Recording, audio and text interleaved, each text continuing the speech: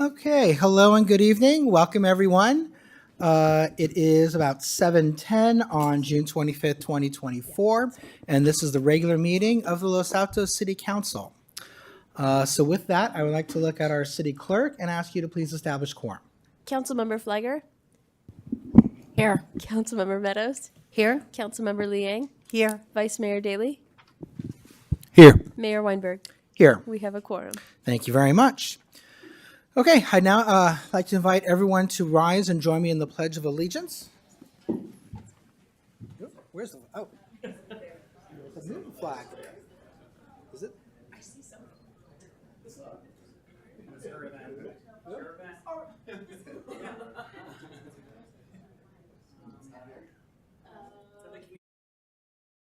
Can we get a flag up on the screen? I'm sorry, this has never happened before. Just for us.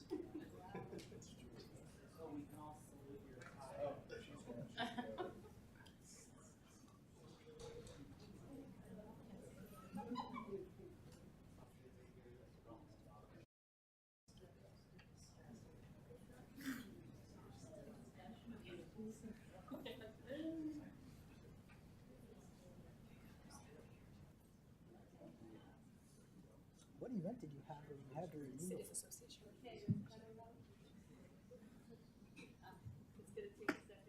Okay.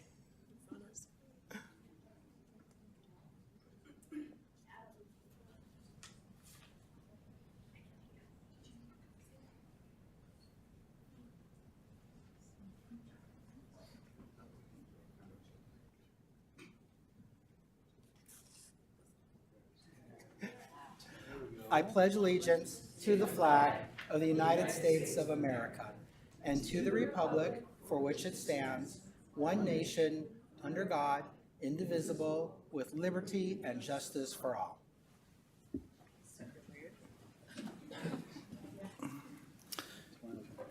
Okay, thank you all. Next item of business is a report on our closed session. The City Council did have a closed session earlier this evening, but we did not take any reportable action.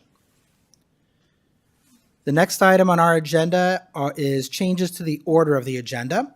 So I will look to my four colleagues and see if anyone would like to suggest a change. Councilmember Liang?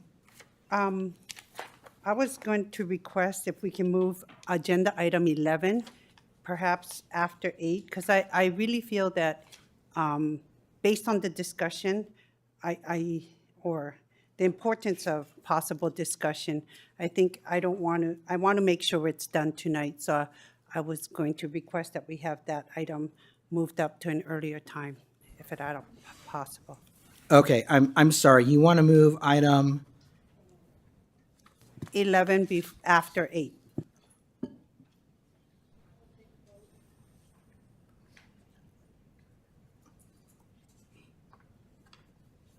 All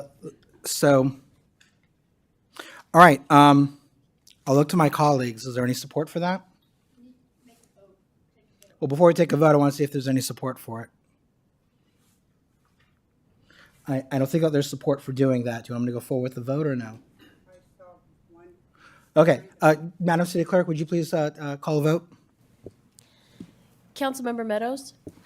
No. Councilmember Flagger. No. Councilmember Liang. Yes. Vice Mayor Daley. No. Mayor Weinberg. No. Motion fail. Well, there was no motion. Vote fails. Okay, are there any other requests to change the order of the agenda? Okay. Next item of business are our special items. We have two tonight, and I'd like to start with the recognition of Pride Month. This is a proclamation of the mayor of the city of Los Altos. Whereas our nation was founded on the principle of equal rights for all people, but the fulfillment of this promise has been long in coming for many Americans.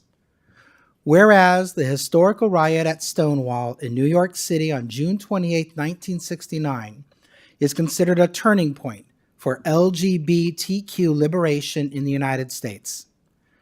Whereas, for more than 50 years, June has been celebrated as LGBTQ plus Pride Month nationwide in honor of the LGBTQ plus citizens that rose up and fought discriminatory laws at Stonewall. Whereas everyone should be able to live without fear of prejudice, discrimination, violence, and hatred based on race, ethnicity, religion, class, gender identity, sexual orientation, age, mental or physical disability, and to be supported by their peers, educators, and community leaders.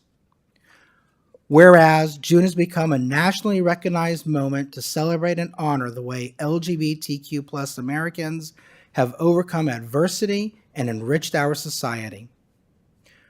Whereas Los Altos celebrates and honors its diverse LGBTQ plus community that includes people of all races, ethnicities, religions, and professions.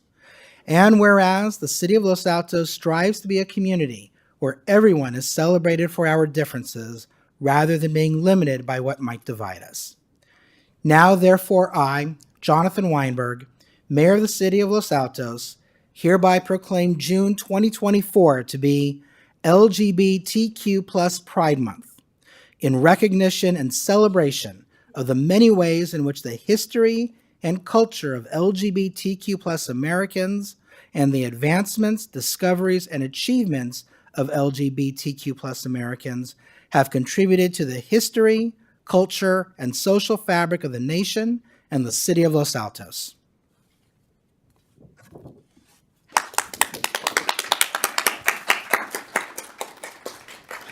Thank you. And with that, I would like to invite Drew Bertrand, a board member of the Billy DeFrank LGBTQ Plus Center, to say a few words. Hi, good evening. I'm Drew Bertrand. I'm a longtime volunteer and board member at the Billy DeFrank Community Center of Silicon Valley. I'm not usually the one that comes and do these things. Our board president, Gabrielle Tovich, couldn't be here tonight. We'd like to thank you for your proclamation, Mayor, and the rest of the City Council. And it's more than just a piece of paper. It's a powerful symbol of inclusion and acceptance for our entire community. And on behalf of the Billy DeFrank LGBTQ Plus Community Center, we thank you very much. Thank you.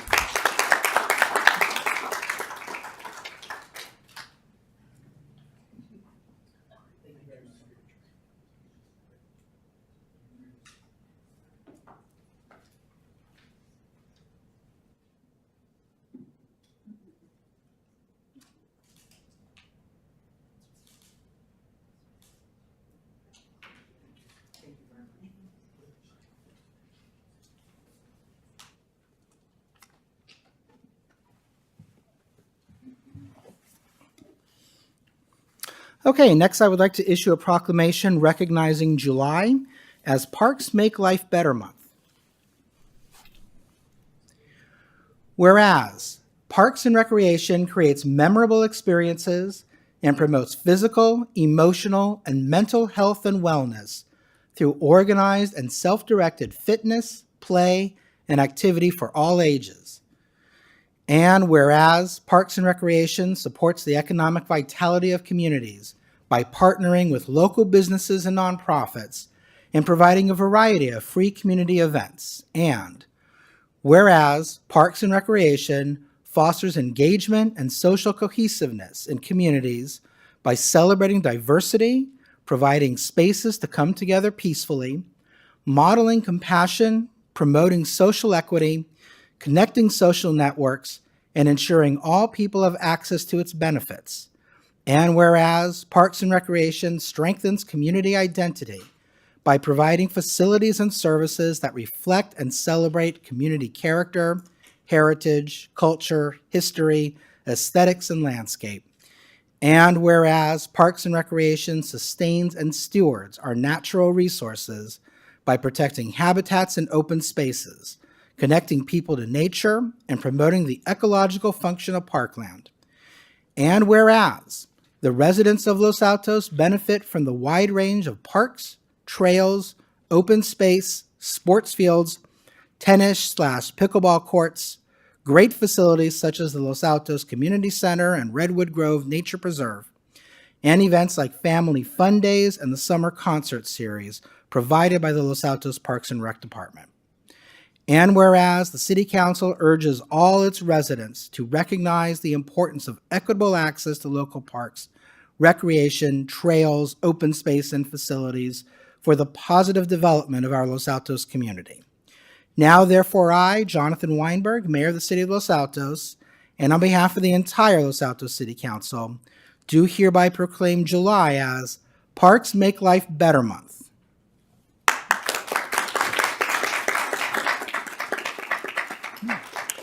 And Director Hernandez, who do we have to accept the award tonight, the proclamation?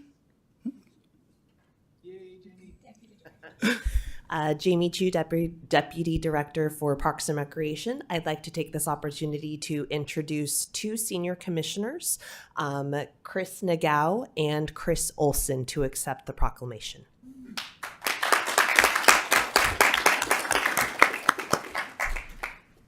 Whereas,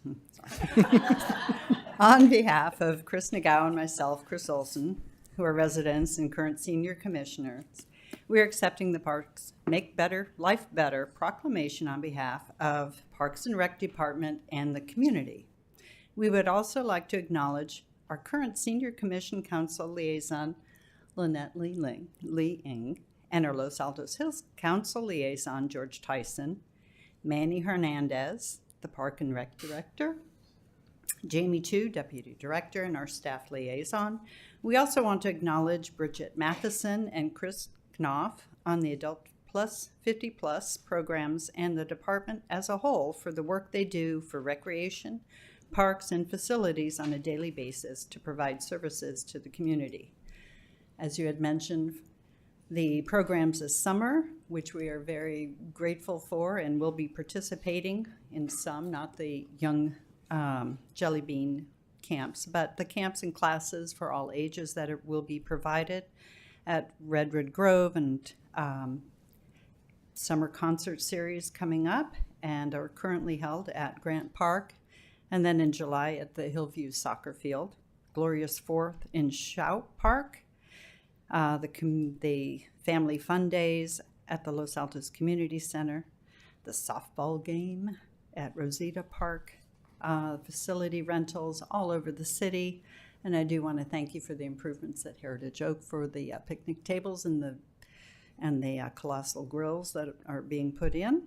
I do want to thank the council also for being open to and offering new programs and opportunities for building new friendships and diverse communities.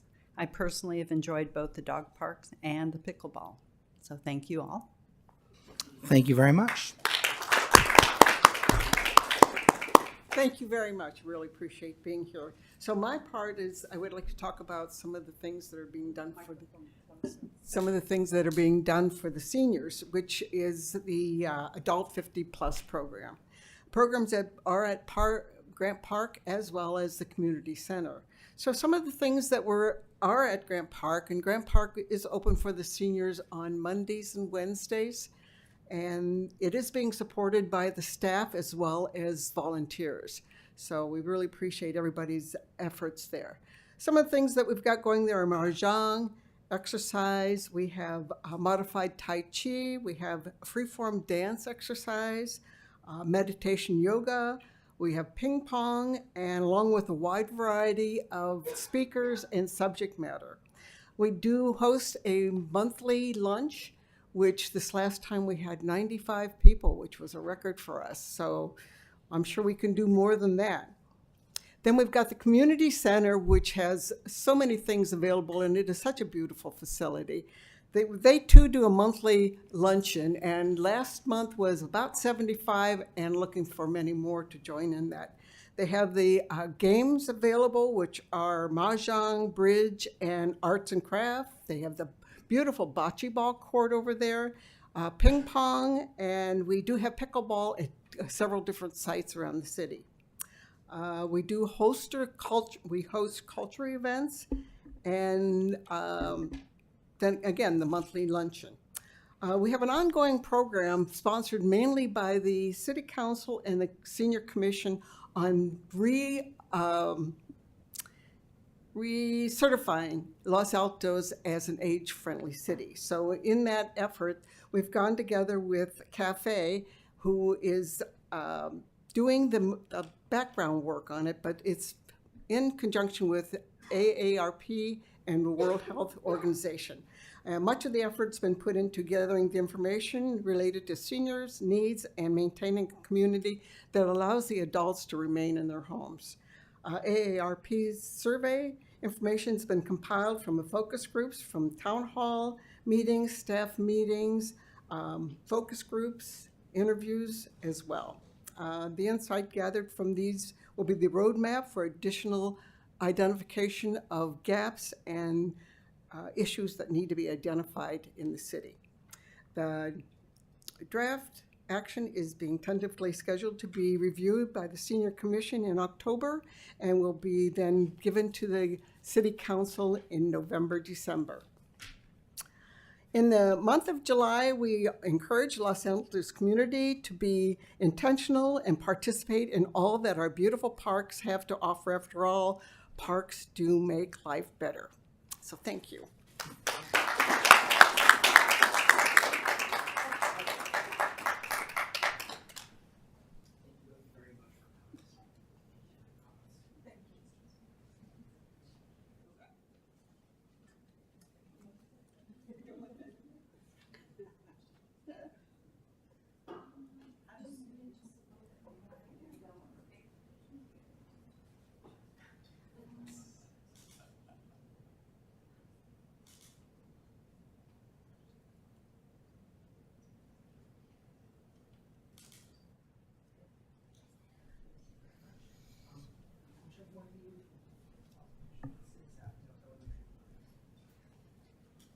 Thank you very much.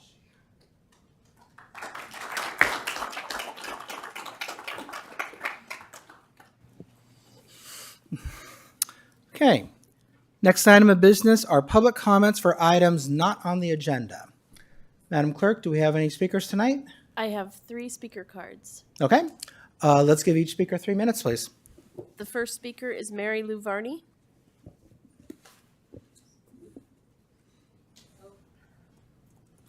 Hello, I'm a resident of Distal Drive, 426 Distal Drive, right by the high school. And I'm here because I'm very disappointed that nothing has been addressed to change the situation with the teenagers parking on our street. I'm very disappointed that many of the streets around the high school are signed with no parking between 8 and 2, whereas our street is not. And so because of that, our street is receiving all of the students during school hours parking on our street. Our driveways, especially mine, have been blocked many times. The students are parking in different directions, not always considered to be the proper direction when one parks. I'm hoping that we can change it by either having no parking on our block as well as the other streets, or taking all the no parking signs off of the streets around the high school and making it equitable for all people living in that vicinity. Thank you. Thank you very much.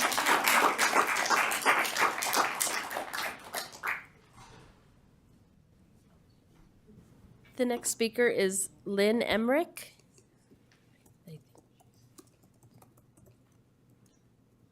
Hi, I'm here to voice the concerns of many residents regarding the parking situation on the streets north of Jarden.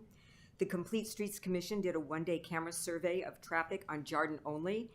The city manager spent several days observing traffic and parking, and the city traffic manager conducted a more extensive survey of the parking and traffic issues on Jarden and the streets north of Jarden. All resulted in conclusions that the traffic and parking is chaotic, not to mention dangerous. There have been many meetings since September of 2023, and many residents have expressed their concerns.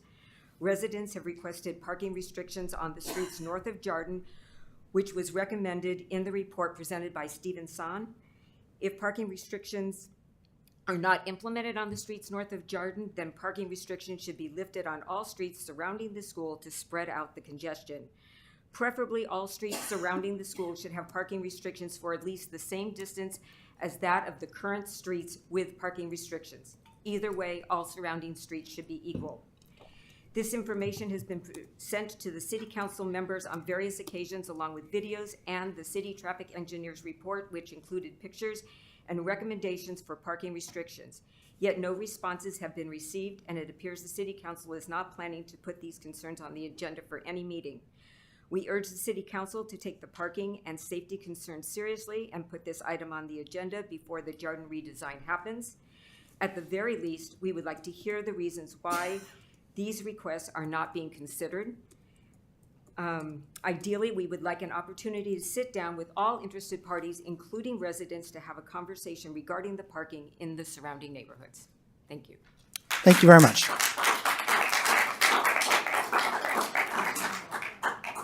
The next speaker is Scott Spielman. I want to combine two issues together, Council, if I could. I want to talk about safety and teamwork because they mesh together.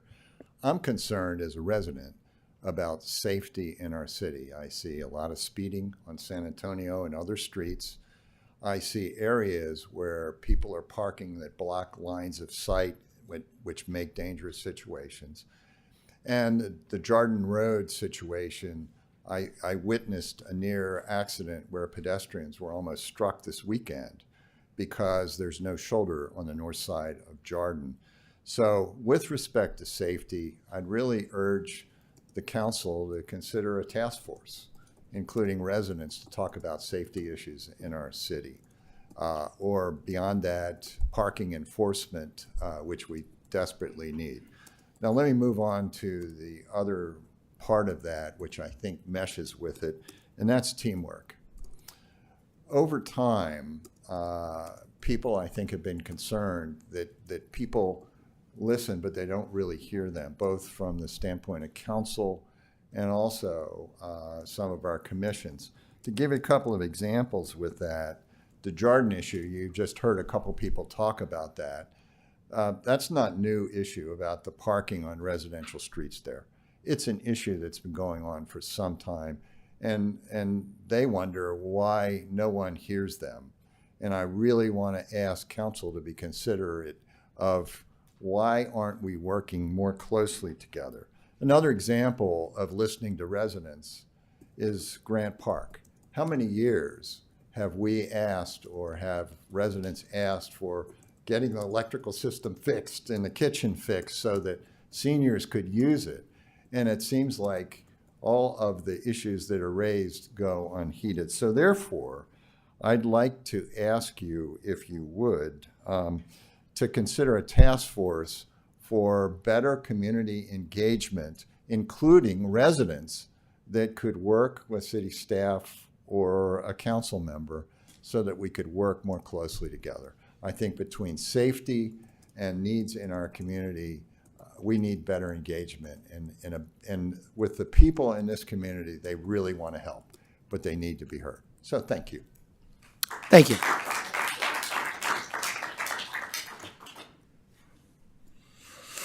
Okay, we're going to go ahead and move on to our consent calendar.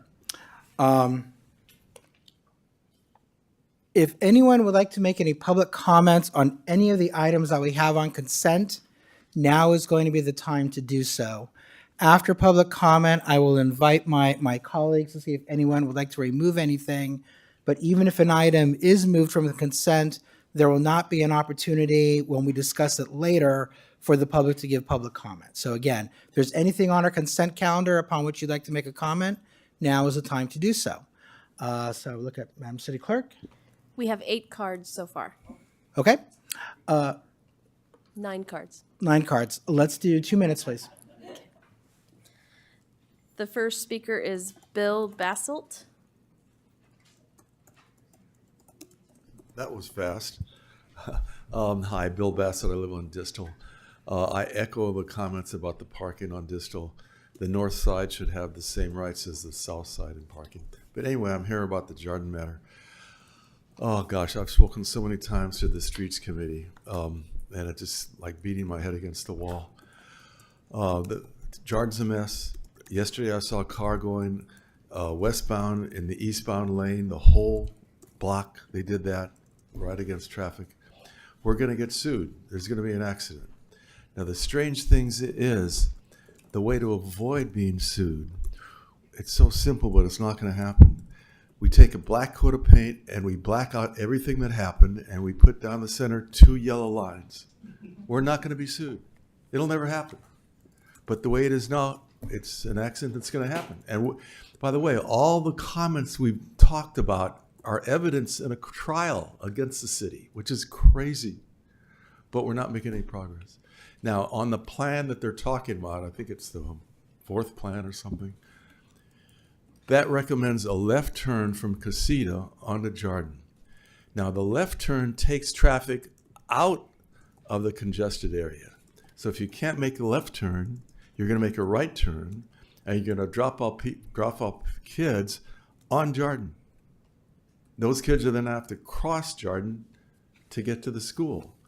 We're just creating more trouble, but it just doesn't seem right. We can't recognize that. Think about that. If you're waiting, you come up to Jordan and you can't turn left, you're forced to go right to drop off the kids.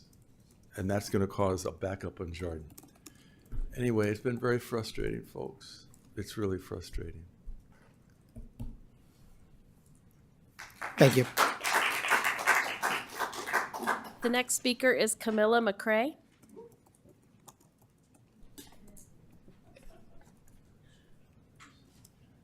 So I guess we are all here together. Hi, I'm Camilla McCrae. Thank you for meeting with us all tonight. If we could just show raise of hands, how many are here about the Jordan portion of the repaving? Okay. How many of us have been here more than once? So if anything, we're trying to express that the current proposal is still not addressing the needs. And before anything happens again and another school term begins, it's our children, it's our families, it's our out-of-community people coming in for the night games. All of us are at risk. And it's funny because I'm sitting here, and lastly to say, I'm looking up the map. And it's a Google overhead map, and it goes back to a more quiet time when the school construction was going, and it was just a couple of crosswalks, and you had pedestrian pathway, 2 double lines that you mentioned. And we didn't have these problems, and we didn't have this kind of community outpouring for safety for our children. So what we really have been encouraging, I believe, is a rational approach that's not extremely costly, that is not a fantastic display of color on the roads, that will bring back road safety to all of our residents, and most importantly, our students and for our families. Thank you. Thank you. The next speaker is Michael Emmerich.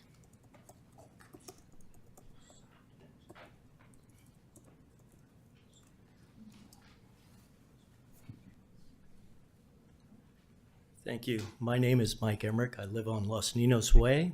I would like to urge the removal of the Jordan improvements from the consent calendar as it relates to the O'Grady contract. I believe this item needs further discussion by the mayor and the council. Complete Streets Committee was presented with 4 different concept plans that were prepared by staff. With the many concepts, I believe that this plan is both unsafe and does not materially improve the existing plan. This concept is similar to the one that was installed in 2022. The only material change is a lot more colors, and it may include a right turn only on Casita, which will add to the congestion of the side streets. Unfortunately, we do not have enough width on Chardon Drive, which is approximately 42 feet. This width will not provide everything that everybody would like to do with the current concept. I believe we need to take a step back and have the residents more involved with the various concepts. Ideally, we need to have the input from the residents, the school, Mountain View Los Altos School District, staff, and council. As a resident of Los Altos, I don't want another Cuesta where taxpayers' money is spent in hopes of a plan that will work. I'd rather have the council and staff select a plan that is both safe for the students and the residents. This plan does not meet those expectations. Lastly, I hope that the City Council will budget consistent traffic enforcement during school hours, and the high school improves the on-site student parking situation, which is at 62 today. Thank you. Thank you.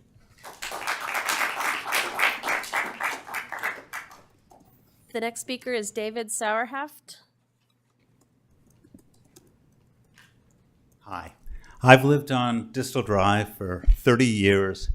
We're frustrated. 4 points. The Jarden design as implemented a year ago was unsafe. The planned redesign remains unsafe and accident waiting to happen. A, having cars cross a bike lane for parking and drop-off pickup is not safe. To get out of cars, B, to get out of cars, parked cars, drivers are forced to open their doors directly into the bike lane. Smack. C, there's a 6-foot bicycle lane on the north side of the street, but no shoulder. This means Jarden residents will have conflicts with bicyclists as they exit their driveways. D, the south side of the street has a buffer between bicycles and cars. The north side does not. Are we suggesting safety of north side bicyclists just isn't as important? 2, there's a neighborhood parking problem that remains unresolved. While parking is not allowed elsewhere around the high school, parking is allowed north of Jarden. So we carry the burden. It's a mess and entirely inequitable. 3, we citizens in the neighborhood feel that we have and are being gaslit, ignored. One-way speech, 3-minute speaking allotments at CSC meetings does not constitute working together with the community. The community has repeatedly asked to work around a table with the city administration and the school and together build a solution that properly addresses the safety needs of the community. This has now been going on nearly a year, and a collaborative sit-down has still not occurred. 4, implementing something that is dangerous is a waste of taxpayer money. Let's not remake the mistake of last year. This time, let's do it right. Bike traffic comes from the side streets. Very little actually traverses up and down Jarden.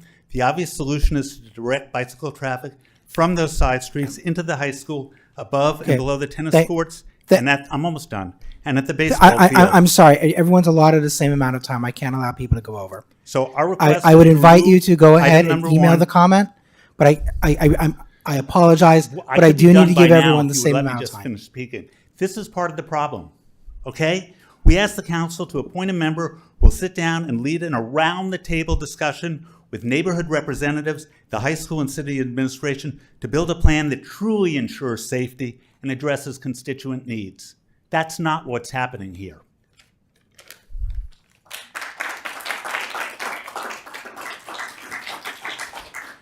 The next speaker is Jeff Cuppett.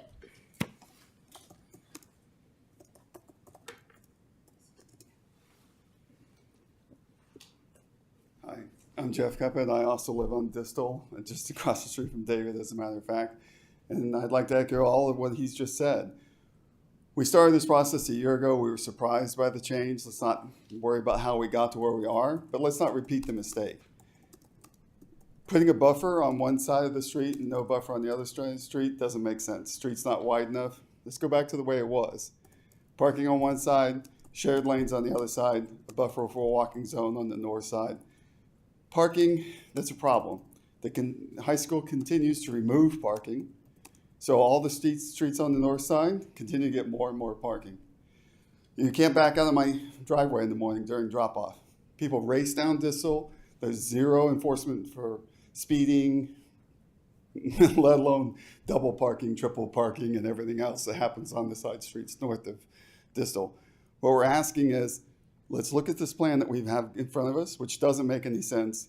No right turn on Casita in the morning, or right turn only on Casita in the morning, forces people right to where the problem is.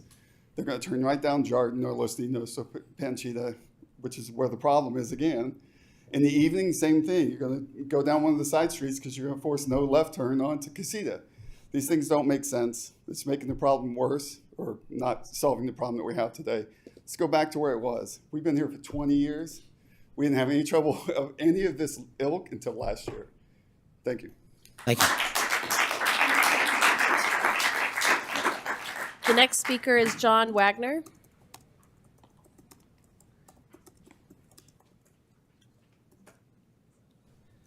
I'm John Wagner. I live on Jarden Drive, corner of Distel. I've been there for 50 years. I have seen all different designs on Jarden. Everyone was acceptable to the community until we woke up a year ago to the monstrosities that's there now.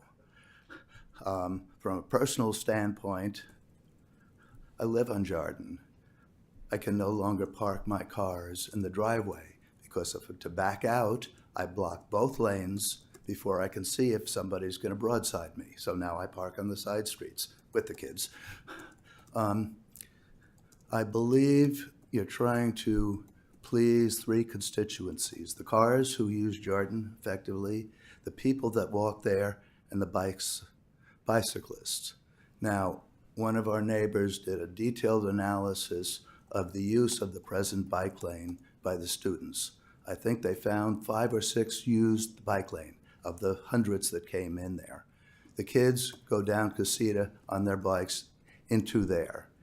If you eliminated the bike lanes on both sides, and the present plan has a bike lane shared with cars, which is the standard of Los Altos and has been what's going on there for a long time. So if you eliminated both bike lanes and have it shared with cars, you've got a lot more room on Jarden, which is really too narrow to please all constituencies.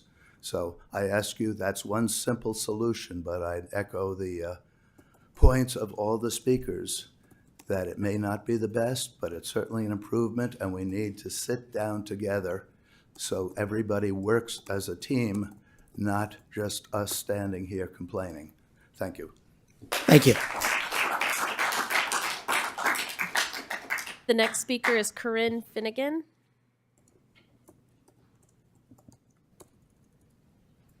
Hello, hi, my name is Corinne Finnegan. I'm also living on Distal Drive. I've been there for 19 years. I have kids all went through the school district. I have 2 Los Altos High School alumni, one currently there who every day in the past year since when he walks to school, I literally fear for his life. I mean, I hear cars careening by, so I've definitely relate to what some of my neighbors have been saying. The proposed plan is better than the craziness we have today, but really more work needs to be done. And I'd like to just talk through a few issues that in particular, I think the neighbors have been very articulate. John mentioned that there's no shoulder in the current proposed plan. I think it's number 4. That's definitely a problem for safety. I mean, my dog and I have almost been taken out a couple times trying to walk onto Jarden Drive from Distal. Number 2, something that I'm very concerned about is the no left turn allowed from Casita as you're heading onto Jarden. As folks have mentioned, I really feel like that's going to just send people into the fray. If you think about it logically, you're going to take a right from Casita onto Jarden, and you're going to drop your kid off, they're going to get out and walk across the street. That makes no sense. And then personally and selfishly, they're going to drive up Distal Drive. So we're just going to have a lot more traffic going everywhere. Why not let them take that left and then proceed out of the neighborhood?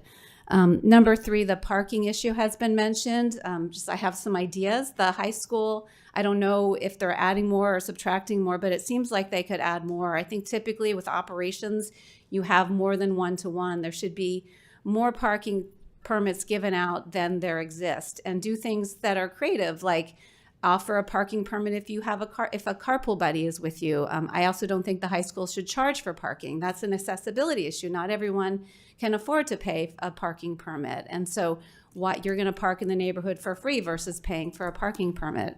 And then this is something that actually hasn't been mentioned. A new topic is the cones. Please remove the cones. There's 40 cones. There's no reason for them to be there. Thank you for your comments. Okay.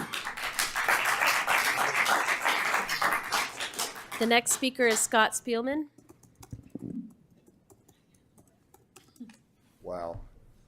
I am proud of the residents because they are so insightful, and I got to just give them a point of acknowledgement, and I hope you hear from them. I want to summarize the 5 issues that I think there are with Jarden and then give you a couple of asks, things that we'd like to see you do. Number 1, as you've heard, safety issues remain. I don't need to reiterate what they are, but please be concerned as we are. Number 2, the parking on the feeder streets remains, and it's never been addressed, and it needs to be addressed. So please, I want you to look into that. Number 3 is that, as they have said, a number of them, that their voices have not been heard. They do not feel like they're heard. They do not feel like Our staff has been responsive. Sometimes they've been insulting, and I've been in meetings where staff has insulted residents. And so I need to bring that up. The residents want to do what's right. So please listen to them.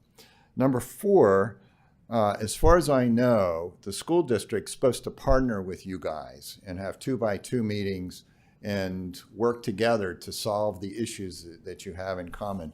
To the best of my knowledge, that's not happened. And it still needs to happen. The school district needs to be involved. They need to be a constituent. Number 5 is I believe there's a cheaper solution than stripping off a 1/4 inch of the asphalt and restriping it. If you went back, if city staff went back to the paving company and asked if there is a cheaper alternative, I believe there is one, because the way the street is right now, it's in decent shape. It just needs to be, the lines need to be taken off. So I think that should be re-examined. So here are the 2 asks. Please pull just Jarden from the consent calendar. Stripe pave the other streets that need it. Jarden needs to be off. Number 2, establish this task force that includes council, staff, residents, and school district. We need that task force on Jarden. Thank you, Mr. Spiller. The next speaker is Barbara Harriman.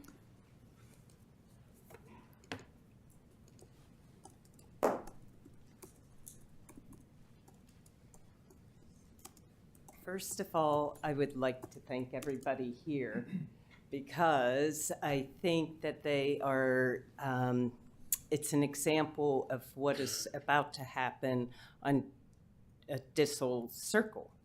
So there's affordable housing. I have no problem with the affordable housing. My understanding is you have already approved a plan, and that plan involves parking. My understanding is tonight the developer will be requesting a reduction. Okay, ma'am, I'm going to ask you to come back to the consent calendar. Where that's a separate item, and you'll be invited to give comments when we get to that item. My apology.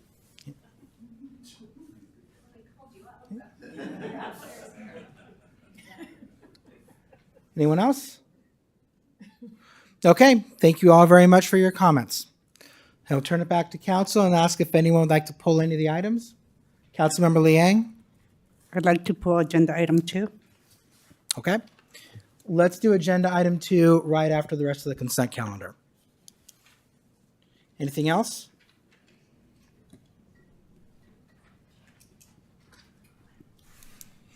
Okay, then I will look for a motion. Vice Mayor. Oh, go ahead. I move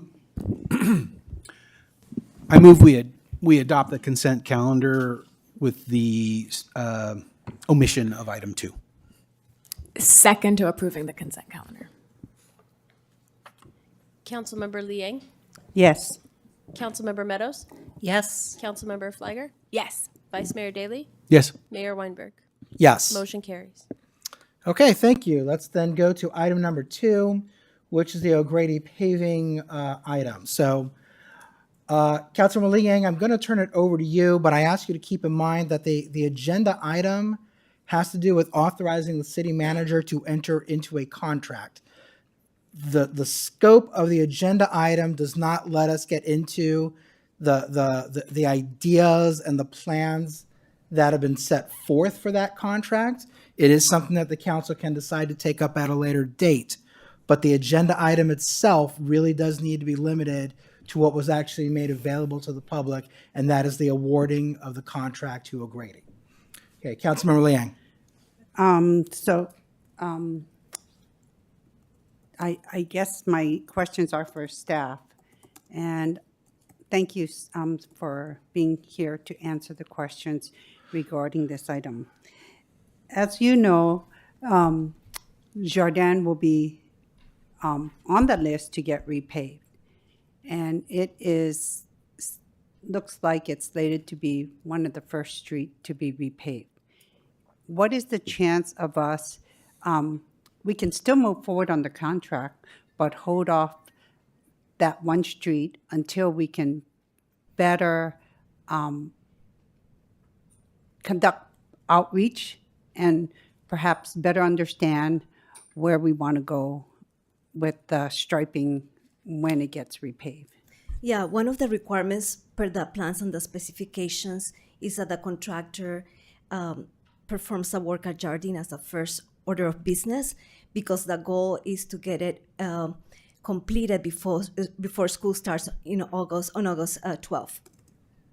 So if we miss that window of time, school would have already started, and we would miss the window of time for that, and then school will be back in session, and it will be chaotic, with the students back in session. How about if it gets moved to one of the later street, to be at the end of the program, but yet still meeting the school schedule? Can you help me understand?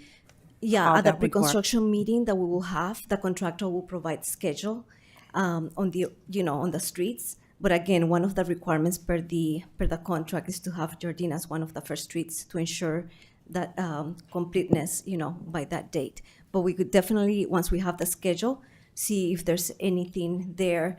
The redesign of Jardine Drive was recommended by the Complete Streets Commission, has gone through the public process since November 29th, approximately 8 meetings, include regular meetings, special meetings, community meetings, extensive outreach, so we have done the process, but it's up to council, to provide direction. But again, complying with the plans and specifications on the contract is critical. But the contract can be amended, correct?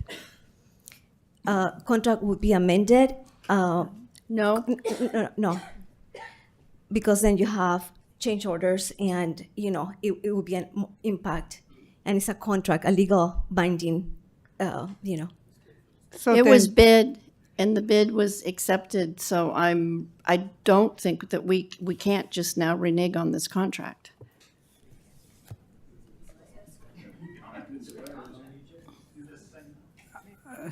Yeah, Councilmember Flagger. Okay, go Councilmember ahead. Go Leonard, ahead. So Mayor, because you allowed that line of questions, I do have a follow-up, just clarification, and I think members of the public would appreciate hearing Ms. Fairman. So based on the direction of council that we wanted the design for Jardine done before school starts for obvious reasons, and the feedback we're hearing tonight from members of the community, based on the timeline we've approved, with the other safety concerns we have about delaying it, is it possible within that time frame to make any changes to the current design and still make that timeline? So changes to the design would need to go through the process of approval by the Complete Streets Commission, and there's a chance that the window of time would be missed for the construction. But once the design is implemented and monitored, if there's some tweaks here and there after, staff would take it back to the Complete Streets Commission and, consider that. Yeah, but Thank you. I have some concerns. I mean, right now, the contract is proposed to be awarded based on the scope that was bid and through the scoping meetings, and we have the lowest responsible bidder. There could be some change orders, but unless you want to reject all bids and start all over again, I'm really concerned about trying to revise this contract from the dais. It's not just a regular contract, it's a public works contract that has been bid through So my the public understanding is contract. that is the issue. If we don't move forward with approval of the resolution, then we are rejecting all bids and directing staff to start all over. I think that's understood by the council. That's what Councilmember Leon is proposing. So, or else, could I ask a clarifying question? Because I still didn't finish my questions. Even though we have a contractor that's interested, we can have a conversation to help clarify that there would be a possible change to design, and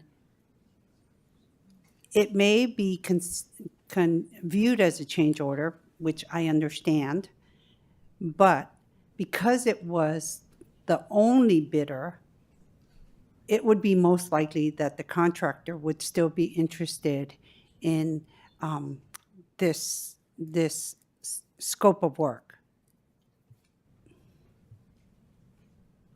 No, this is a public contract. You don't negotiate them. There's strict rules about it, and just because there's only one person that bid for it, it's not like an RFP. It is very different, and I'm getting very concerned where you're going with this contract tonight. We can do change orders for certain things, but this contract has been bid with the scope of work for what was Specific proposed. items, line specific items. line items. Specific design. And it's very technical. So by way of clarification, I think that the issue in front of the council is, are we going to do none of the street repaving that we were set to do this year and put the entire project out for another request for proposals? So that's not just Jardin, that's throughout the entire city, everything that was a part of this contract. If we're going to reject it, then the entire process has to be opened back up. So Councilmember, what you are proposing is not just with respect to Jardin, it is with respect to every other microsurfacing and mill and overlay. So Correct. that's Avalon Drive and all the others as well. And then this would delay until next year because there's a specific window of time that if we don't pay within that window of time, the weather would impact and we wouldn't get a good result on the material. You know, it's, so it wouldn't be until next year.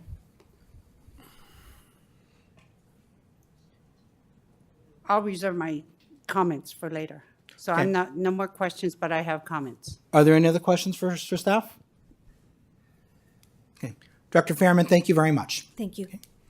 Councilmember Liang, I will turn it over to you for discussion. So I appreciate your input, but I am very concerned about how we're being told that you can't have an opportunity to have a discussion with the one bidder that had submitted a bid, and it has to be accepted as is.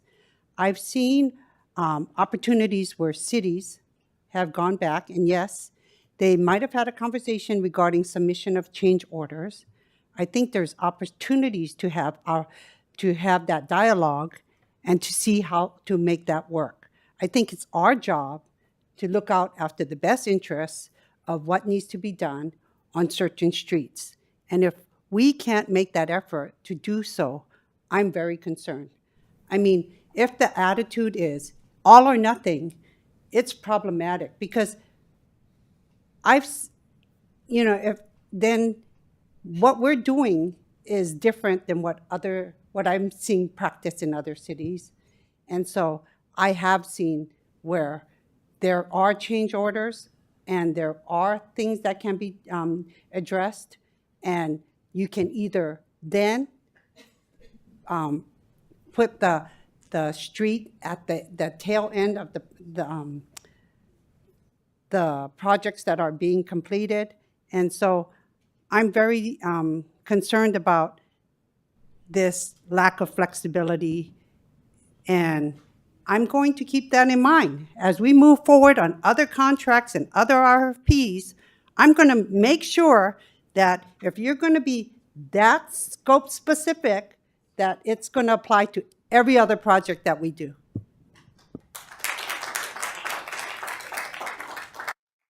Councilmember Flagler. Thank you, Mayor. First, I do want to thank the residents for coming out tonight and sharing their feedback. I know many of you I've talked to personally and I've seen you attend other meetings. And I do want to make one thing clear, that we do hear you, right? We are listening. We provide the feedback. We know our Complete Streets commissioners are also listening. And to the extent possible, they are incorporating your feedback. Everything may not get incorporated at this stage for different reasons, but I do want to make it clear that we do hear you. We understand we're residents ourselves. And so we definitely appreciate your feedback and we want you to continue to stay engaged. I will be supporting the item tonight because of the reasons stated by your city attorney and our mayor has already mentioned. But it doesn't mean that we don't want the community to stay engaged because, we're implementing the design and we'll see how it works and we'll move forward. As someone said, it's better than what we had last year. Okay, someone said that. I'm quoting one of the speakers. But as I said, it may not be perfect. And so it's actually worse than that. but I do want to say, This is what's been going on. It's ignoring the residents. You're hearing from them. Right here. Every one of the 5 of you is hearing from them. Just pull it, send it back out to bid, move it quickly. It can be done. This isn't so hard. thank you for your comment. And as I said, I do want you to continue to stay engaged as we move through this process. So thank you so much for your comments. Vice Mayor.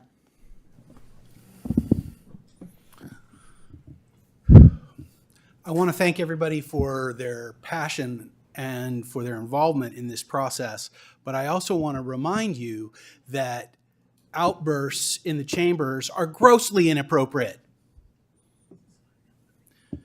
Now, we have had 8 meetings. We have had a public process. You may not like the public process, and you may dislike the outcome even more.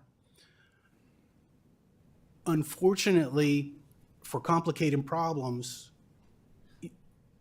most jurisdictions find themselves in situations where you can't please everybody all of the time. And this is going to be one of those situations, right? If it were left to me, I might propose something very, very simple. 2 double yellow line, a double yellow line and, parking on the curb. But guess what? My only experience is driving on that street or dropping kids off or going over there for events. We have a staff that has engineers, people who are educated to deal with these challenges, and still the best solutions that they can come up with are going to leave some residents upset. And again, I'm really sorry for the residents that have had to deal with things like having their driveways blocked. I live next to our other high school in town, so I know what it's like, all right? I would also like to see parking enforcement. I would also like to see parking equity so that there are no parking signs on either all streets or no streets. And if we're going to have no parking signs, I would like somebody to write parking tickets. But coming to chambers and being disruptive is not going to advance this process. I'm going to support the item tonight because it pertains to the city manager executing a contract that's already been negotiated through a public works process. That doesn't mean the discussion about how to make parking and circulation more efficient and safe around the high school, that's not going to end here. In fact, I predict we will have this discussion periodically from now until the end of time. Because guess what? We're not going to have fewer students. We're not going to have fewer residents. And unfortunately, we're not going to have fewer cars. So that's where we are. We have something to vote on that isn't going to please everybody. And call me, send me an email. Let's go have coffee. Let's talk about it. Let's talk about it one-on-one or in a small group with your neighbors and what have you. All right? But for now, we've got to deal with what's before us, and I support moving forward. Thank you. Councilmember Meadows. So as many of you know, I've sat with you in the commission meetings, and I've driven on those streets. I drive all of our streets. I understand the frustration, and I hear the frustration. That said, we have, well, there's 2 things. We have this contract that covers all the paving in the entire city this year. I don't think it's true to say there's no such thing as change orders. The city attorney didn't say that, so I just want to clarify. There can be change orders made if it's determined that there need to be from the field. So I want to clarify what I think was a misstatement. But we cannot change the contract as a whole in a massive way tonight. We can't withdraw something. That will mean we're not doing any paving in the city. Again, going back to the frustration, I understand that.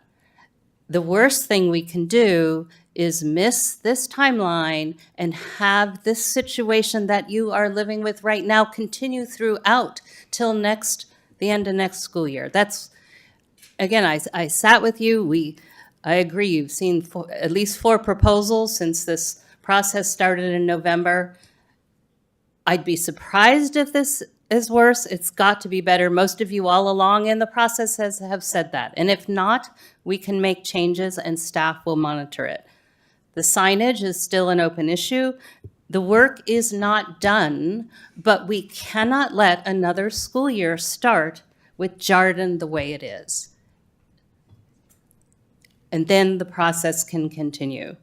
So I will support this contract tonight. I will sit with you in future meetings because I've been doing it and I will continue. You are heard. It doesn't mean that we have to accept what you want if it doesn't work for all of us and our public process. So we're here to listen, but I will support the contract tonight. Thank you, Councilmember. For all the reasons stated by the majority of my colleagues, I also am in favor of moving forward with the resolution. So with that, if someone would like to make a motion, I'll entertain it now. Page 101.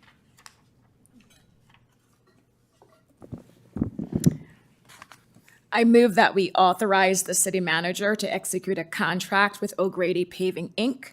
of the base bid and add alternative number 1 for the 2024 street resurfacing project in the amount of $1,362,666.40, and authorize the city manager to execute a change order not to exceed 15%, which equals $204,000 of the total contract amount on behalf of the city, and also find the council's action exempt from review under CEQA pursuant to CEQA guidelines, section 15301C, and that one of the circumstance in the CEQA guideline.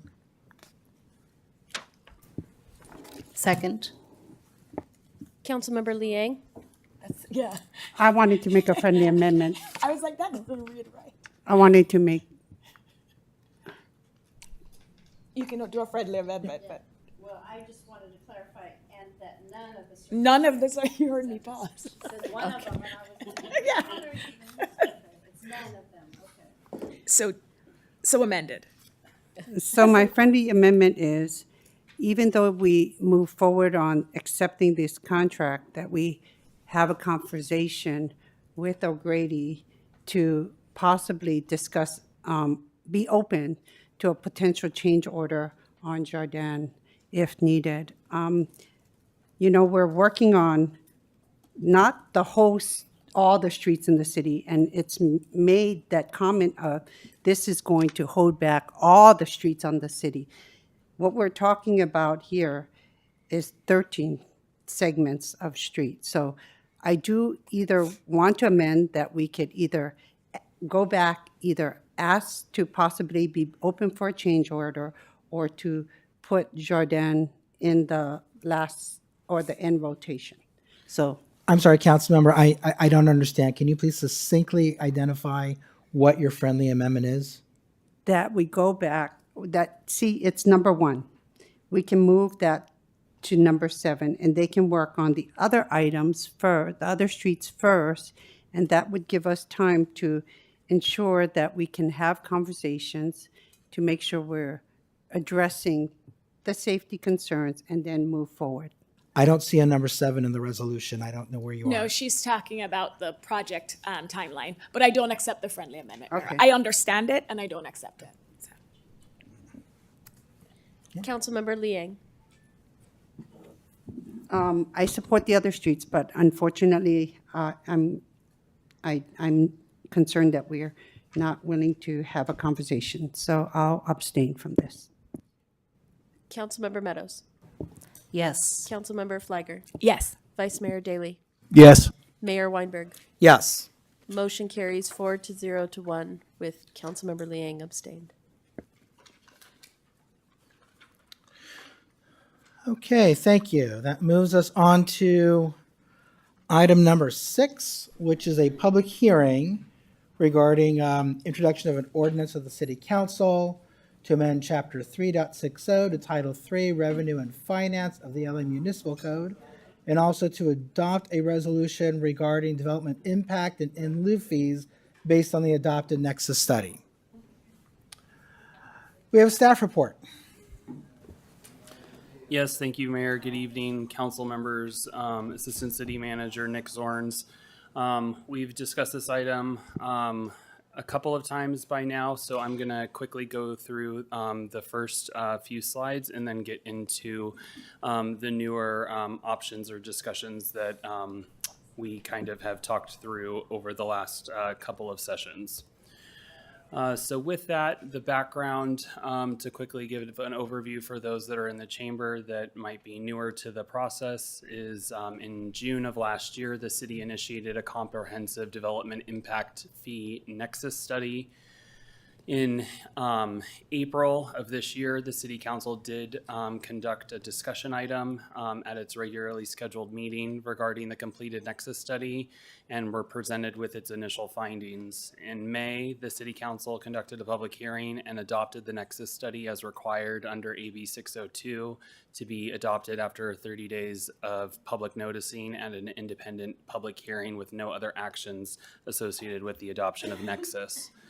On June 11th, the City Council last did consider this item, but the item was continued to a date certain, which brings us to this evening. Briefly, the city's adopted housing element program 3D identified and committed the city to evaluating the city's in lieu fees and impact fees and to shift them from a per unit calculation to a per square foot calculation as required under Assembly Bill 602 or AB 602 for short.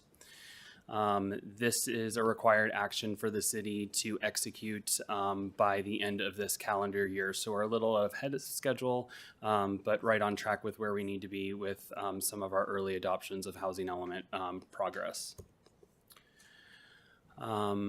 As we've discussed previously, the legal framework and requirements for Nexus and fees in general is established under AB 1600, which requires the reasonable relationship, or what we refer to as Nexus. We have to identify the purpose of the fee, the impact relationship, proportionality, benefit of the relationship, and use of the fee revenue. Segueing into January 1, 2022, AB 602 went into effect. This bill is applicable to all new or amended impact or in lieu fees in the state of California, and this is an expansion of essentially the Mitigation Fee Act. Prior to the adoption of any new fee, the Nexus study needs to be adopted independently at a public hearing, which I previously notated we did in May. The Nexus study shall demonstrate and explain the service of levels that is to be accomplished by the fee, and the impact fees shall be proportionate and calculated on a square footage basis. So this is a significant departure as to the new requirements for impact fee and truly aligning it into proportionality. To cover it, since it is a recent Supreme Court decision that was made earlier this year, Sheets versus the County of El Dorado, I'm going to read as I have previously. from Justice Kavanaugh, who's joined by Kagan and Jackson. Importantly, therefore, today's decision does not address or prohibit a common government practice of imposing permit conditions such as impact fees on new development through reasonable formulas or schedules that assess the impact of classes of development rather than the impact specific parcel of property. It is important for us to be able to at least acknowledge that this case was very important that was taken up this year, which was to reaffirm the application and applicability of Nolan and Dolan as it relates to fees and exactions from government agencies. As previously discussed and the community is very well aware of, is the city has three basic in lieu or impact fees: park in lieu, traffic, and public art. The proposed nexus study, or fees rather, and the adopted nexus study does support the three fees as identified, but then also expands to general government, public safety, and commercial linkage for the city. The final nexus study, as represented on the table, it pretty much looks as a side-by-side, if you were to see it up close, is that there is obviously a significant departure from the per unit calculation to the per square footage, and then obviously there would not be a comparable from proposed to existing for 3 of the 6 fees, since we previously have never had them.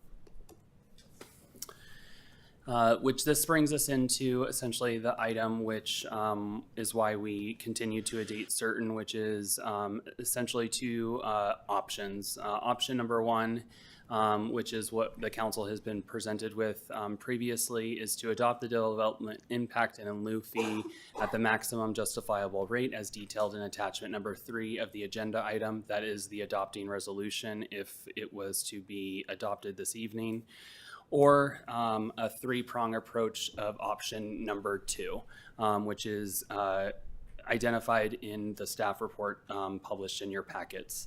To reduce or eliminate public art fee, which would then to potentially give some specific options, would be to eliminate the public art fee collection in its entirety and repeal the adopted ordinance. Or another option would be to reduce the maximum total dollar amount allowed to be collected from, let's say, 200 per project to 50. So that would be a 75% reduction of what we currently collect of that specific in lieu fee. Or we could reduce and play with the numbers a little bit further, is instead of collecting 1% of construction costs, we could reduce that to 0.5% and leave the maximum at 200,000. So meaning you would have to build a construction project that would be at least $40 million in construction cost in order to have to pay out a full maximum as it is today, where currently under the 1%, you would have to build a $20 million project in order to hit that trigger point.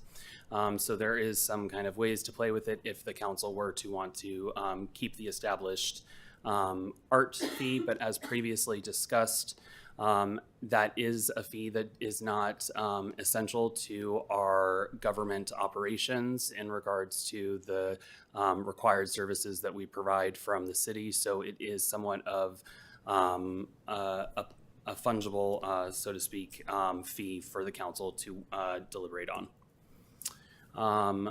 Prong number 2 of option number 2 is to set all fees at a reduced percentage. For example, the city council could authorize the development impact and in lieu fee to be set at a maximum threshold of 80% of the maximum justifiable rate, which was established in the Nexus study.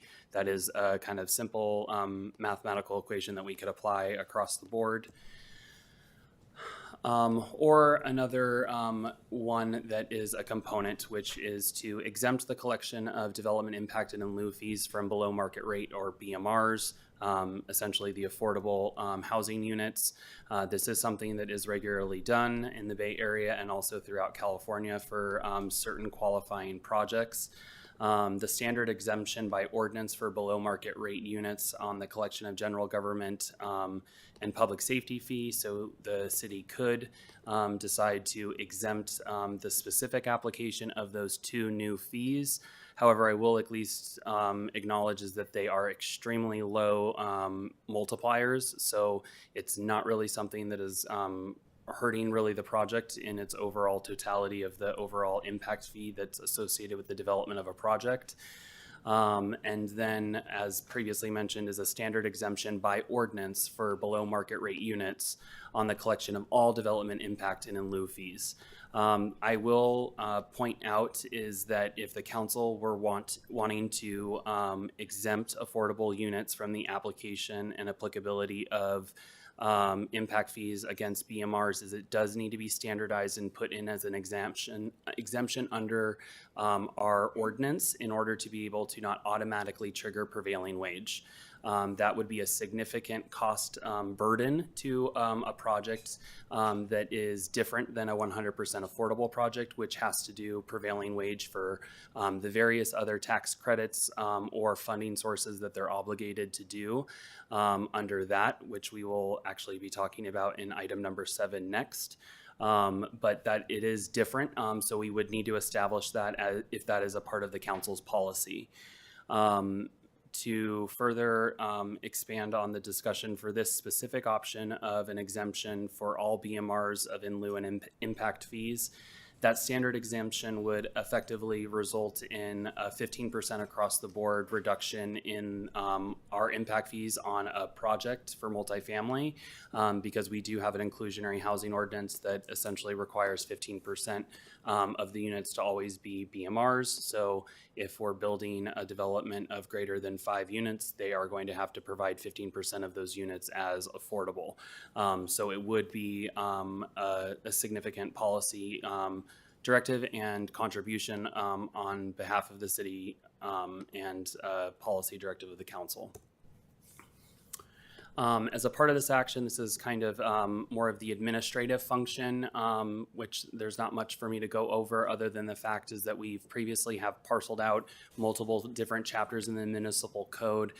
This consolidates everything into a standalone chapter, which allows the administrative and application of all of our development impact fees and in lieu fees to be able to create the standard mechanism for the applicability exemptions if established by the council, the establishment of the fees in and of themselves, annual adoption of such fees, creation of separate funds, which will further help to provide directives for future finance staff, payment of fees, deferment of payment of those fees, calculation of such fees, existing credit for square footage, which is important for us to be able to have with this new change from a per unit to a square footage, annual adjustments, as well as annual reporting, which are all essential in regards to AB 1600, the Mitigation Fee Act, and then also the new requirements under AB 602. So with that, this is the same recommendation that was at the last city council. This would be somewhat of a modification if the council has different policy directives after tonight's discussion and public testimony. I'm available for questions. Questions? Councilmember Flagger. Thank you, Mayor, and thanks, Mr. Zorns. Can you walk us through how you arrived at the options presented? And the reason I'm asking is we've seen other options proposed and different approaches, and knowing the county's priority and policy is to increase housing, we support housing development. I'm curious how you arrived at these options and believe these options will achieve that goal. Option number 1 is very simple. Obviously, that's to adopt an excess study and to set the fee at the maximum justifiable. The reason why that was done is that we've done a full cost recovery for obviously things like cost for service. So that's a quick and easy answer. For option 1, though, Mr. Zorns, you also recommended excluding the commercial linkage fee, I think. Or reducing it. There was some proposed change that, and yes. We'll discuss that later on, but I was very curious why, of all the different impact fees, the one that will actually use the funds towards housing, that's the one you're proposing reducing. So the commercial linkage fee is we have not really seen much new commercial square footage built in town across the board. It's one of our lowest essentially if you want to say scrape and builds, even of the same footprint or expansion thereof, we have more lost commercial square footage and seen it in the conversion over to residential. So it was also something that there is not a single city in Santa Clara County or San Mateo County that has established it even close to a 50% threshold of what the maximum justifiable rate is. That's also going to be given the economics of what we are just seeing in the commercial or non-residential real estate market for square footage. So it is, it's pretty significant. I think my recommendation, which I initially described at the April study session, was essentially only a 5% application of what the maximum justifiable calculation is under the nexus. And that's also even what SV Home established, I believe, about 6 or 7 years ago when they did a county-wide commercial linkage fee. Is it's pretty close and on par, that 5% threshold. So there's not really anybody that's going to establish it anywhere near close, because you're going to effectively kind of hinder any redevelopment of and kind of the retention of the commercial or non-residential square footage. Okay, then the same thing with option 2. I'm curious why one of the proposals is to reduce or eliminate the public art fee, because again, I think if the goal here is to incentivize housing development, and so we want to reduce the fees so as not to discourage or the developers, why propose reducing or eliminate the public art fee? And I know a lot of this is speculative, because what that actually amounts to and will it really make a difference? But I'm curious how you arrived at that one as well, apart from the fact that I know there are members of the public who do not support the public art fee, and there are some who support it. So it's a little bit interesting. My professional kind of application of it is I have not worked directly with a with a developer that has expressed interest of actually wanting to apply their art fee to their own property, which is a part of the existing ordinance. They've always just paid the in lieu to not have to do it on site. One is it's the maximum threshold is kind of low to do anything meaningful on their own site. However, it's also a little bit higher for some of our smaller projects, essentially, on the higher end for some of them when they're trying to make it pencil out. My previous work experience of working in the coastal region in Southern California is you see this, there's not a maximum threshold. For example, the Monarch Beach Resort in Laguna, you walk around the entire property, you see sculptures and statues, but you also see mosaics that are the entire course of a wall. There's into the millions of public art installations on that property because of the valuation of all of the permits that have been done over the years. The same with the BevMo in Dana Point, California, which I worked on, which is one of the most expensive BevMos built in the country. And the developer reminded us of that. And that's The same type of BevMo I'm thinking of. Yes. Okay, I just yes. want to make sure. They said very expensive iron wine gates, Nick. Thanks. There's the application of it is, I could really see it being a defensible and justifiable fee if we had the application on site. We're really just creating somewhat of a fund for the city to be able to take it and do it somewhere else. There's also, I think we kind of talked about this with the heart sculpture discussion, is how many hearts did we want to have around town? I think at some point in a jurisdiction of just over 6 square miles, we're going to be at the point of having too many sculptures to kind of, make it meaningful. Can't put them in too many parks at once, essentially.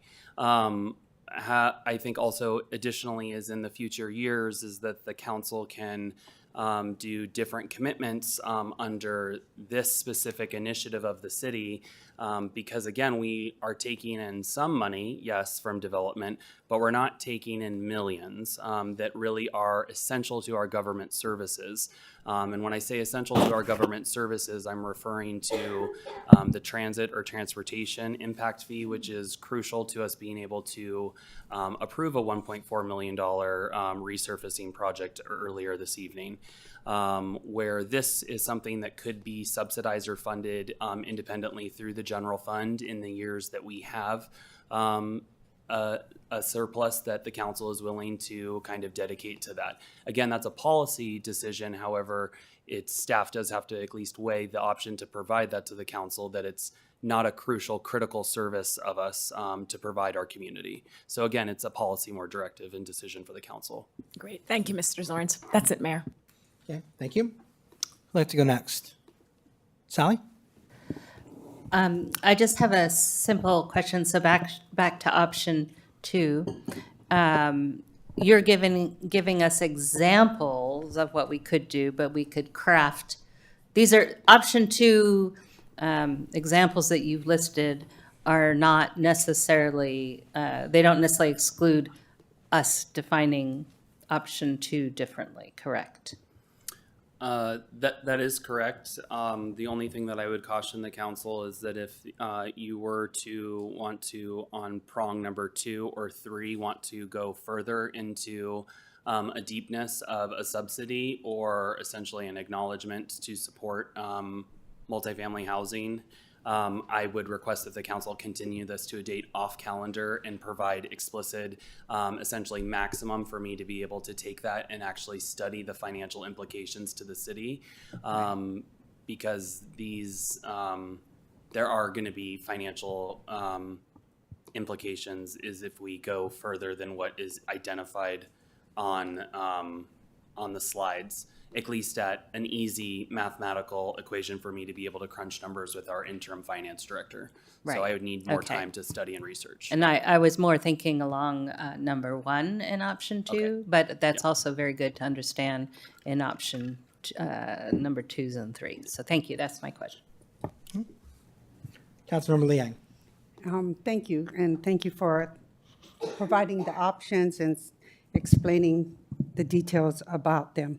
So I just want to make sure and be clear, staff supports option 1 and would option 2 or anything else would delay the adoption of a new ordinance for a few months out, potentially. Is that correct? Because it would be considered a substantial change, and then we would have to start this public hearing process again, correct? So we would need to reintroduce it, yes, but that is just because we would want to agendize an item that specifically identifies what the subsidy or kind of the deviation and departure, similarly to what we talked about for cost for service, is we want to document for the council, not the existing council on the dais tonight, but the councils in the future when they're going through their budget deliberations, is that they know what subsidy we're actually providing. So in the years when we have to look at the numbers more delicately, they know where they have room to essentially internally barter with themselves.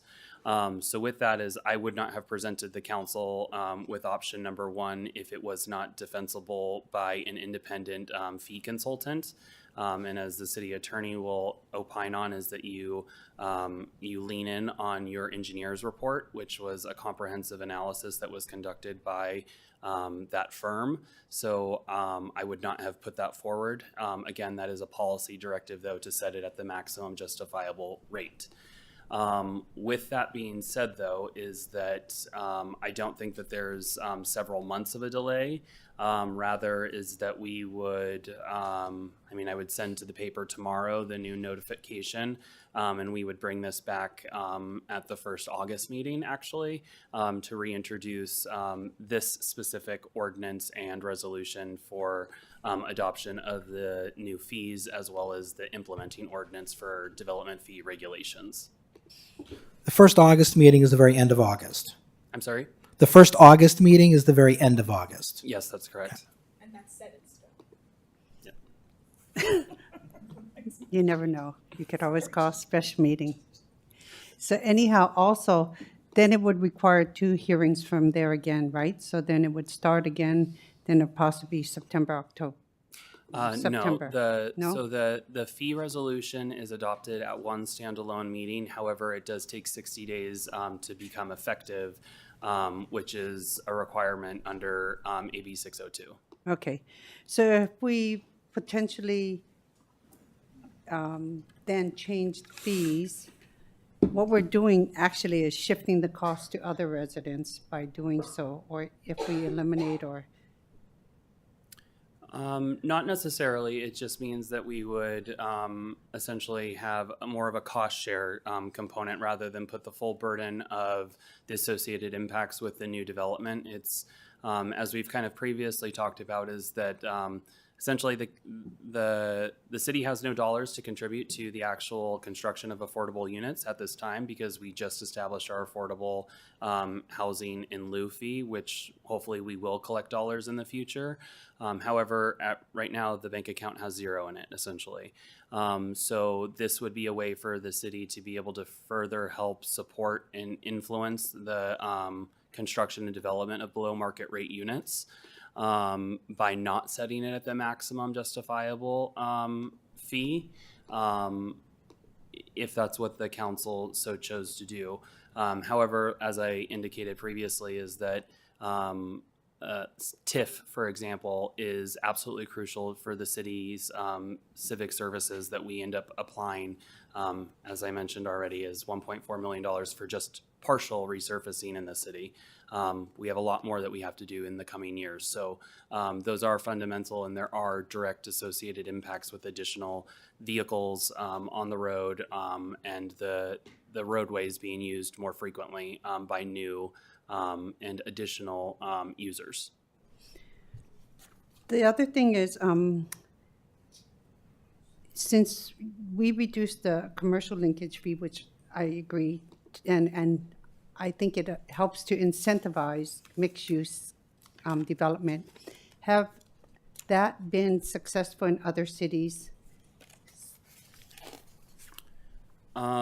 So we haven't seen it stunt commercial growth with the jurisdictions. There hasn't been the inverse, though. No one's ever taken a from any of the research that we've done in Silicon Valley specifically, no one's even attempted to go above that 50% threshold. So again, there's other benefits that are associated with non-residential real estate and square footage, such as sales tax. And that's not something that we can, quantify up front. Because vacancies, go up and down, so on and so forth. I do think it's important for the council to, at least acknowledge when we were talking about the Rancho shopping center rezoning last year, the council required a 20% minimum square footage or FAR to be non-residential. So setting it above that would really almost with certainty push any potential redevelopment of that specific parcel into exercising density bonus concessions and incentives to be able to get away from that square footage, which we already previously discussed. You don't want to add more regulatory barriers or costs that become prohibitive and almost incentivize the developer to need to push into that direction. So the commercial linkage fee is a little bit of a delicate balance. It was also of the recommendation of the third party consultant who specifically did the engineering report from Strategic Economics for the commercial linkage fee that did say we should not set it anywhere near the highest rate because it would hinder redevelopment or additional development in non-residential square footage. Thank you. I really appreciate all the explanations to my questions. Vice Mayor, any questions? No. Okay. None from me either. Mr. Assistant City Manager, thank you very much for that presentation and for all your work on this. Okay, I will go ahead and open up the public hearing at this point. Madam City Clerk, do we have any speakers tonight? We have one, Ann Paulson. Okay, 3 minutes, please.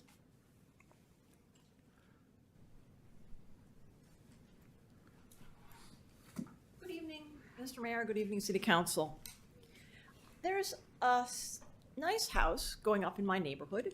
It's a typical house for the city. It's 4,000 square feet. That's the kind of thing we see. In fact, as it turns out, that's about the average of our new projects. I checked.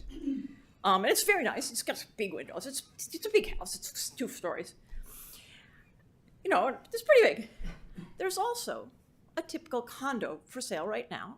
It's one of those new ones on First Street. Many of you may have seen it. This is an 1,126 square foot condo. It's a 2-bedroom condo. Now, under all the options that are presented to you in the staff report, that condo would pay more than that house. We'd be charging more for an average multifamily unit than we would be for a house, for an average house. Now, when I tell people that don't live in Los Altos about this, they say, well, of course, those snooty Los Altos people want to prevent multifamily housing. I don't think that's true. I don't think that's true. I think you want to encourage multifamily housing. And so here's what I suggest to slightly modify option 2. Lower the multifamily fees by 25% and don't touch the single family fees. The average house should be paying a lot more than the average multifamily unit. I mean, that house it's a very nice house. It's big. And that condo, it's kind of little. So I think you can make this work just by lowering the multifamily and keeping the single family the same. Thank you. Thank you very much. Would anyone else like to make a comment on this tonight?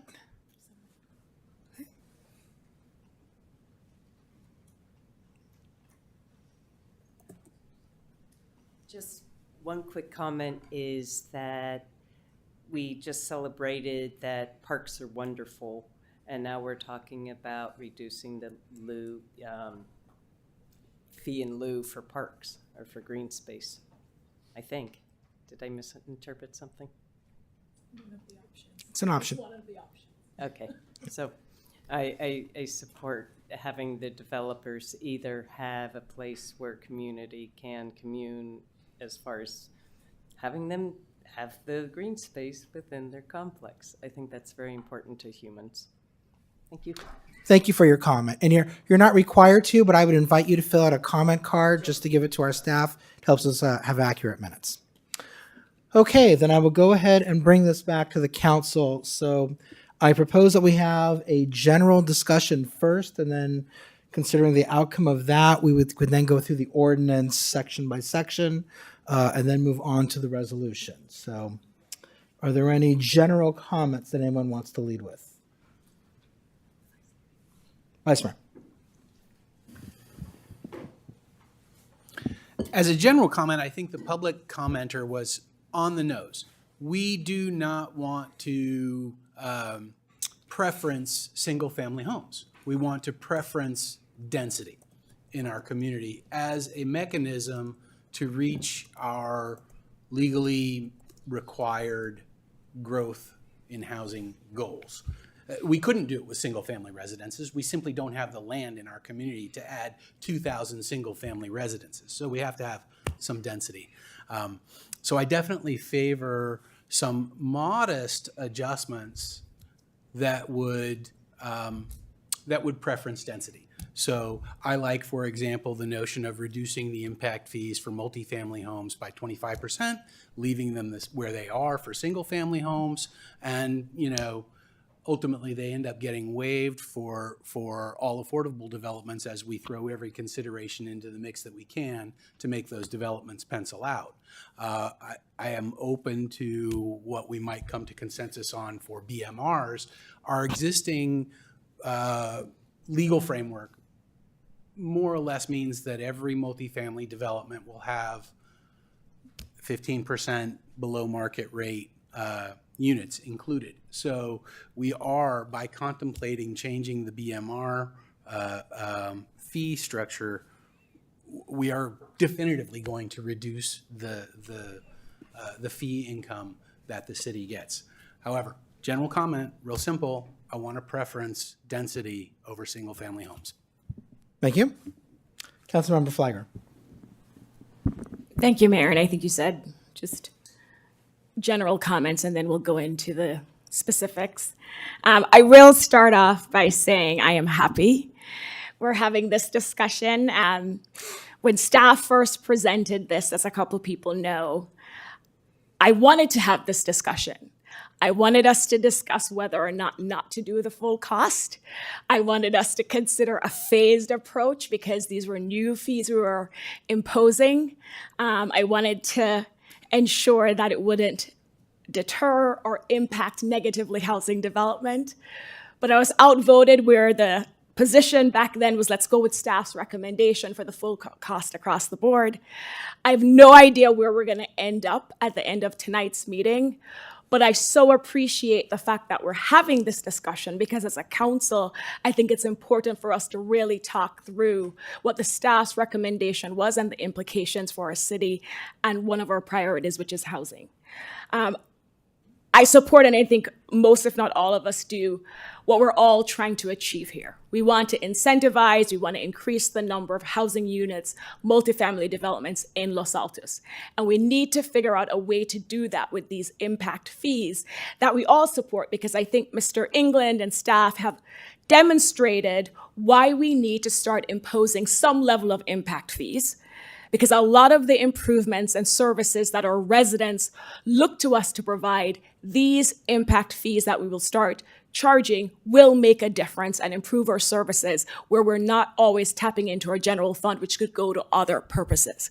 And so I 100% support Los Altos moving to where we should have moved years ago, where we impose impact fees, and there are different ones that staff has recommended. But I do think it's a balancing where we need to figure out what's the right spot, for the impact fees, where we're bringing in and generating these funds so the staff can provide the services to our residents, but not hindering the housing development impact.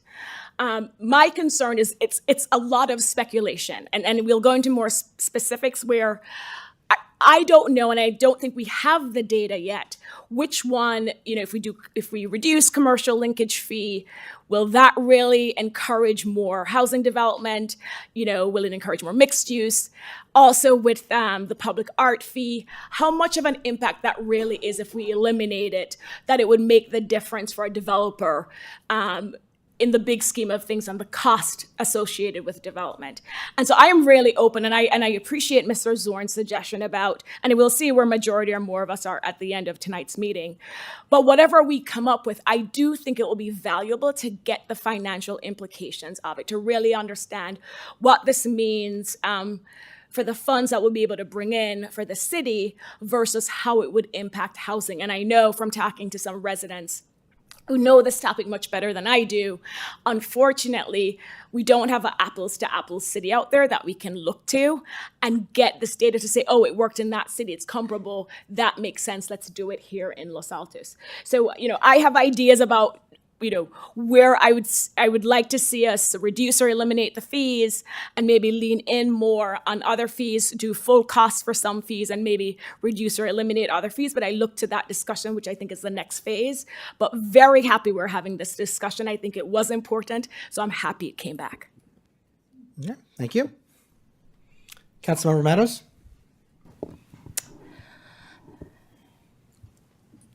Something just unplugged itself on my foot. So if something goes dark and I look blank, that'll be why I unplugged. So sorry for that tangent, but so I wanted to ask Mr. Zorns, because I'm not quite sure that the public commenter was correct on the single versus multifamily. When I look at the single versus multifamily, I'm seeing about a 4 times difference each time we're charging the various fees. So it is true that we appear to be charging multifamily about 4 times per square footage what we're charging single family. But if you look at what the averages of the units, and I think we talked about what is the new average of single family? Everyone said, oh my God, it can't really be 5,500 square feet, but I think it was 5,500 square feet. And condos are, around 1,000, or we're using 8 something. Let's not start that argument again, but they're around 1,000. So there's actually a 5 times difference in size. And I know we're not doing it by unit, we're doing it by square footage, but we're actually, the single family homes are bearing it's not inequitable if you look, because there are size differences, about a 5 times difference to a 4 times difference in the fees. So maybe I'm confusing myself or confusing our assistant city manager there. Yes, he agrees I'm confusing him. But I don't know that the point was correct that we're undercharging single-family homes. So if that's what the point was. I do think we want to be sure that we incent BMRs specifically, multifamily, yes, but BMRs in particular. And I do think we have room to talk about some different options on the public art fee, potentially a lower percentage and max than was suggested in some of the examples. And again, I look forward to that discussion. I think there's been a lot of work done here, and like Councilmember Fliger, I think we need to be collecting some of the fees that we've seen that we really have lacked our ability, to impact our infrastructure, et cetera. So, yes, so we'll get into the details, but that's my overall perspective. Thank you, Councilmember. Councilmember Liang. I agree with the point that Councilmember Meadows was trying to make. We're not overcharging the single-family homeowners, but what we're trying to say is, as well, is that when we have a greater density, you're having a greater impact on that one site and the infrastructure in the area. So by allowing us to collect those fees, it speaks to being able to address the infrastructure and resources needed to mitigate the impact. And the one thing I want to point out is when we have comparisons saying that Mountain View doesn't charge this, or, it's not fair to compare us to Mountain View because they get more tax revenues through industry, other businesses that we fail to have. Mountain View has more income, and I think we've done the study, we've done the work, and like staff said, we have the information to back up their recommendation. So I would be concerned about deviating much from option 1. So I just wanted to share that. Thank you, Councilmember. This is still a very tough issue for me to figure out really how to analyze, even at a high level. So when we continued this item from 2 weeks ago, over the last week, I asked the question, do impact fees and development fees negatively affect the development of housing? And I couldn't find a single study that proved that they do. I could not find a single study to prove that they don't. So it leaves the question out there, do impact fees have a negative effect on development? I want Los Altos to continue to develop. I think that in general, the state housing laws are a good thing. I believe that we have a housing crisis, and I believe that regional problems need regional solutions. And the RENA methodology, which certainly is controversial, is a part of that. And we have our obligations, and we've made a promise to the state and to our community that we are going to strive to have a certain number of units built. I am entirely in agreement with the Vice Mayor that there is a reason we want to incent higher density. I am entirely in agreement with Councilmember Fligor that the money that we receive from these projects is critically important. And really, it's not just the money that's maybe is going into a particular fund or is being used for cost recovery. Putting that aside, to the extent that we are not recovering our costs, it means that we are subsidizing the development process out of the general fund. So again, where does that leave us? I want more higher density housing. I absolutely want more BMR housing. But I don't want to leave money on the table either. We have an obligation to our residents, to our community, to our staff, to ourselves, to make sure we're not leaving that money there. That's why I was praying that I could find some kind of a study somewhere that said, if you do this, then you're going to have this consequence. And that would inform me where I would want us to go. I think that the reason we do not see as much development in Los Altos as we do in most of our neighboring cities is because the cost of land acquisition is simply so high. And impact fees are not going to change that. I don't think there's really a whole lot that the council could do that's in the realm of sanity that would affect whether land is more expensive or less expensive in the city. But the cost of land is the cost of land, and that's just something that's out there. But again, I want to emphasize that point because to those of us who are frustrated that we are not seeing more housing being built, I mean, certainly the state of the economy is a part of that, but the cost of land acquisition in the city is an absolute hindrance. All of that is a very long-winded way of me saying I want to incent higher density. I want more BMR units, but I want us to do it intelligently. And I don't believe that we're going to get those results simply by cutting fees to which the city might otherwise have a right to collect. But I am looking forward, like Councilmember Flagor, to having this discussion to see what ideas my colleagues have and see sort of where we go from there. So with that, what would you prefer? Would you prefer that we go directly into the ordinance and kind of discuss our ideas there, or do you want to go over some ideas first rather than getting directly into the ordinance? Because if we go a little bit too far from what staff has prepared, then going through the ordinance, I think, would not be a good use of time because it would have to come back to us. Yeah, Vice Mayor. I think we can go through the concepts and not the ordinance. I think that's the most efficient way to go. And we'll probably find that there's a few concepts that we very quickly get some consensus on, and then we can identify the ones that are a little more thorny and focus our energy there. That would be my preference. That makes sense to me. Mayor, Yeah. I agree with the Vice Mayor, and I just wanted to clarify something with Mr. Zorns. You made a point earlier, and I just want to make sure I understand.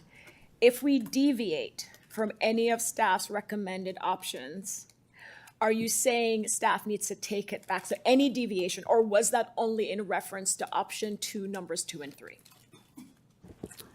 I would feel more comfortable with being able to provide some fiscal analysis if we were to deviate greater than Yes. those 2 prongs of option number 2.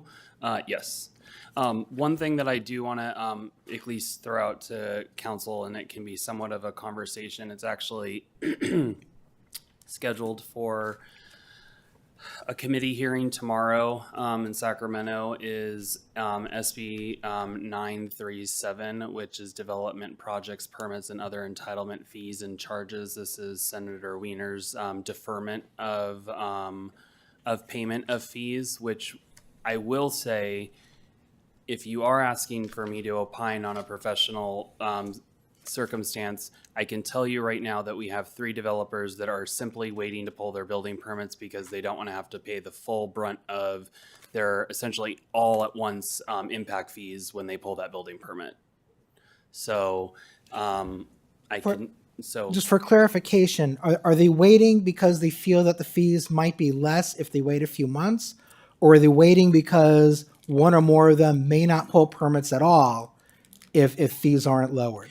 One developer is waiting because as it will be rolled into their construction loan from the lender, and it will be a $10 million additional on top of everything that they're going to have to pay now interest on until the close of that construction loan.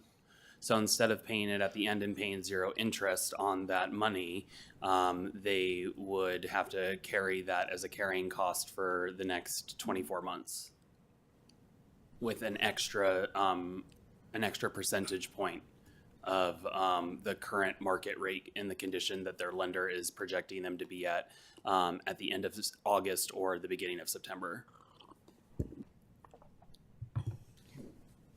I interrupted you. Oh, no, I actually do have a comment. No. Oh, okay.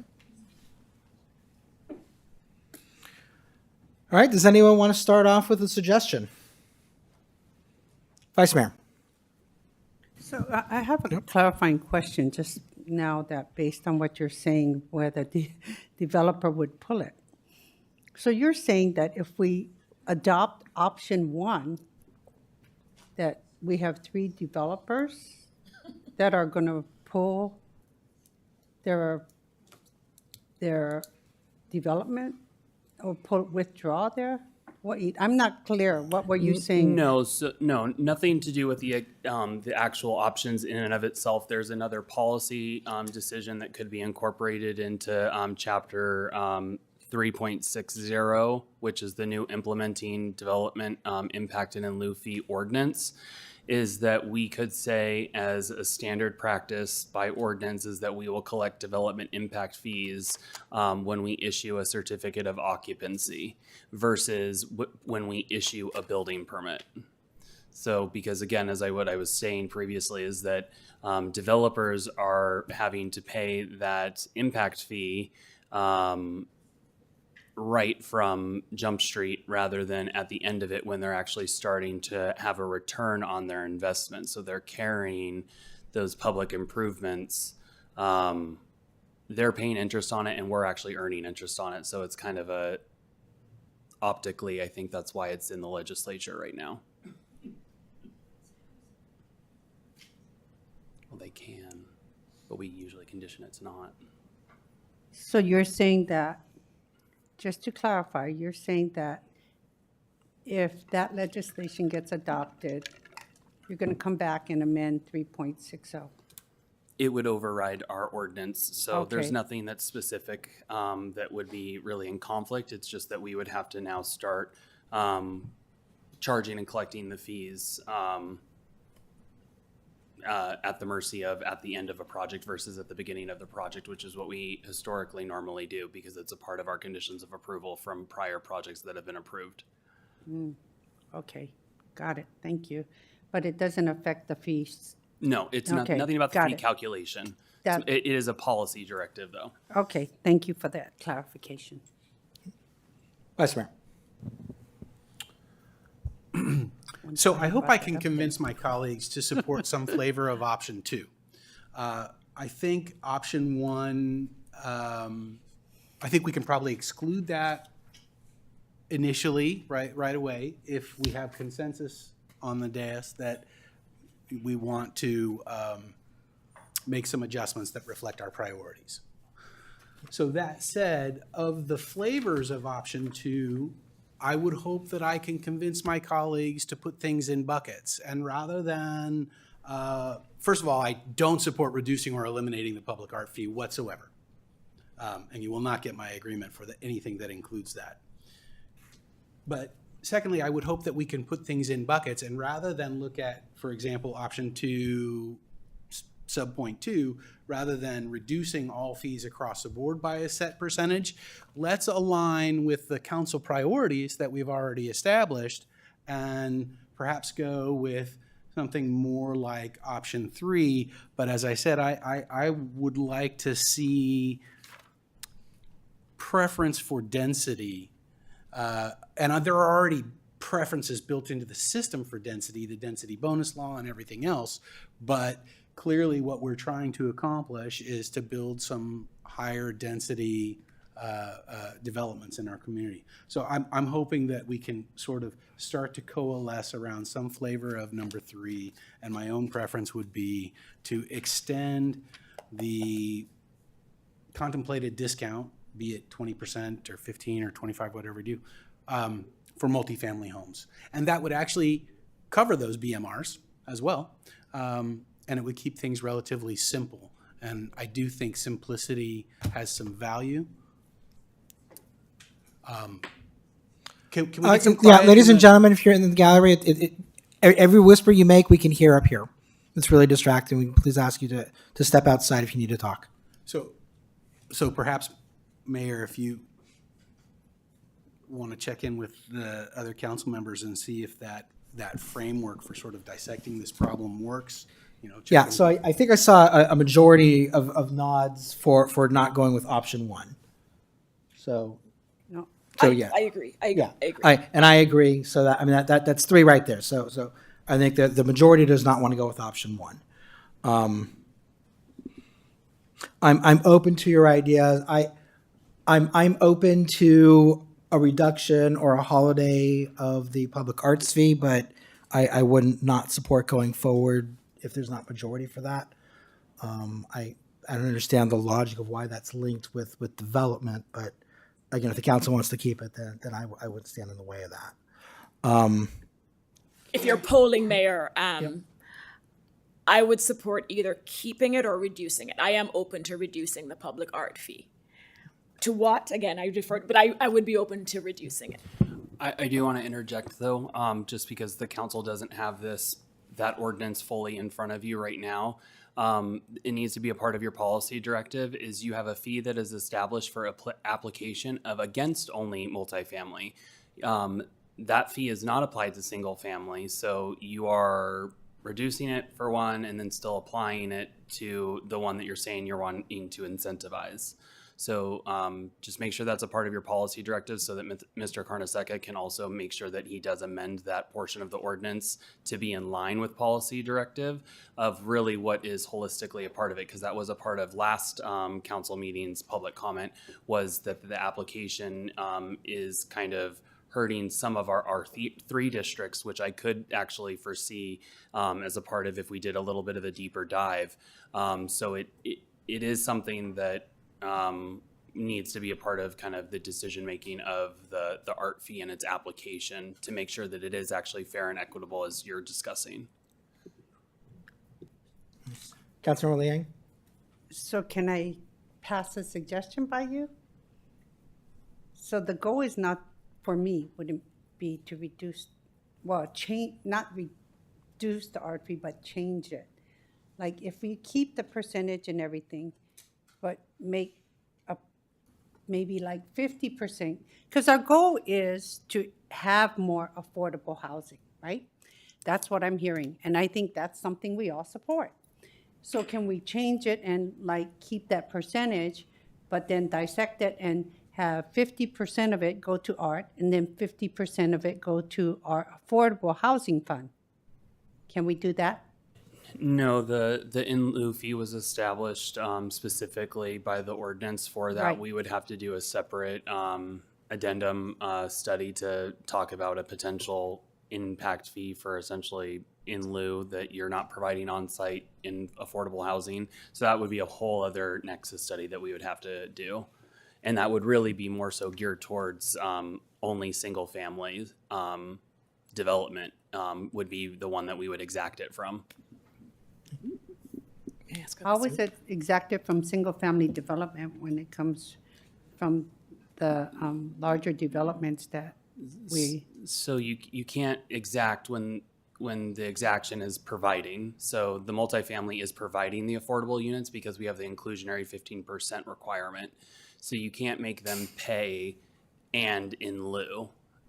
You're double dipping. So we wouldn't be able to apply it. So really the only people that it would actually potentially apply to if we did a true nexus would be to the single family districts for an affordable housing impact fee like you're kind of talking about. Oh. Yeah. Okay, but I needed to understand that, so it's important to know that. So, thank you. Yep. Then to change it, okay, I understand, then we can't change it, okay. So, yeah, Okay. thank you. Councilmember Flagger? Thank you, Mayor. Just quick follow-up on the public art fee, and I appreciate you explaining the disparity or, between applying the public art fee to multifamily versus single-family homes. And as we look forward to the ordinance that should come back, what the wording would need to say and ensuring that we're encouraging multifamily development, even though we're tagging on this public art fee. So I'm curious because I know at least Palo Alto has a public art fee. How do they generate that fee? What is it tied to in their city or any other city? I'm curious because, as you said, we're tying this public art fee to our multifamily developments. And it's just, and to me, I get why we have structured it that way, but I'm also concerned about the point you made about not applying it to single family homes. So fundamentally, so I quickly looked at it, but it's been a couple months since me and Carnesecca initially did a little bit of a dive onto it. Is one, the city has a standalone contribution that they make on their own projects. So like the public safety building that they just built off of California, I believe the threshold for a public building is 0.9% with the same maximum, which is like $120 million maximum. So their application of the fee, that's the way that they mark it for the community, is to say, well, if we're going to do our own public improvements, we're going to then hallmark it and exact it from ourselves to fund it from their portfolio. Palo Alto is a really hard one, and I talk about this with different groups in development services, is we have to remember they have a sewer utility, and they also have a public power utility as well, which provides a lot of kind of cross benefit of kind of the funding mechanisms for an entity of such a size. So it is a little bit more complex. They also have, they do have some industry that does come and build, or redevelop. So they are able to kind of get it against those non-residential developments that they've had. So it's a little bit different. The reason why maybe their fund, even that they have more than we would, it's not just because of the diversified application, but it is because they don't have a threshold. So that 1%, even for multifamily residential, It's not capped. It's not capped essentially, so they can take in a lot more, and it lasts a lot longer. Thank you. All right, so Councilmember Meadows. Yeah, thank you. So you talked about in option 2, number 1, the public art fee, making it equitable, but looking at A, B, and C under that, the only one that is equitable is A, eliminating the fee, because options B and C still maintain it against multifamily and not single family. So how do you have a recommendation to keep a public art fee that is equitable, because other than beyond elimination? I would say reduce and expand. So reduce the threshold and expand the applicability. So it would be applied to all development within the city of Los Altos. And it could be reduced as far down as to 0.25% on whatever the construction cost is. And so we would start collecting very small fragments of dollars from projects across the board and be able to provide it as essentially the public art fee.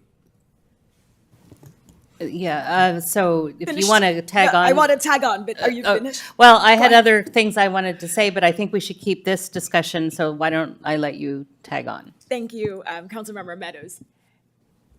But the public art fee, we apply it to developments because we say to them, either put art in your lobby, in your building, or give us X amount. How would we apply that to single-family homes? We have more pocket parks and vacant parcels of land in the city than I'd like to admit on paper. So we would actually make some improvements into those publicly owned lands that are in neighborhoods. So when they make that payment, we would be able to, it wouldn't be on their site, but it would be in their neighborhood. So the proportionality in the way that you apply it is it's going to be maybe in the parcel down the block, in your neighborhood, or at whatever the closest, area, park or public open space it is. Or they could, I guess, do a really fancy mailbox. Oh, yes. And Nisa's question is hugely important, because if I am building my own home and this is an in lieu fee, I will say, to heck with you, I'm spending the money on art in my living room. That is not public art. And so therefore it couldn't function as an in lieu fee. It would have to be an impact fee so that we would have the discretion to deploy it to these other public properties. Well, but doesn't public art mean it has to be visible to the public? That's So, in- you yeah, that's in can't our put it ordinance. in your living room unless you have a really big window that we can all come and stare at. But as an in lieu fee, that is essentially what we are saying, right? If we call it an in lieu fee, because multi-dwelling units have the ability to buy art and put it in their publicly visible courtyard, and that's a suitable investment in art rather than paying the in lieu fee. But as a resident of a single-family home, there is no public display of art other than the mailbox or, No, I have art in my front yard. You could end up with that house like at Hillsborough. We paid for it. I think, though, I think we've teased out an important issue, though, whether or not this is an in lieu or an impact fee, if we want to indeed be equitable and apply it to single-family homes. And I agree 100% with the Vice Mayor, and I want to circle back to Councilmember Meadows. I think the ask, Mr. Zorns, is it seems majority are more of a support keeping a public art fee. Whether it's 0.5, 1%, no cap, a cap. How do we do that without having this concern about it not being applied equally and not having it negatively impact the development of multifamily homes? Like, that's what I think there's support for a public art fee. So I would request the council, just because we are deep into this discussion and this is kind of the first fee that we've talked about. This fee is already established by ordinance. And it sounds like we're going to make modifications anyways. The fee, like I said, it's already adopted, it's already effective. It's kind of on here just to represent the overall kind of cost of what you are all considering for development. I would say that a lot of what you're talking about would be an amendment to the public art ordinance itself as an implementing document of our municipal code. So if push come to shove, we could put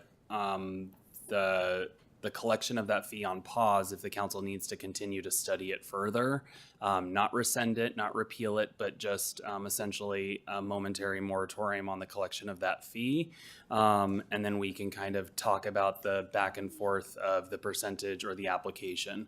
Because I think we're talking about a lot of different components that aren't going to be necessarily as potentially different than how we're talking about single family versus multifamily of these very specific fees that are very much earmarked for the application and the use, very specific, rather than the public art fee we already had been talking about, changing the applicability of how we can exercise those dollars by ordinance.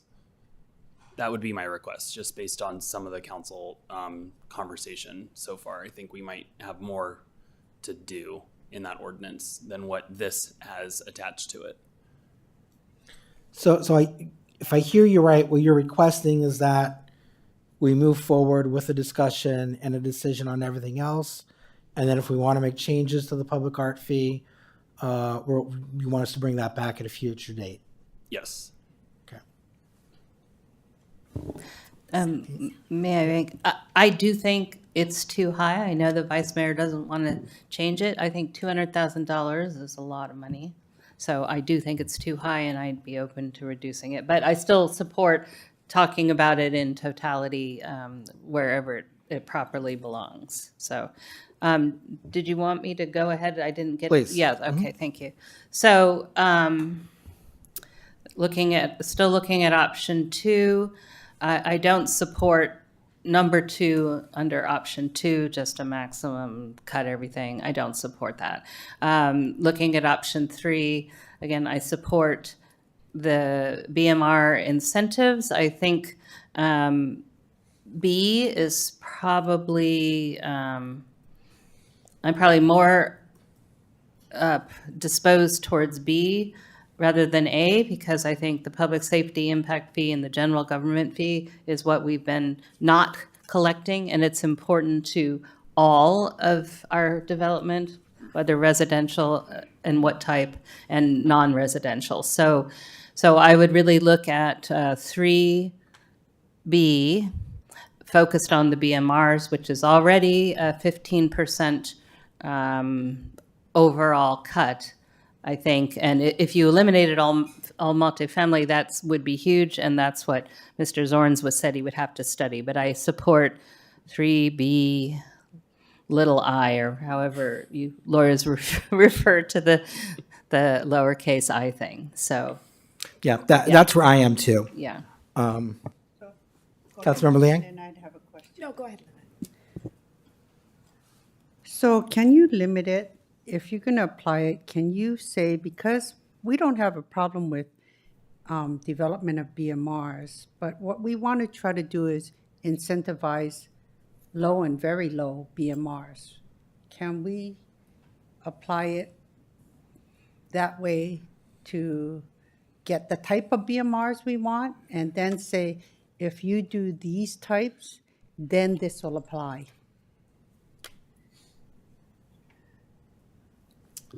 I think we could. That would be an amendment to the inclusionary housing ordinance, though. So it would be different because it would be creating specific deepness of affordability incentivization in that ordinance that would then tie it to the development. So that is something that, yes, we could bring back. But that is something that's totally not been a part of the discussion or publicly noticed. So we would need to bring that back because it is an item off topic. But I think that would be worth exploring if we're going to give, adopt something like that. Because I think it is important for us to, because if the goal is to always incentivize and reach our RENA numbers of low and very low, I think we really need to examine that. So I would like to propose that.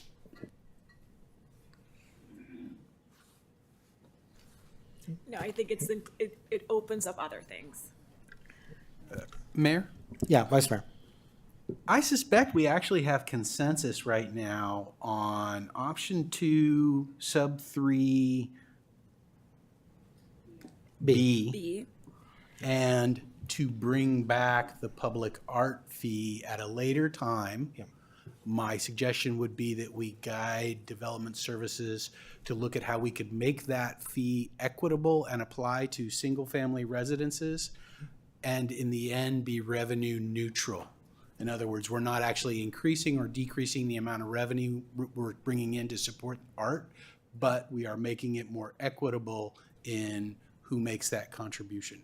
That would be my guidance on that, but I think we have consensus. Yeah, on I agree. I think we do have consensus on that. Councilmember Flagger? Thank you, Mayor. I do support the current proposals. I had 2 more on my list.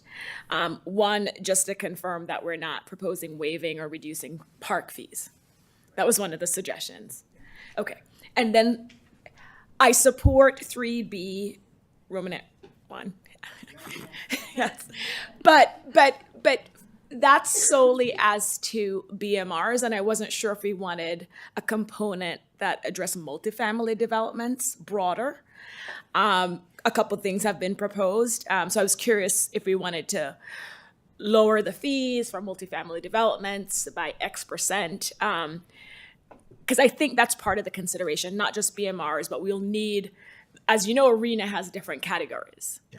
And so we want to incentivize multifamily development so we get, very low, moderate, above, market. And so I'd be open to that discussion as well, lowering for multifamily developments the fees by 20%. I'm just throwing it out there, and I'm looking to Mr. Zorns to see what that potential financial impact could be. But I would be open to a suggestion on how we can also reduce the fees for multifamily. Hey, before Director Zorns answers your question, I'm curious, why did you pick 20%? Oh, that's random. I'm serious. again, this is all speculation. I don't know what the sweet spot is to figure out where the impact would be, both positive. So by saying that 3BI that we would do, this option would effectively reduce the overall project fee collection by 15%, as the city requires a minimum of all units to be built as affordable to below market rate. So that is an across the board 15% in regards to the cumulative dollar amount that we would assess, because we would extract the application from whatever the square footage is of the below market rate. So you're kind of going to compound it to, I don't want to just say it's 20% of a reduction of the overall fees plus the 15, because I think the math always ends up being a little bit weird, but you're actually starting to push the envelope well to within the 20 to 30% range of a reduction. And I don't feel comfortable making any reassuring professional advice on that. I think that's a very big implication to the city's bottom line. With what we have to keep in mind is we're making a significant conversion of a per unit, which has not been a part of the conversation. That's actually a very big incentive in and of itself, is that people are not going to be pushed to, again, build bigger units. They're going to build more density because they're not going to get dinged for building or having to pay a per unit rate. For building 100 units, they could build 150 units for the same amount because it's now in square footage. So that's the whole kind of precipice of what AB 602 was meant to do, is to not harm density from occurring. And we don't have that data until we start collecting the fee, even for our pilot of 1 year, and then we have to report out under the Mitigation Fee Act within 6 months of the closure of every fiscal year. So by the end of next December in 2025, we would be reporting out on what we collected or what we're anticipating collection of. So there's a lot of implications where I think the council's kind of potentially going to be in the cause where, okay, we might do it for a year and incentivize it, and then we're going to have to look at the bottom line in the future, potentially. So I just want to make sure I understand. You believe by supporting 3B, that will also address council's position of wanting to encourage multifamily development. Like, that takes care of multifamily development. I guess the assumption is there wouldn't be a multifamily development that doesn't have BMR units because of our requirements. That's correct. Yeah. One of the things, though, that has not been even potentially thought about is, so let's play the hypothetical as if 100-unit development on ECR was proposed and built. They get their entitlement, and then after the fact, as they are allowed to do under inclusionary housing in lieu fees, they come in and say, we want to pay the in lieu fee for our inclusionary housing, and we're not going to provide any units on site, but we'll pay you the fee. But oh wait, we also now just incentivized and reduced all of their impact fees for the entire site, yet they're not actually providing any affordable units, but they're paying a fee. But so they're going to actually kind of double dip in a big way, and we're never going to be able to truly look at that. This way, by saying there's a standard exemption for the application of affordable units, you are essentially guaranteeing we are only going to give the exemption is if it's a below market rate, moderate, low, very low, or extremely low. So one of the 4 qualifying below market rate thresholds.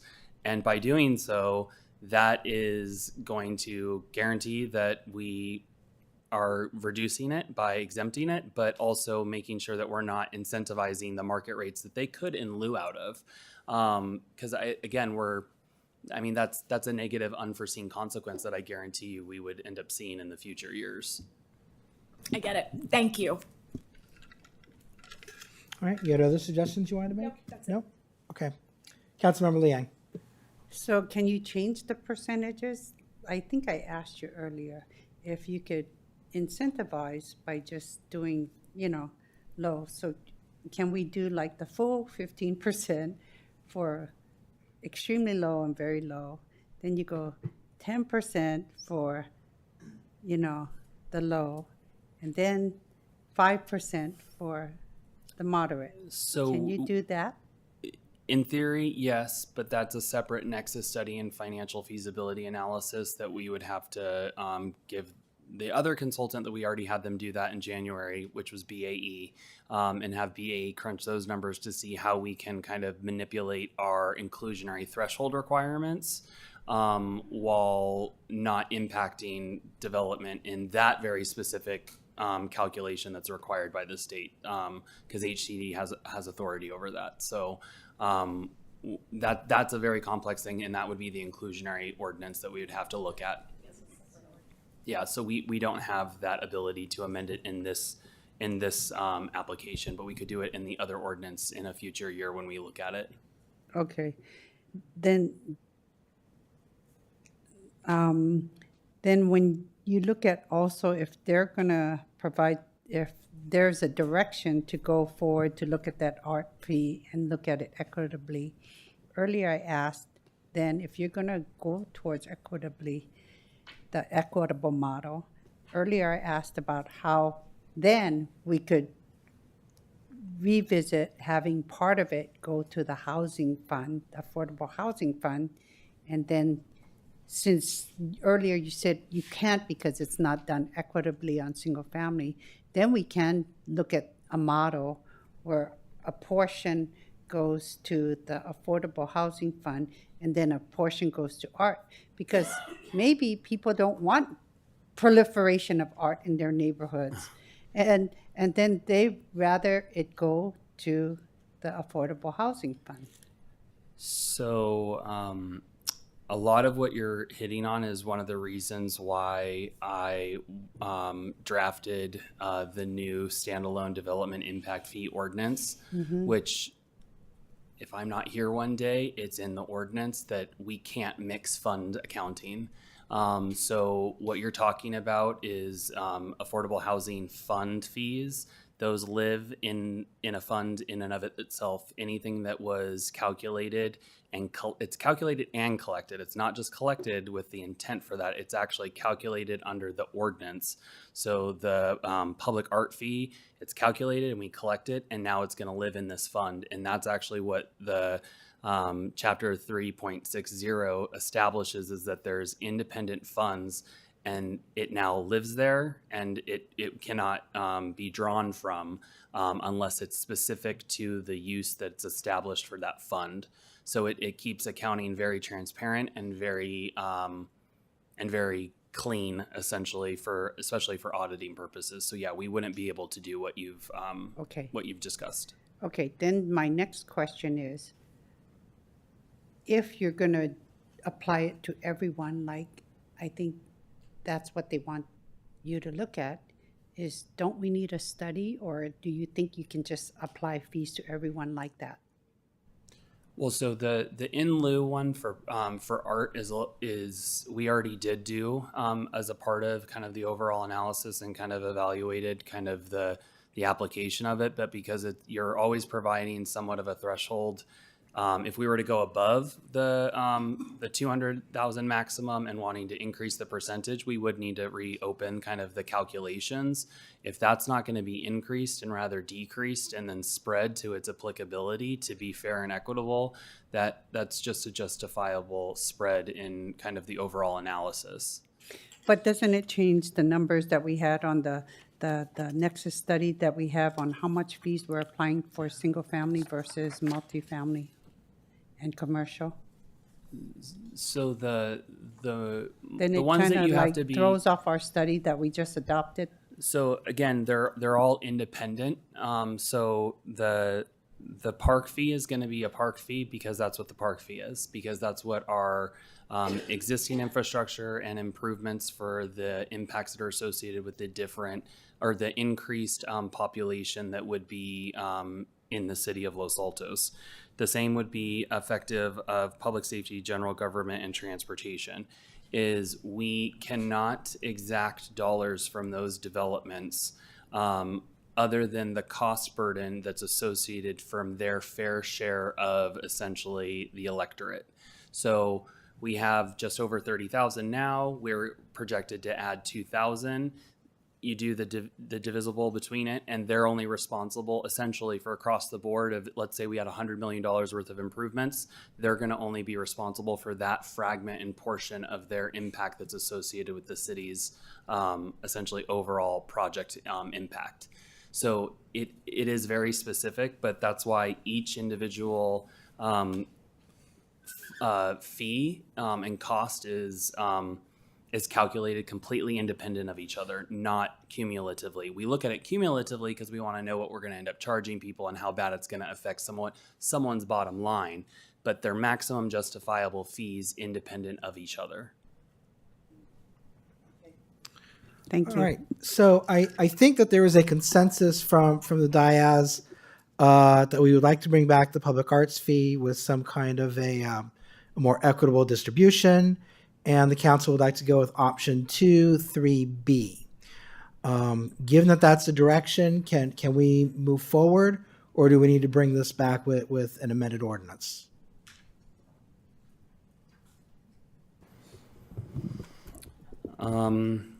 So the council can adopt the resolution because the fees are not being modified. It's the implementing ordinance that would need to return with an additional exemption of all of the BMRs for any development. Because as it's drafted today, it's just for a 100% affordable project and not for the application of if there's just one. Okay, so we can move forward with the resolution, but we can't move forward with the ordinance. We're going to have to bring that back. Yeah, that's a All substantive right. change. Do you need us to continue it to a date certain, or? No, not for the ordinance. The resolution is, like I said, you can adopt that tonight. The ordinance we would reintroduce. All right. Would anyone like to make a motion? Can I make a suggestion? Yes. I would like to continue it to adopt the resolution with the ordinance. I think it's important for people to see them both together, and it would be helpful. Why? Because I think that every time we do something, we're always doing piecemeal, just like when we're doing 6 and then 8, we took out the traffic impact fees. But yet, it doesn't say go and refer to Agenda 6 and explains why where it is there. They just see it that it's done by piecemeal. I think it's in its totality and you see it all together, it's a lot helpful. I don't see the link, but does anyone want to make a motion, and we'll see if there's support?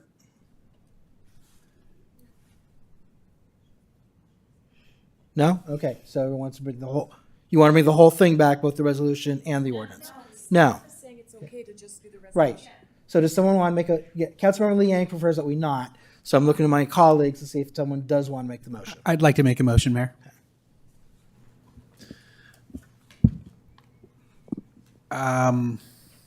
Where are we? It's on page 131 of the packet. It's the second half.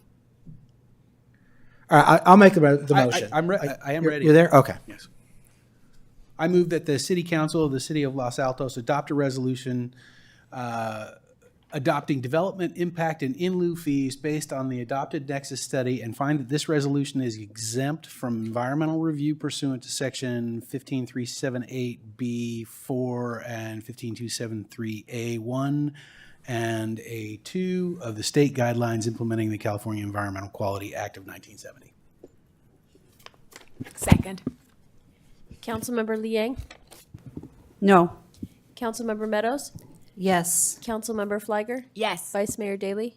Yes. Mayor Weinberg? Yes. Motion carries 4-1 with Councilmember Liang opposed.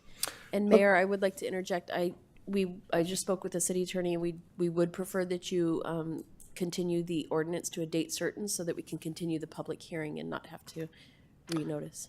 Okay, Mr. Zorn, July 9th or August, 27th? Would be the meeting in August. Okay, I move that we continue the ordinance to our meeting on August 27th. Second. Councilmember Meadows?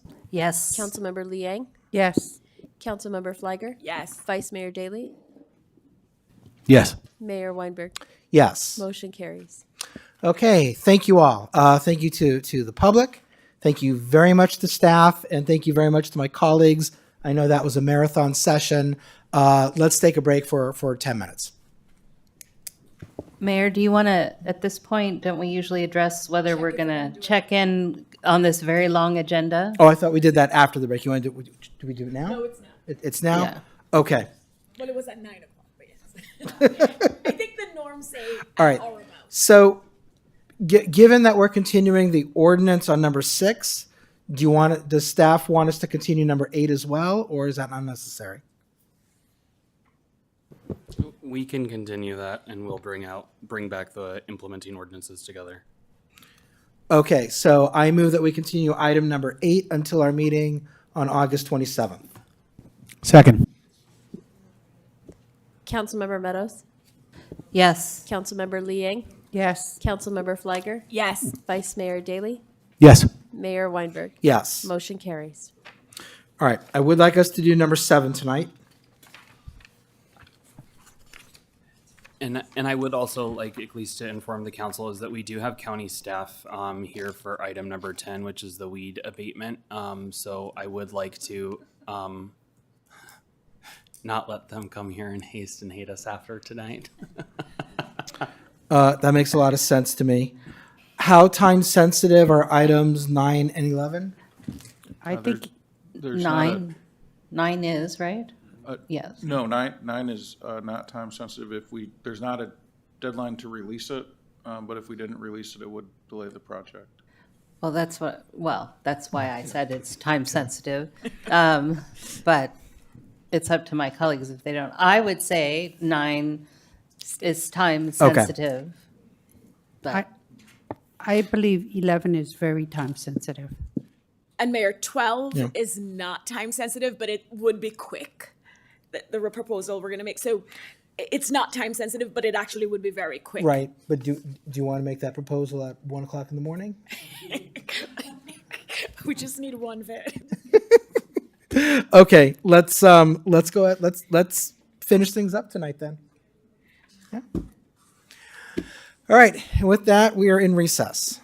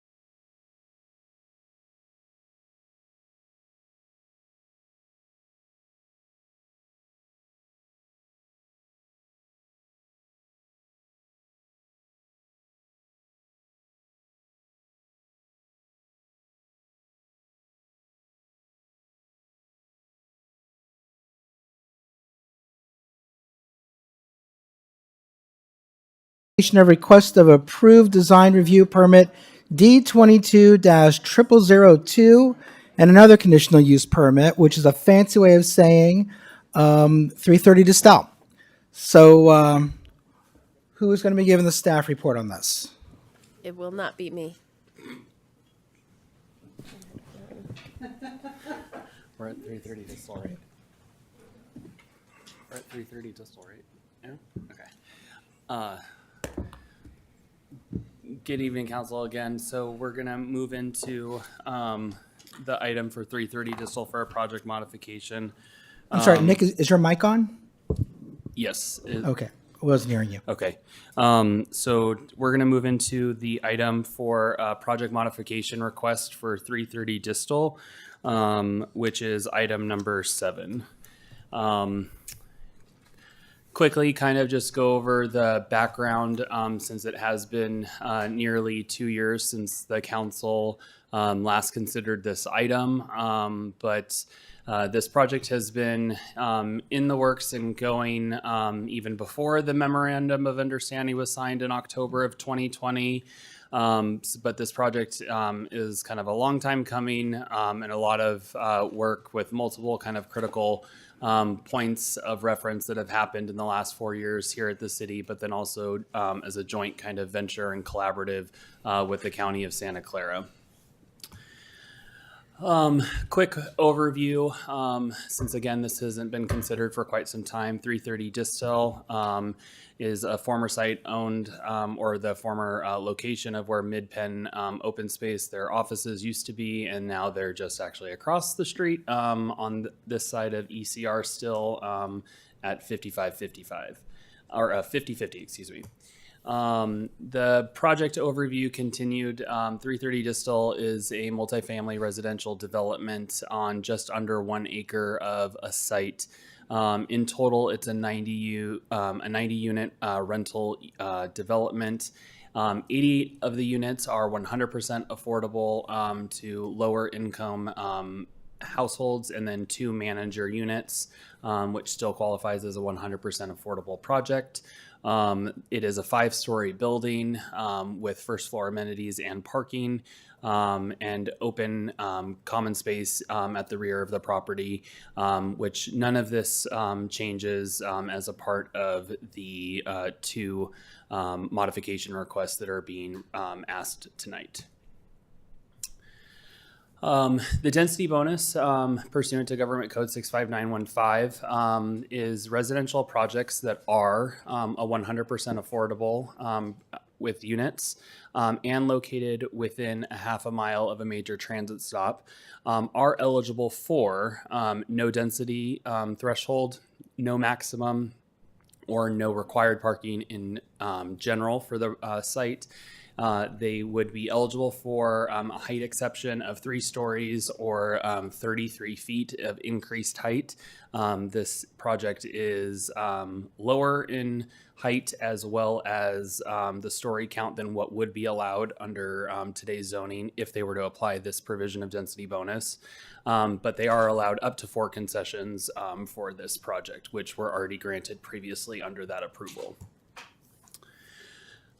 Just to refresh, the council as well as the community is between the 90 unit spread of units is we have 6 units that are under 80% AMI. We have 25 units that are 60% and lower, 12 at 50% and 45 at 30%.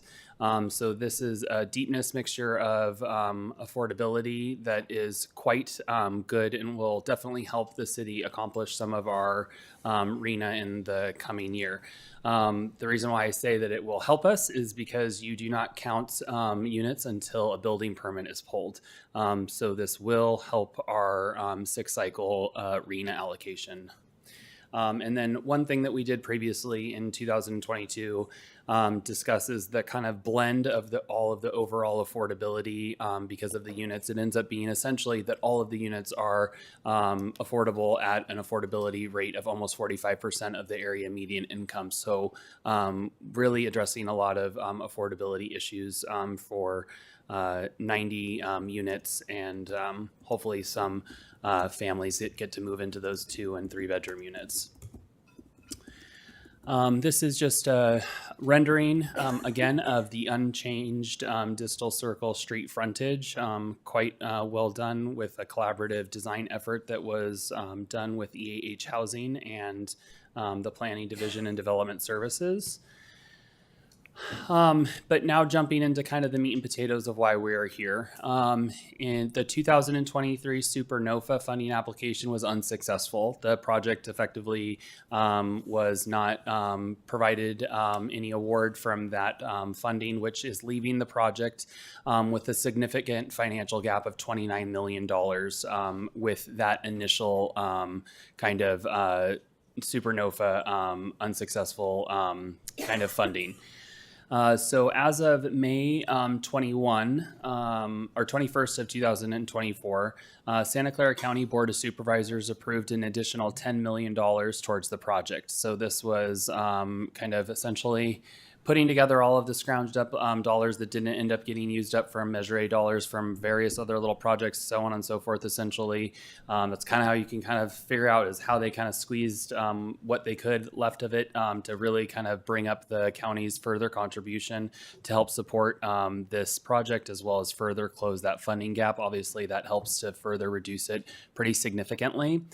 EAH was also further able to already reduce by getting essentially some improved pricing for the actual construction of the project. This should have been somewhat a little bit anticipated given that the market conditions of the supply chain have actually improved since original approval in 22. But I would not at least tell the council as a part of this, based on all of the other supply chain that I see with all of the other various projects within the city and talking with our peers throughout the peninsula, we should not expect this to further go down and further cost savings be able to be essentially guaranteed for just construction cost reductions. It's just this is kind of as good as it's probably going to get in the coming year or two. But with that, the project will further apply for a 4% federal tax credit and tax exempt bonds in August of 2024.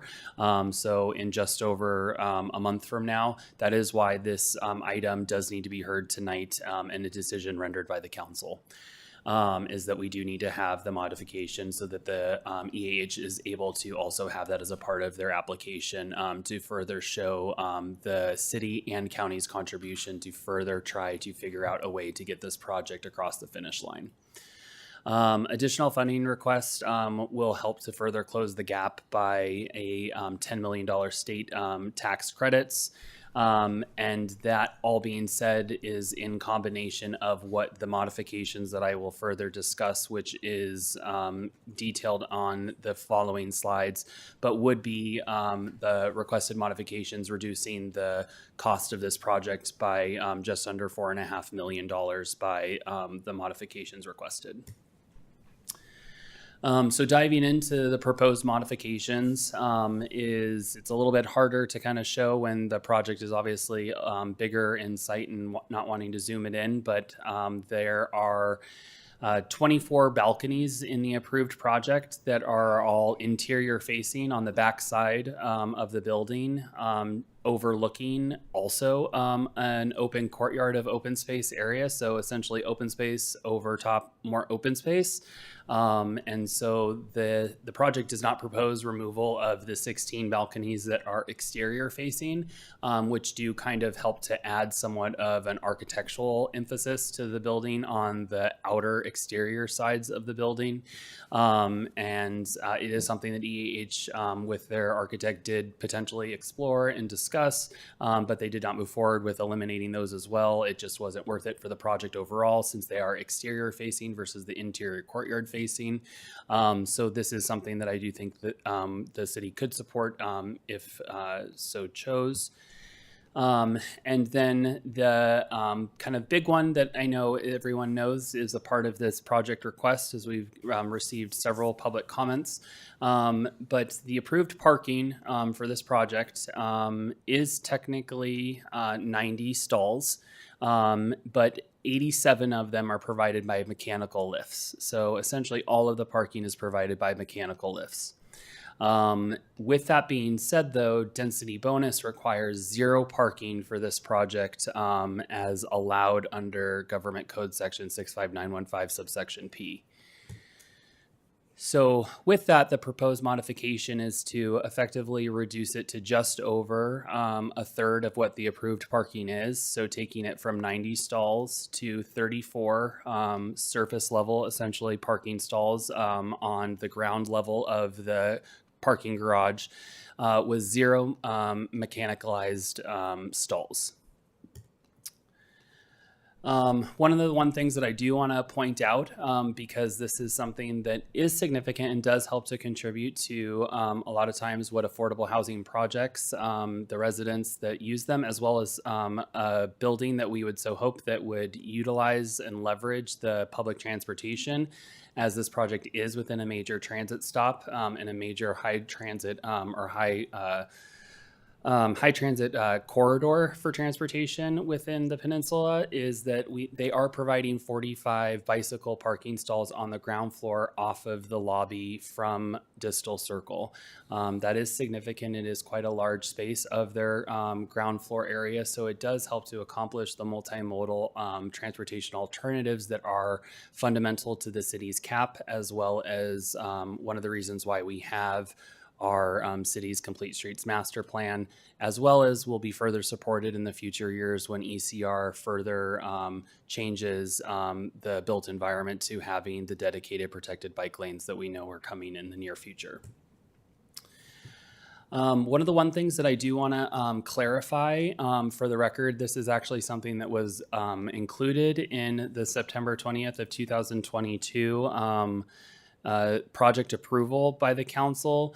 The city actually went above and beyond with doing a transportation analysis that was not required under city's local ordinance, and it also was not required under CEQA. This project already was screened out under CEQA for VMT and LOS analysis, but the city still paid Hexagon by virtue of utilizing our environmental consultant of David J. Powers, and had an almost 900 900-page transportation analysis that factored in 6 different scenarios, which include existing conditions as of today, existing plus the project conditions, near-term conditions, near-term plus project conditions, cumulative to 2040 conditions, and cumulative plus the project conditions.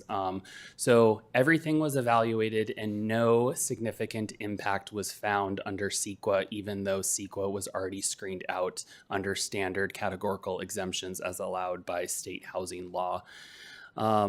Additionally, there was parking supply available on street and off street on Distal Circle. This was something that is not even evaluated in most transportation analysis, but the city specifically had it analyzed by Hexagon. And it was determined that in the immediate area of 3 private parcels that are immediately adjacent, as well as the on-street parking, there is 214 stalls that would be available that are immediately adjacent to 330 Distal.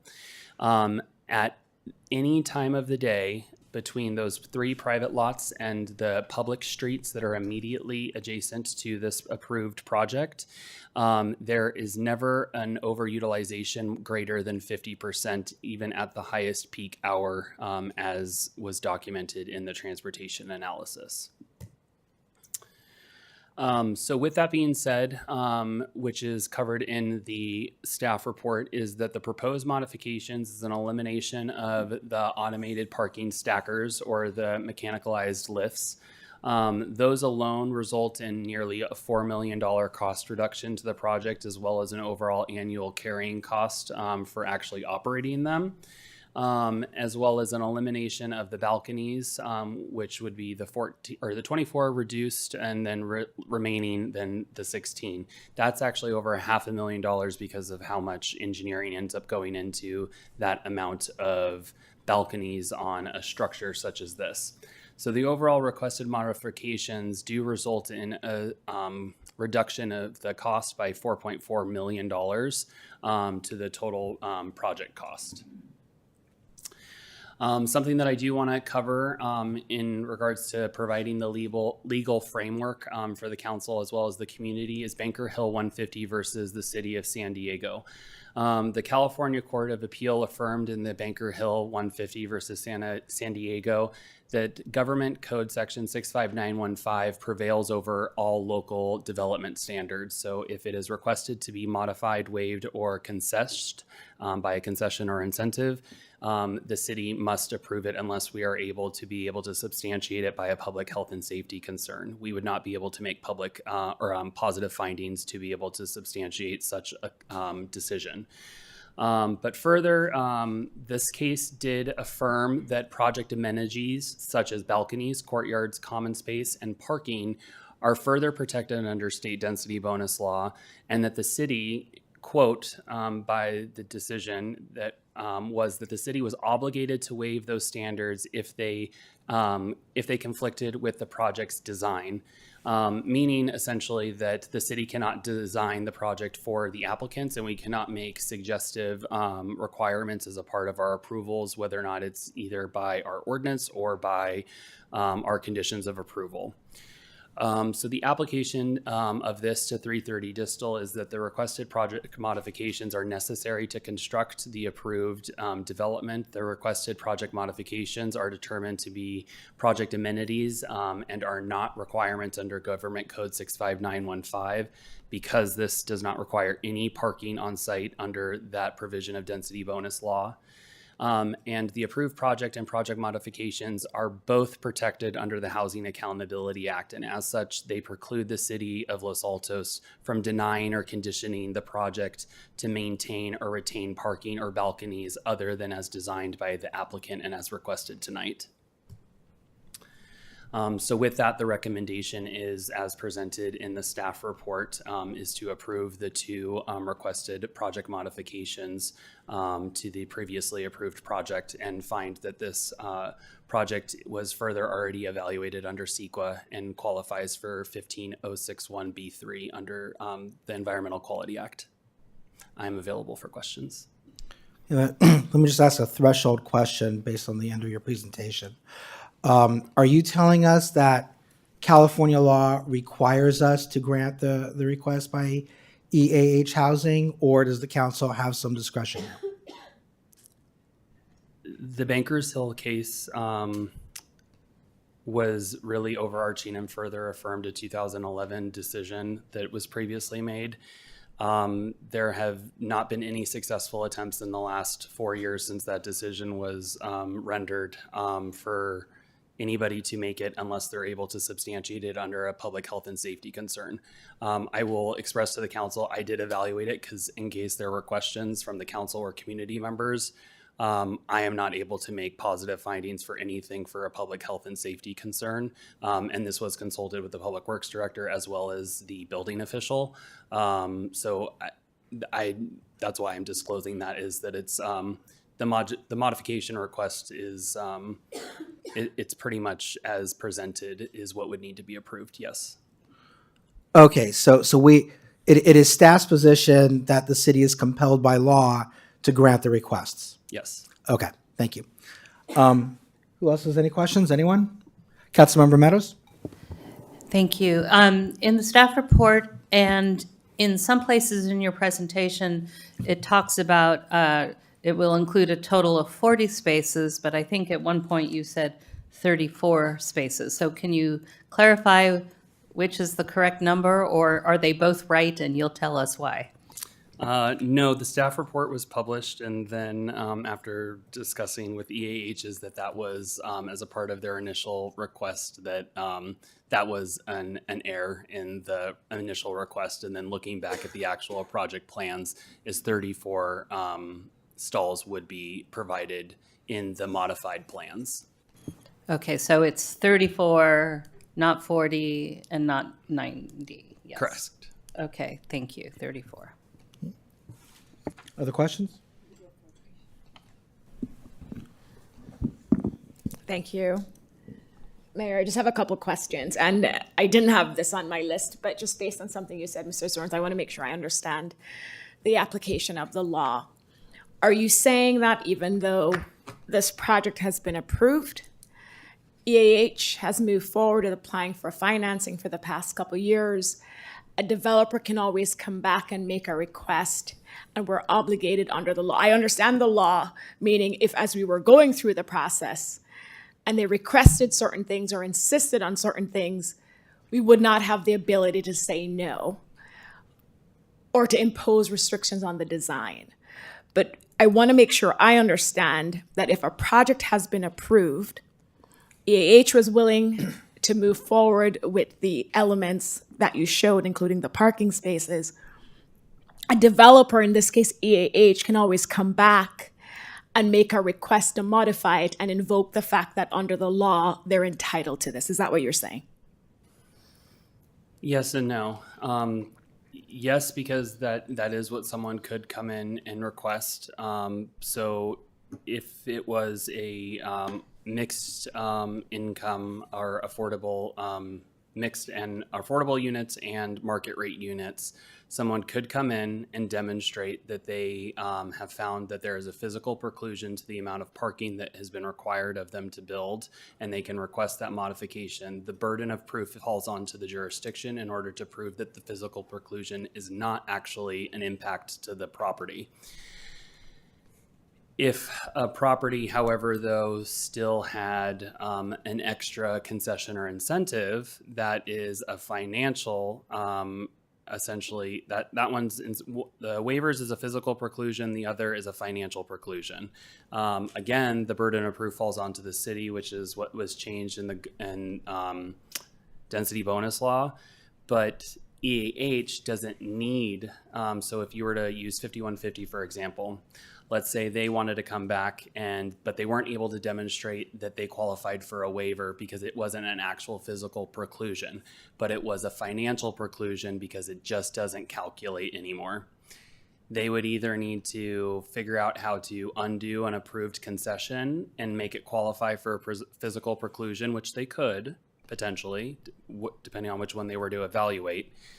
But specific to 100% affordable projects such as 330 Distal, it's not a request, it's a guarantee under 65915. So it is different for a 100% affordable project because they are not required any parking as protected under the law. So they're retroactively going back and asking for what they're entitled to because it's not a requirement under our code because it was silent at the time. And then the law still has remained. So they've been able to demonstrate is that there's a financial, essentially, limitation beyond just coming back and requesting to now exercise the ability to have reduced parking on site. So it is a yes and a no at the same time, because I struggled with this, is that if this more policy almost kind of type question came up from the council, is I would then ask the council is if we were to want to try and require the parking, how do I defend this with HCD when they do a letter of inquiry that asks me, why did your council deny or continue this project when the developer has shown a cost burden of $30 million without being able to close it and a state deficit that was looming up until this week? That how can you guys justify not essentially waiving something that is just already provided as a standard at zero in the law? So it's kind of one of those, there's these case law decisions, and then there's also the things that should have, in my opinion, we never should have required any parking from the very beginning, as as the law was in effect in and at the time, the EAH as a developer tried to be very amenable and tried to listen to the community, and they've tried to do their due diligence this entire time. But the clock is ticking and their entitlements will expire, and they still have no funding options. And again, we've also talked previously, the city also has no funding to provide this project. This is a way for the city to, like we did with our development impact fees, we did not collect an impact fee. We will not collect an impact fee, but this is essentially a no-cost write-off the city could do as a policy decision right now. The only thing I would then further caution is I can almost without a shadow of a doubt anticipate a letter of inquiry, and I don't know how to defend that. No, that's interesting because I understand if we were going through the process and they were able to show that it's cost prohibitive or financially prohibitive and we can't require it. As we were going through the process and working with them, I get that part of the process. It's interesting to me, and maybe because it's a 100% affordable housing development, there's a difference here that it's already approved. And I do want to clarify, the city did not impose a requirement. EAH was a partner with us, and we agreed to this together. So this was not Los Altos requiring something that the law did not mandate. Next question, and you touched on it about whether or not the city could contribute. And as we know, thanks to Supervisor Simidian, the county came up with $10 million more towards this project. Could our city, because we had the budget workshops a couple weeks ago, and I think we have several $1 million of unassigned funds. I assume it's still the same, Mr. England. Could our city contribute a couple $1 million to this project from this fund? I guess it's from Mr. England. That's probably a question for the city attorney, but I think if the council made findings of public benefit, then it probably could. Thank you. And the amount we're trying to make up is still 4.4, because I remember when this first came up, and I'm sure EAH would appreciate any amounts we can contribute so that their application for financing, the amount is a lot less. But I just want to make sure the financing gap we're trying to make up with your proposal is approximately $4 million. For what the city can contribute. However, there is still the tax credits and everything else that EAH is still going to be going after. This actually helps to add an additional incentive to showing that not only the supervisors made an additional contribution to be able to help close that funding gap, but the city also is acknowledging that there is a significant cost reduction that can be made to the project just by the reduction of some parking as well as balconies. So it does help to show, like we talk about in affordable housing all the time, is that affordable housing is only built by multifacets and buckets of dollars. No one, unless you get an endowment type of a donation, builds a project from one source of income. It comes from credits, it comes from waivers, it comes from, interesting creative methods, donations, all these different funding sources. And right now we're in a very competitive market when it comes to the credits that are available, or honestly rather not available, unfortunately. So it really is going to help to incentivize and show that the project has made a meaningful attempt to further reduce the cost, but then try to get money from any and every other source that it's possible. So it really helps to make us more eligible for those credits that will further close the gap after we've made our modification. Got it. And then last question, Mayor. The slide you had about the reduced modifications, it mentioned the parking and the balconies, but I think you're also proposing making some adjustment for accessibility to the bike storage area. Is there cost associated with that?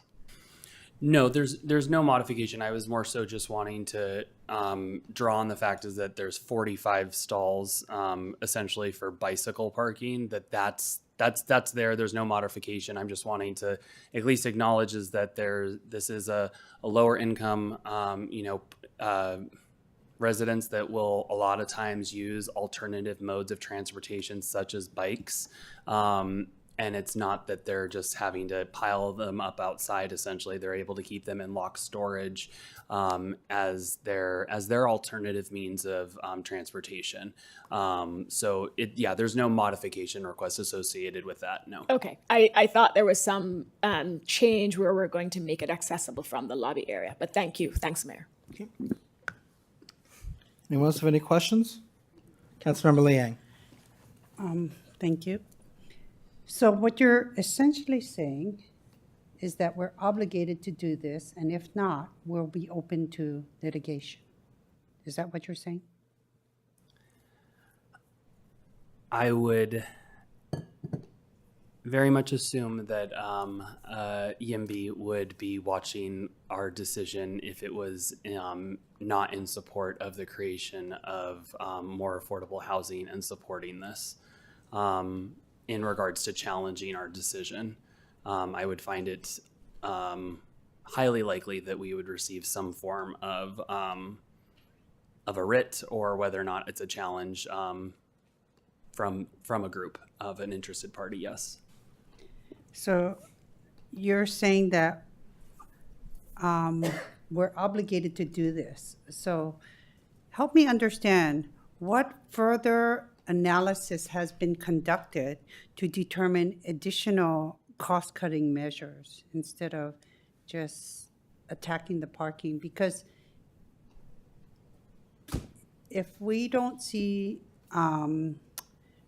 further analysis where perhaps can we ask them to go back and look at that? Because like, if you look at the aesthetics of all the wood around the building, and then it was possibly replaced with stucco, can we kindly ask that, you know, if we work together to achieve the goals that they want, can we take steps to do that? The EAH has done a pretty significant job over the last 2 years, even though they've been going through the building permit process, to actually try to do the alternatives. One being the very significant that they were able to bring down the construction cost by $3.2 million just by further looking at and refining essentially the bids for construction. If you want to make it simplistic with the explanation. That's a significant amount to be able to reduce, especially given this current market. The mass timber was also a cost differential that was originally, before COVID, was actually even more of a cost savings. Now at this time, it's essentially a wash. That was a part of an initial decision or discussion, is to potentially change the podium structure from mass timber to going back to a concrete traditional kind of convention, what we see in this type of construction today. It's kind of cost neutral at this point. There's not really any necessity to change that provision. And then the fact that they were able to work with the Board of Supervisors and Joe Simidian's office to find another $10 million to close essentially a third of the funding gap is very significant. Between the city's essentially quote unquote contribution of $4.4 million of modification request in the county, between those two entities, you're closing the financial gap by 50% just in and of itself. And that's just from those two components. EAH, by finding additional cost savings from construction, reduced pricing, was another 3.2 on top of that. The rest of the project is going to be funded by essentially an anticipated $10 million in state tax credits, as well as 4% in federal tax credits and tax exempt bonds. I don't really think that there's any alternatives that EAH has not explored that we would be able to kind of direct them to kind of go back to the drawing board. Again, this approval and this consideration was really vital to kind of get before the council as quickly as possible, because the application for the August 2024 tax credits and the exempt bonds. This approval needs to happen prior to that application in order to strengthen the application for competitiveness, where we would be back to the conversation about needing more dollars to fund this project if they didn't have essentially as much of a upper hand with the competition of all these other affordable projects that are kind of on the market right now. Although all items were not evaluated or looked at. Perhaps reduction of plate height, reduction of the amount of, you talked about timber, look at the aesthetics of the wood, the reduction of the artwork. I mean, we're looking at working with them to ensure the success of their residents as well. I mean, the value of residents. Councilmember, do you have a question? I think this is really discussion. So then the question is, if we don't feel that everything was looked at, and we can go back to ask them to look at that and explore that, can we do that? Nick, do you want, we can't, under density bonus law, the burden has shifted. We can't make them prove that the financial incentives or concessions are necessary. We would have to do that burden, and it has been shifted to us. So we can't say, we don't believe you, go run your numbers again. I mean, It's not running the numbers, right. but well, also. it's looking at the numbers again. We can't ask for pro forma. We can ask for reasonable accommodation, reasonable documentation, and I think what they have submitted is reasonable to show the cost reductions. Okay, Yeah. then my next question is, what if we grant part of this request? Are we, and still look like we're still working with them to make sure they're succeeding and not grant both of them? If the council member is suggesting that we only grant the balcony reduction, I would say EH wouldn't even have explored this as an alternative. The parking reduction is truly what's going to be a cost benefit to the project, because as a part of the what a lot of folks aren't understanding is that these lifts are not just what you would see maybe in San Francisco that are just visual to folks, where it is visually stacked, just everything above grade with a bunch of I-beams and a mechanical kind of lift.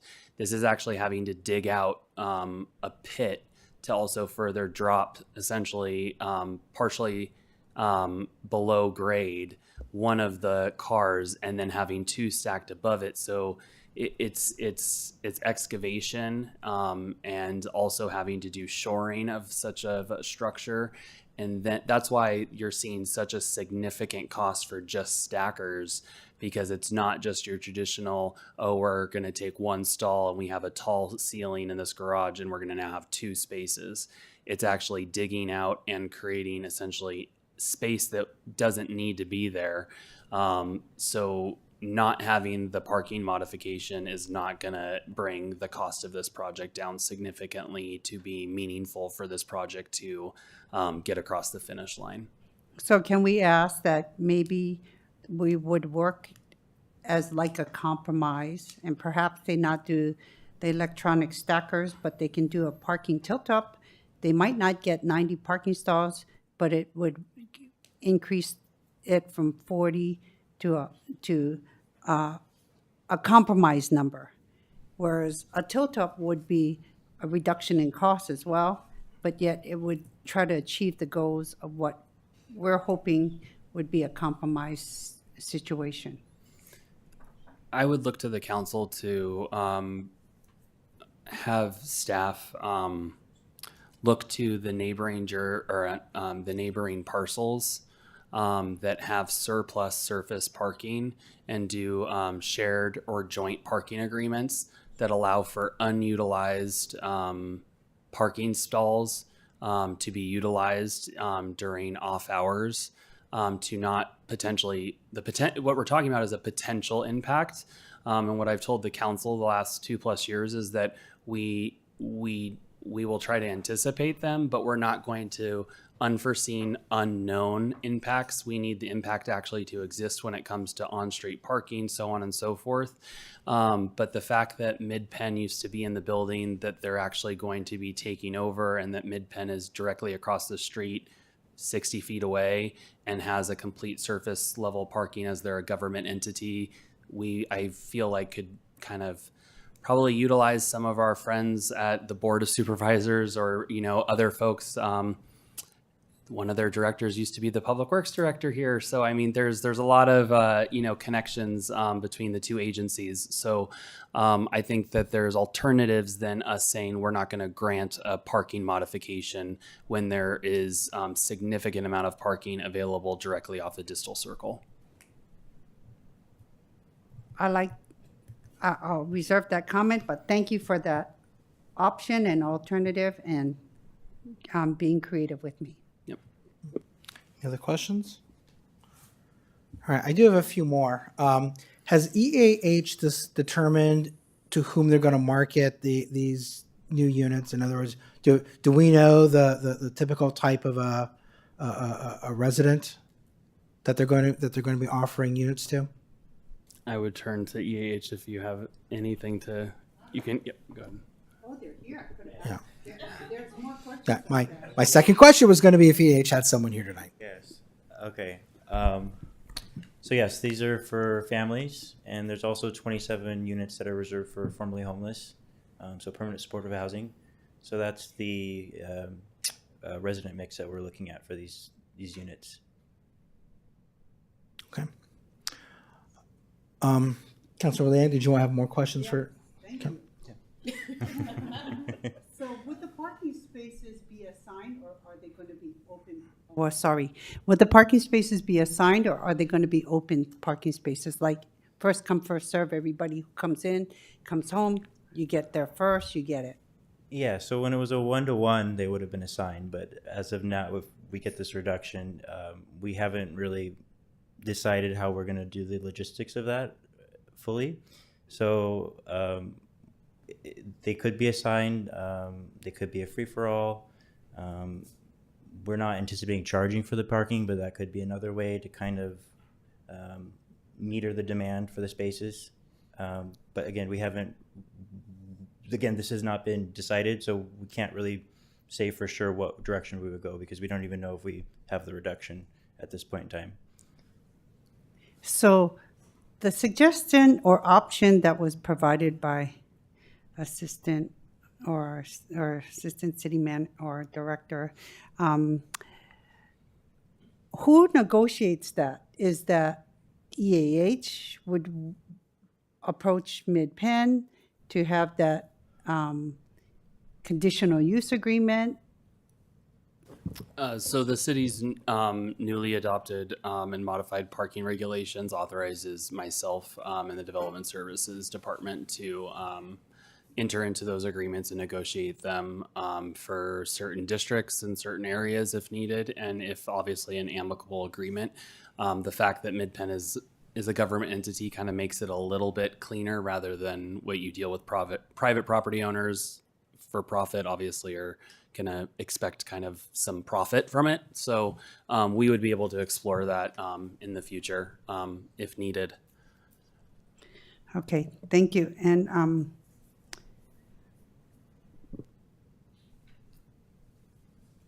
as you might have heard earlier, I was concerned with the amount that is being invested in the aesthetics. Yeah. And have you considered cost-cutting measures as far as the aesthetics? So in initial conversations with Nick, we kind of decided to forego making any modifications that would affect the aesthetics because of how it was approved. We didn't want to have to go back to Planning Commission, so forth. But we did go for the parking because that was it's a very simple modification to the plans. We're also trying to avoid burning costs with our design team because, chasing after saving $100 and spending $80 to make that change, it's not really lucrative of anybody's time. So that's kind of why I looked at the balconies and the parking because they were low-hanging fruit. So, I mean, the aesthetics could have been revisited, but it's not something that we thought was effective use of our time, and it would be spending money on design, essentially. We, like he said, we looked at changing the CLT podium to concrete, and we are essentially going to be spending probably $600,000 in design fees and extending the schedule, the permit schedule, by having to go back and kind of scrap the design we had, just to save $1 million. So the cost benefit wasn't really there. So that's why we went with the parking and the balconies. Okay, thank you. Those are my questions. Okay. Okay, thank you very much. I will open up the public hearing. Do we have any speaker cards? Yes, we do. We have, let me find, oh, we have more. 1 second. We have 8 speakers. Okay, 2 minutes each, please. The first speaker is Ann Paulson.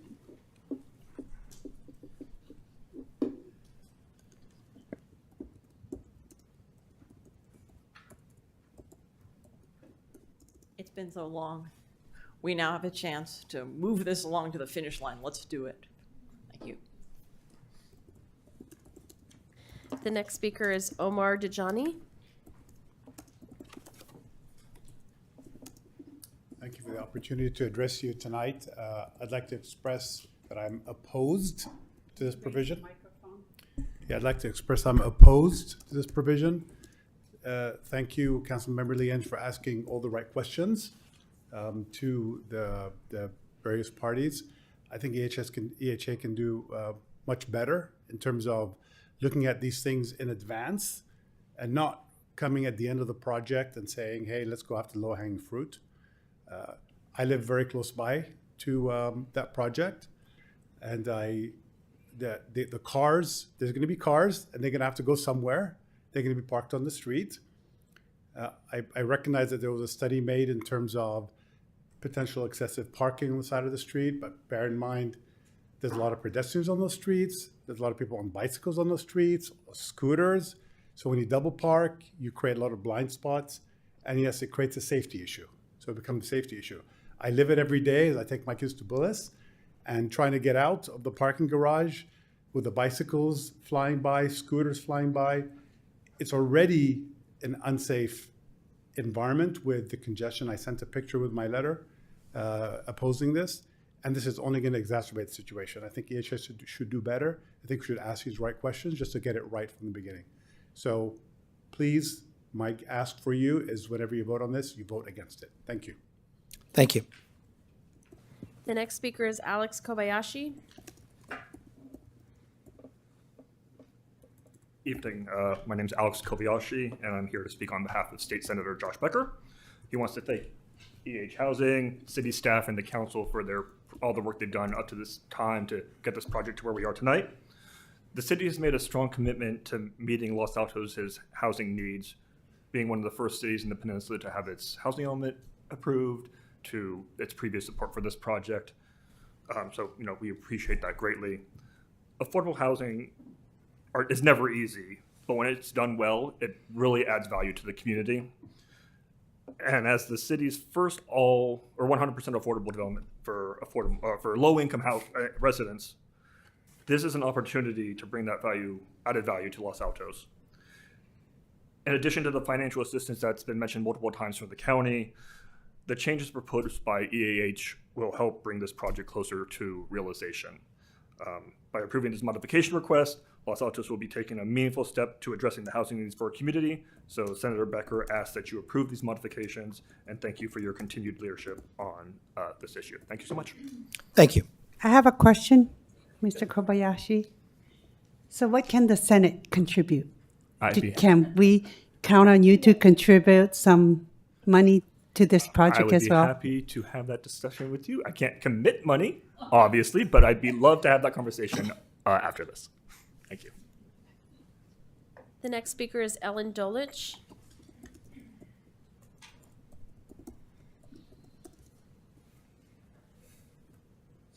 Good evening, council members, and can you hear me now? I've known many of you through the years talking about 5150, which is now in demolition. But by the way, this is my bedtime, so I'm ready to go to sleep. I am very worried about this modification because, as my neighbor Omar said, and I also live at 5150, it's very dangerous right now in terms of commute times and school openings, closing kids, riding their bikes to school. Has the council, has any of the staff contacted the Palo Alto Medical Foundation? I mean, what do they think about this? Are people going to be using their parking lots? Are they going to have security guards there, standing guard? Are there spots available for them to rent? I'm a little confused about some of the parking suggestions across the street. Where is that? Is that PAMF? Is that another? I mean, there's 3 parking lots, but they're used by patients, I thought, for Palo Alto Medical Foundation. So this is going to affect a lot of people. I think the impact for the lack of parking, that's what I'm talking about, is going to be very negative for our neighborhood. And I urge you to not make a decision tonight. I know you're under this time crunch, but you're really impacting a lot of people in this neighborhood, not just 5150, but all the side streets. And you're going to have the same problem with high school parking. It's the same exact thing. Thank you for your comments. The next speaker is Andy Dolich. The next speaker is Barbara Harriman.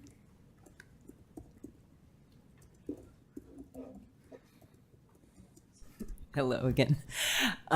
Thank you all. And from my interpretation, it sounds like your hands are going to be tied. It makes me a little sad that it's coming up at this point in the process. Is there a possibility of doing underground parking without the mechanical? Could they do it like some of the other, I know in Los Gatos, there's underground parking under the Safeway. Is there a different way they could get some parking that wouldn't be quite as expensive? The lots that are available or supposedly available, I heard the word public. Does that mean that they're not owned by companies? So I know it's a little bit awkward. Yeah. We're not allowed to answer questions. To answer Okay. questions back and if forth. If they correct. are public, like they're owned by the public, then could we turn that into a park with parking for, or something? I just hope that you can be creative in solving this and think really outside the dots. And the last suggestion is, because these people are going to be moving in and not having parking, it will probably not be the most welcoming place to be moving. So maybe you create a task force of community members who can help figure out a way to welcome our new neighbors. Thank you. The next speaker is Daphne Ross.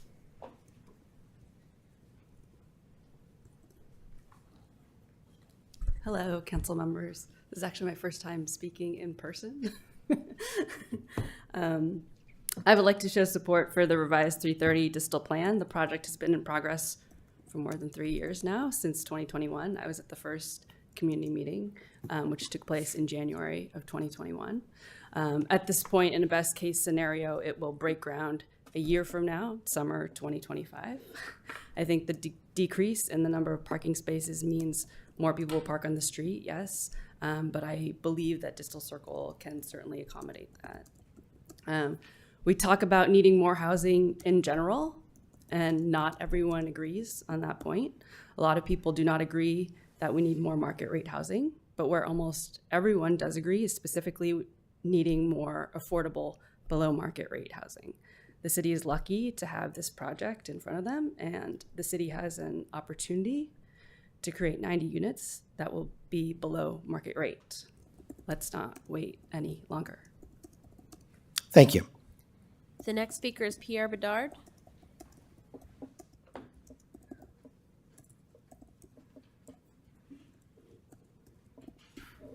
Hi, my name is Pierre Bedard. I'm a library commissioner, but I'm speaking today for myself or in my own views.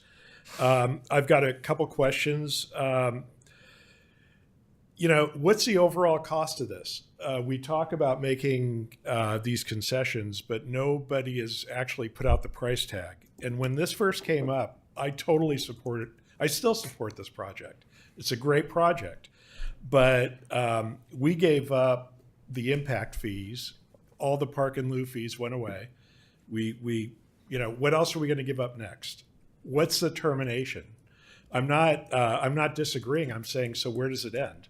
Are we on a slippery slope that we're not going to get out of?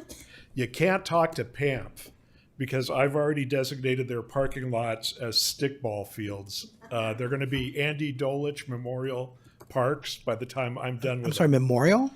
Well, yeah, he's alive, but we'll make things. But my point is, we don't have any green space at all, and we gave it up. We thought we had it with 5150. We don't know yet. The permit hasn't been pulled. The fees haven't been paid, but I'm not that much of an optimist. I would ask the council to look at our area and our neighborhood. You heard it. The north of Jarden folks, we're there. That's us. I'm going to say this, and it'll be the 5th time I've mentioned this in public. My kid got run down on Casita going to school to LAHS maybe 20 years ago. That's the reality of the traffic we're seeing, and he ain't the only one. And you don't hear about it, you don't see it, but the school sees it, and it's dangerous. And this just exacerbates it. Thank you. Thank you. The last speaker is John Baer.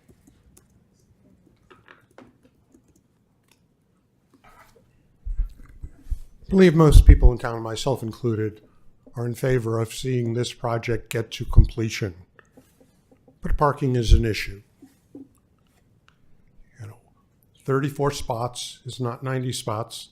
And with the elimination of parking on El Camino, all those excess spots are going to disappear on Distal Circle.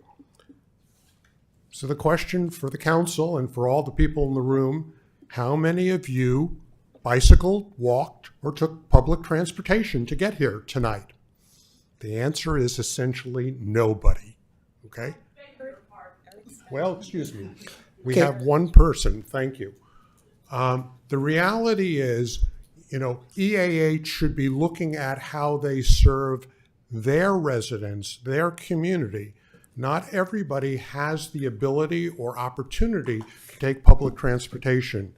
And having a family, having a battered woman, having a single mother, late at night having to find a parking spot is an issue. So they should want to solve this problem as well. And I'm kind of disappointed they've taken what I consider to be the easy way out. It's important that we serve the people in our community. It's important that the residents there feel as though they're getting the services they need. And for many of them, parking is important. I mean, for those who don't need it, great. Or a lot of them will and do. And if they don't have it on site, it may be a little challenge or it may be a big challenge. Thank you very much. Thank you. Okay, so with no more speakers, I will close the public hearing and bring it back to council. Who'd like to get us started? Vice Mayor.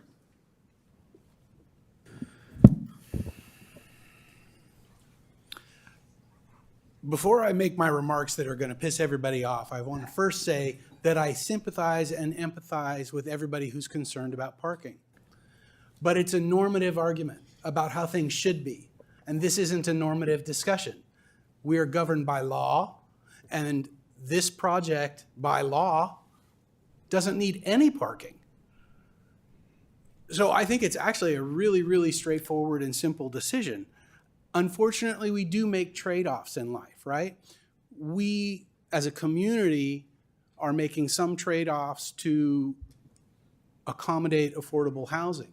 And unfortunately, the residents in the neighborhood most impacted are also going to have to make some trade-offs with regard to how many cars may be parked on the street on which you live. We don't have the discretion to engage in the normative argument, right? That argument took place in the state legislature. It's not an argument for our council. So I support these changes. And I also need to express frustration. I can't stand it when we sit up here at the dais and start to try and design a project and substitute our will for the will of the engineers and for the people who are in charge of the project and own the project. And frankly, it's one of the reasons why this project is as troubled as it is, because we've bent over backwards as a community to try and accommodate every stakeholder. And unfortunately, we can't do that. I wish we could. I wish we could. But the notion that, you know, we're going to put a car stacker in an all affordable development was ludicrous from the start.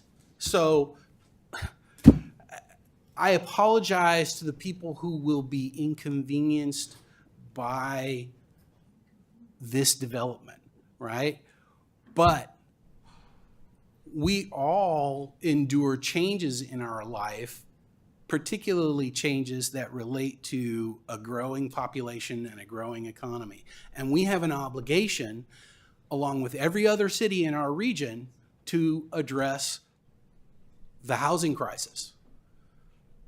And so unfortunately, we find ourselves in a situation where we might subscribe to the normative argument and think there should be more parking, but we simply don't have the discretion to make that decision. So for that reason, I absolutely support this change. And frankly, I wish it had been I wish it had been part of the original design. I think we're probably, unfortunately, compounding the emotional impact of this change when it probably should have, the project probably should have been designed that way to begin with. The fact that there was a car stacker in the project to begin with was just wrong. So that's where I am on this. I'd like to go next. Sally? Yes, thank you, Mayor. So this is a learning, I think, for all of us, because I don't know that we've had something come back post-approval. Yes, we have, or no? Oh, that's true. But that was a different situation. It was, yeah, but anyway, you're right, that did come back. So it's good to know, right? Well, and that wasn't all affordable, but yeah, you're right. There was a reconfiguration, but that made sense because there was an ownership change and all that stuff. So anyway, but sorry. So it's a learning, let's put it that way.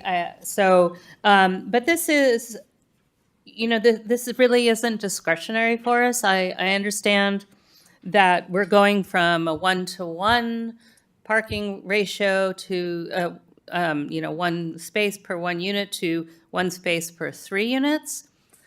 I will say, and I don't have data to support this, but intuitively, I wonder how that list system would have really been used and whether a lot of those cars, if there even are 90 cars in a 90-unit all affordable, if they would be using the lift system.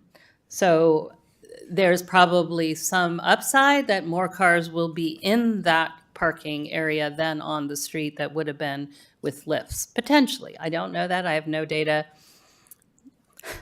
He's not throwing anything at me yet. But anyway, but I don't see this as discretionary. It is a significant, it gets them, it sounded like from all the things that were listed, that it closes the gap.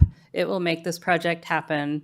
We can't start having them redesign because even if you save a little bit on stucco versus wood, the cost of redesigning and then re-engineering, that's just prohibitive. So this is what they've requested. We should we should approve this, and we have to approve this, so I support it. Councilmember Liang?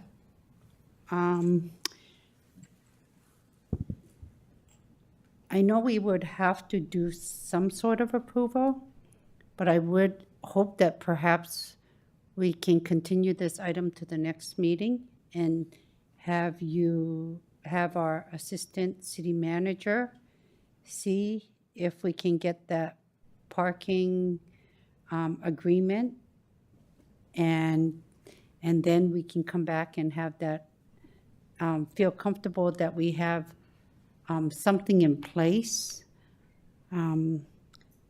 It's not that we can't, we have to approve it. We can work with them to approve something.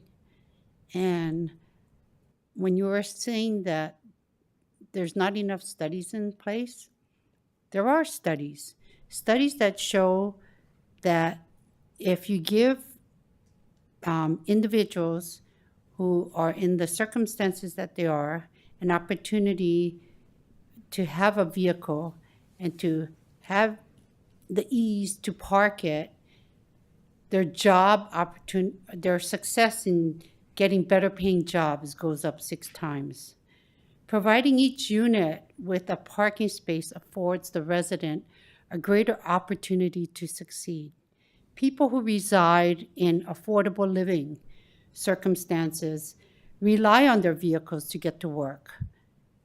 Many have multiple jobs and are in positions where they do not have flexible schedules and have fixed schedules. So it is important for us to do our best to try to help these situations.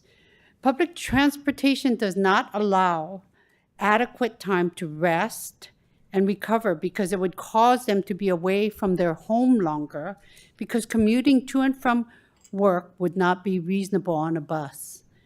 So having taxing schedules could only make it worse, because then they won't be as alert at work and they won't have time to spend with their family. And many are not afforded the opportunity to work from home. So I would like to make it or push that we have that agreement in place, that because it is a necessity for people to have the amenities they need if they have a vehicle, and make it comfortable for them. It's also a safety issue. I'm concerned about, we're hearing about the traffic around the area. It's going to impact our safe route to school. We're always saying how safe routes to school is a priority. So I think it's important for us to do our best to make sure that we keep the opportunities to work with EAH and to make it successful for everyone, especially the residents that's going to be there. So, I would hope that we can continue this, and hopefully you can have it in place by the next meeting. You're nodding, so it sounds hopeful. I will acknowledge the council member's request to be able to work with neighboring and nearby surface level parking. There's some that are even in the parking or transportation analysis that was done that are not ones that I happen to know about from property owners where there is significant vacancies from tenancy that is at very extreme lows right now. But parking shared use agreement takes months. I have done them before elsewhere. I would not be able to do it within a few weeks. I wouldn't be able to do it within a month. We're also talking about construction, as we've had public comment, not even if we're hoping and lucky that it starts in a year from now. We're talking about a minimum of 18 months of construction. we do not have a traffic or a parking impact for probably 3 more years. And that's a lot of time to be able to come up with some solutions. And we have deployments of complete streets, and we have safe routes to school in the immediate area. But I will at least just read it into the record, because on the west and south side of Distal Circle, there is enough parking for at night when there is 0 parking, which has been documented, enough room for 37 parallel parking. On the east and north side of Distal Circle, there is 39 parking stalls that would be available on street without any parking agreement. At PAMF, which has been notated tonight, there's 90 parking stalls that would be available for after-hour parking, which is when we are concerned. So if we're talking about people working, they're not at home. So we're talking about an invisible parking need during the day when it's not an actual demand from the people that are actually living on site at 330 Distal. Parking lot at 325 Distal Circle has 37 stalls. The reason why I mention all of this is that as a part of the transportation analysis that was done by a notable transportation firm, is that at 10 a.m. at the peak hours for morning service, there was only a 50% threshold of all parking in that immediate area of all sites on street and off street at that time. And at 1 p.m., it went down by 15%. And at midnight, so in the middle of the night, when no one's at any of those businesses, since they are not after-hour establishments, there were only 6 vehicles on the street or in the private parking lots. I feel very confident that I would be able to, between the 3 that are notated in this transportation analysis and the 2 additional that I know of that are in the immediate area, we would be able to come to some type of an agreement in the near future. But again, we have 3 years before that's actually really a thing. So what you're also saying is that PAMP will be allowing us to use their parking space after hours? Because it kind of sounded like you said at the after hours.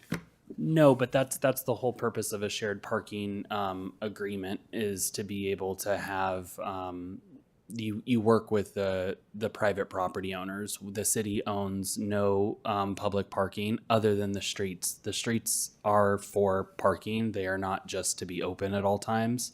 So we would be able to use them for almost 70 parking stalls, which is actually more than what we would need, considering that would put us at over 100 parking stalls, which is what the project was originally approved at 90. So I fear we're splitting hairs of what we're trying to kind of anticipate, something that's not really a problem yet, as well as some very real solutions that I've already notated in this discussion tonight. I appreciate that. And I just wish that EAH came to us sooner. It just seems like it is the last hour in which they came to us. I mean, this project was sitting vacant for, a while now. And so I think that if they approached us sooner, we could have worked on this together. So I'm going to clarify for the record, because I do not think it's genuine of the city to make statements such as that. EAH engaged me when they found out at the beginning of this year that they were not selected to award any dollars from the Supernova. So they contacted me in February, and actually prior to that, I had reached out to Welton, who is their chief real estate officer of EAH, to ask about the status of what the project was and what the city maybe might be able to do in the future when the informational item was requested by the council during the priority setting in January. So we have been actively working through it. However, it is supernovas are only released at a certain time each year. It is not the 11th hour of the fact that I have been working diligently with this developer since January to try and figure out all of these alternatives. So there aren't any other options. And I can, with fairly certainty, say if we do not approve something, it's going to make us very limited competitiveness for the fact that that this is one of the way that they do scoring criteria is to try and get the developers to figure out how to reduce costs. They've done that by the construction costs. Try to figure out with the approving authority, the city, how can we modify the project to be able to bring down cost. And very lucky that we were able to work with the supervisor's office, essentially from EAH, that they were able to work with Supervisor Savidian's office to find $10 million. We're at the point of, we're at an indifference of there's nowhere else to go for money, and we've looked at everything. The last thing that I will say is anything that maybe could have been done for a project aesthetics component is one of the cost savings of this is this building is essentially a bunch of prefabbed units that are stacked and essentially assembled in it's Legos all on site. There's very little that we can manipulate with it. And I talked about that with the project design architect Lily in San Francisco intimately multiple times for months. It was splitting hairs of, okay, we could change some windows and reduce the size of a window, but we're talking about $500 a unit. We're talking about nothing that ends up being valuable to the actual overall cost of what is going to be a starter or a non-starter for the project.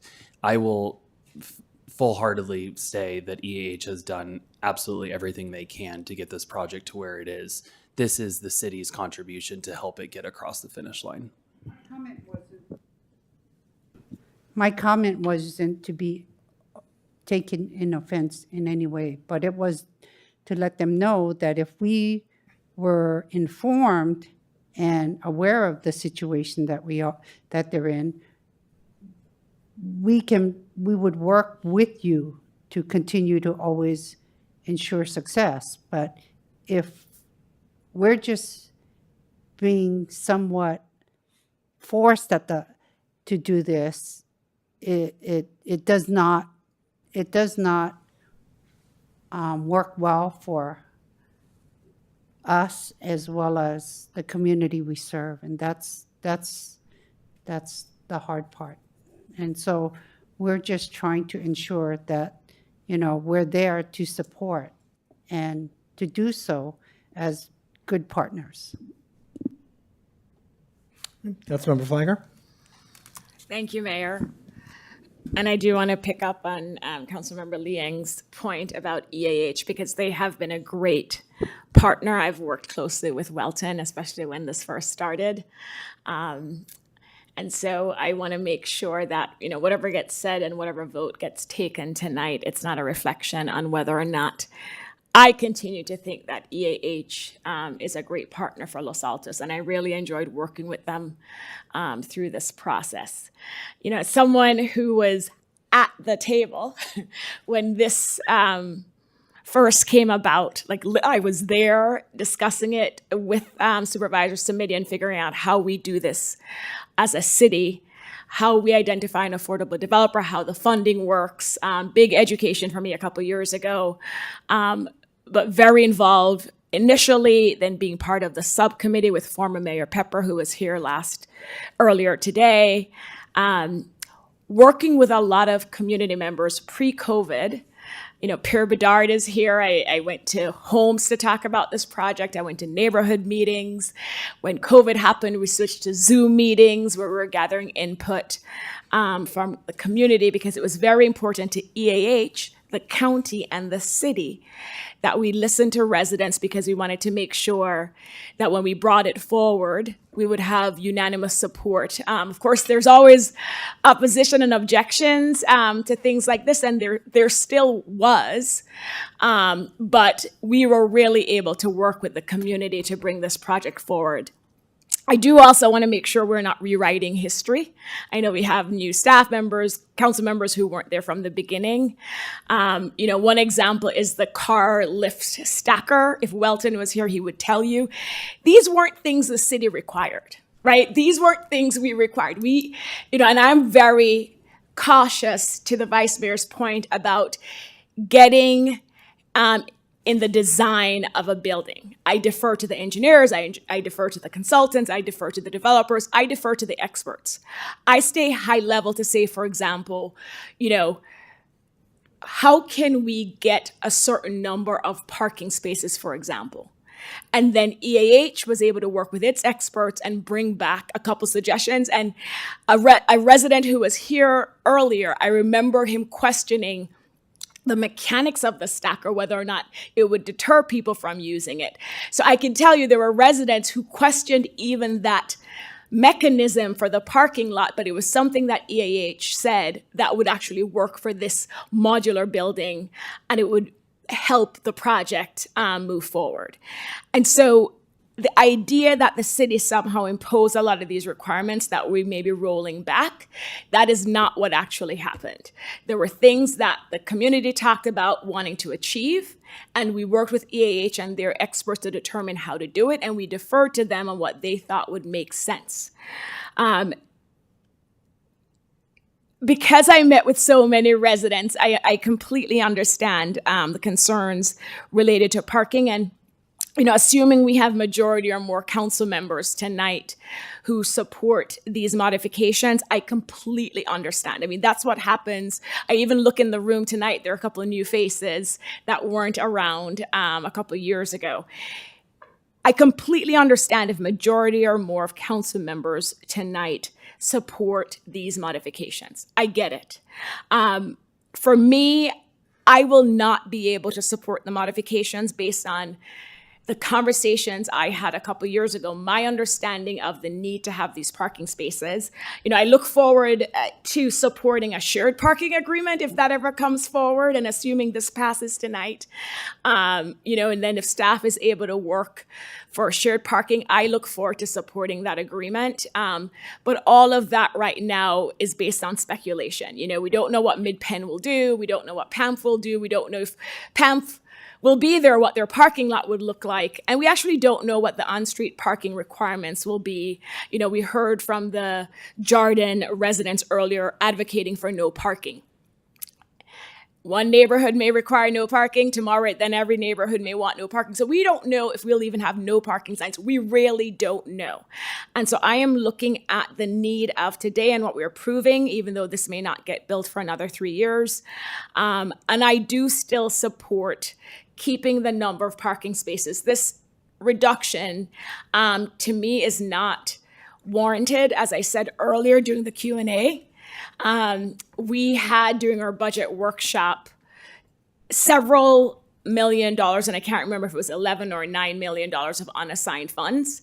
I would have preferred if council majority or more directed staff to look at whether or not we can make a case that this constitutes a public benefit, and similar to the county, we pull money together and we put together 3 or 4 million from this unassigned budget amount towards this project, because no one can argue with me about how important this project is, how much work went into it, how it is so important for Los Altos to have this 100% affordable housing development. And I support it for so many different reasons, but I am concerned about reducing the parking. My preference would have been, and I do think EAH came to staff, they reached out, they've been very diligent. I think they've acted in good faith, but I do think as a council, we should take the opportunity to explore other ways we can help with this financing gap. And of course, I'm supportive of looking at the unassigned funds. But even if there's no support for that tonight, I want to be clear, even though I will not be supporting the modifications to parking, I understand the balcony modifications, and I know that's just a drop in the bucket. But I will not be supporting the parking modifications because I am concerned about the impact it will have in the surrounding community. But I want to be clear, and you can look at my record and you could go back to who really helped to push this forward. I support this project 100%. And if it moves forward tonight, I look forward to 3 years from now where we're opening it up. And I love the suggestion from the resident earlier about having some kind of welcoming committee. I don't know what that would look like. I won't be on council then, but I look forward to being part of that process. So I really want to thank EAH for their continued partnership. I know they're in a very tricky and challenging position.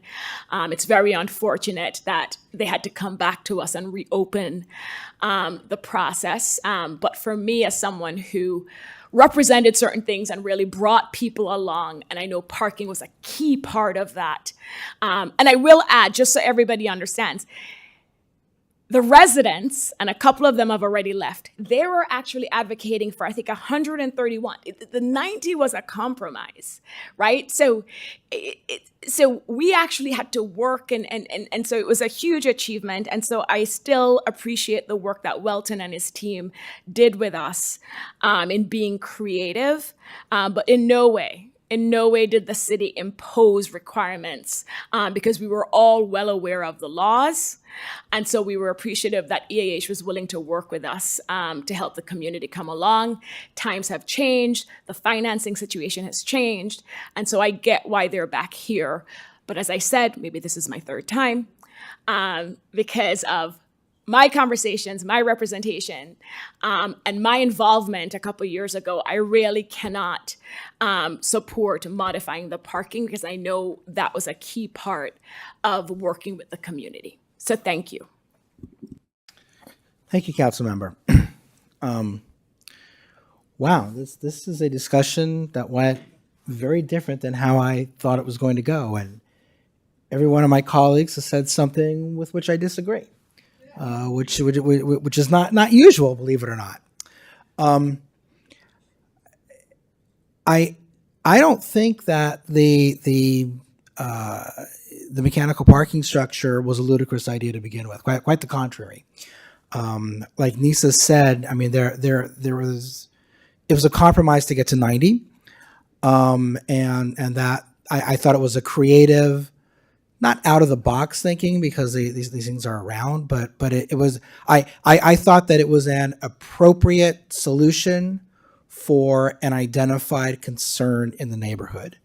And Sally, I'm a little surprised at how you think it's not something anyone's going to. I mean, I was stayed at an Airbnb in Israel for a couple of weeks, and they had exactly what's being described. I mean, there was a trench dug out at the very bottom, and there were 3 levels of cars on that, and it was not. I mean, it just wasn't that big a deal. It just wasn't. It worked where I was. And if it could be built at 330 Distel, I think that it would be used. I guess I'll cut to the chase before backtracking a little bit. I do not want to vote for these changes. I am exactly where Nisa is with respect to the process that we underwent, except I feel compelled by law that I have to support these changes. And I'm a little surprised that I don't understand the legal justification if there is one, or if it's more of a protest vote.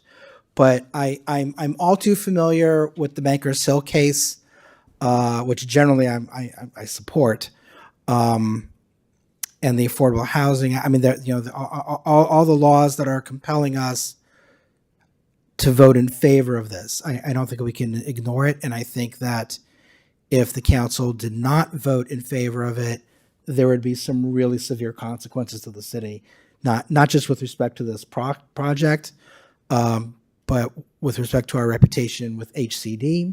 And I think that it would expose us to litigation that we don't want. I do want to talk a little bit about the process, though, and Nisa, granted, I was not involved in it as long as you were, of course, you were on council longer than I am, but this was a tremendously collaborative process.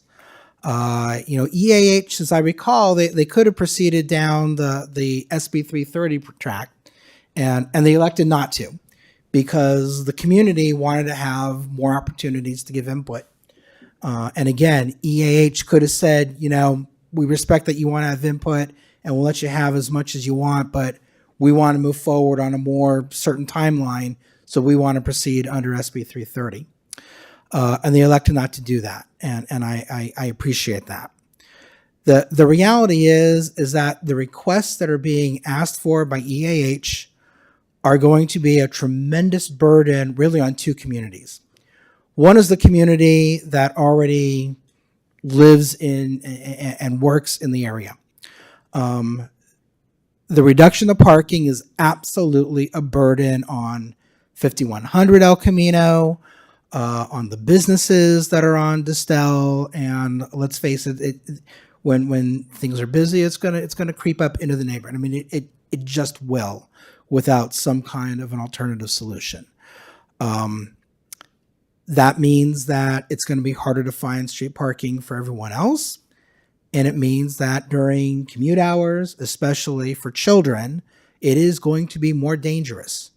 And frankly, voting in favor of what EAH has requested, I believe is directly it is contrary to our goal of wanting to have safe routes to school. And there's just no way around it. Another community that I think no one has really talked about are the community of residents that are going to be deprived of the balconies. And I know, it may sound silly, but I go outside when I'm home a lot. And when I lived in an apartment or rented a condo, I went out onto the balcony. I didn't just open windows. And I've lived in apartments that did not have balconies, and I've lived in apartments that did have balconies.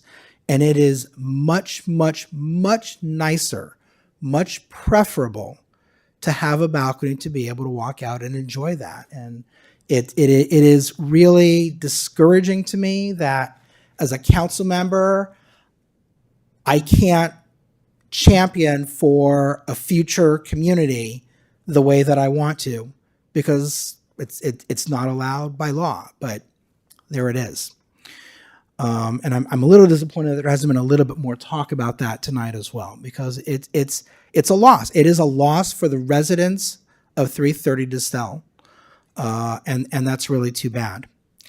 Ultimately, if 330 Distel is underparked and there's no solution with PAMP or anyone else with some kind of shared parking agreement that can work, if it's not working out, then ultimately, EAH is going to have to adjust to whom it is marketing its apartments. Because if parking is an issue, the market of people who would want to live at 330 Distel will decide that they're going to end up living elsewhere because 330 Distel is not able to give them the amenities that they need. And that may not be such a bad thing, right? I mean, if it's not parked for the needs of a certain community, then it will be a different community that will have to use the apartments in that project. But that's kind of a flex that doesn't really affect EAH, but it does deeply affect, I think, the residents of the area.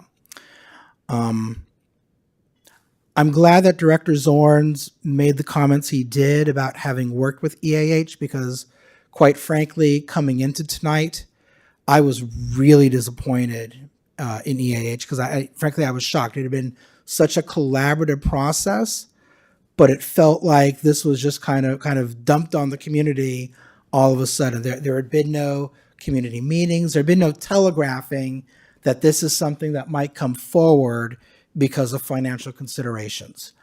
And I frankly, I think that it would have been a courtesy to the community had that happened. I don't think it would make any of the residents that are here feel any better about it. But it's what I would have expected given the way that the project moved forward 2 years ago.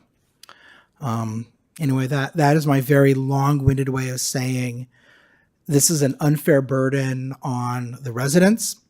This is an unfair burden on the future residents of 330 Distel. But I believe that as a matter of law, I do not have any option other than to vote yes. And it's for a project that I really want to vote yes on, because I want denser housing and I really want more affordable housing. It feels unfortunate the way that we got to this meeting tonight. Councilmember Fliger. Thank you, Mayor. I'm going to make a last ditch. As you said, this is evolving completely different than I imagined as well, just listening to your comments. I'm curious, Mayor, based on your comments, and just to respond to your question about looking to me about the legal argument, I'm not questioning our city attorney on the application of the law and whether or not we have any options here. I was surprised that they could do this retroactively. I was not aware of that, so that was surprising. But again, I defer to the city attorney interpreting the law for us.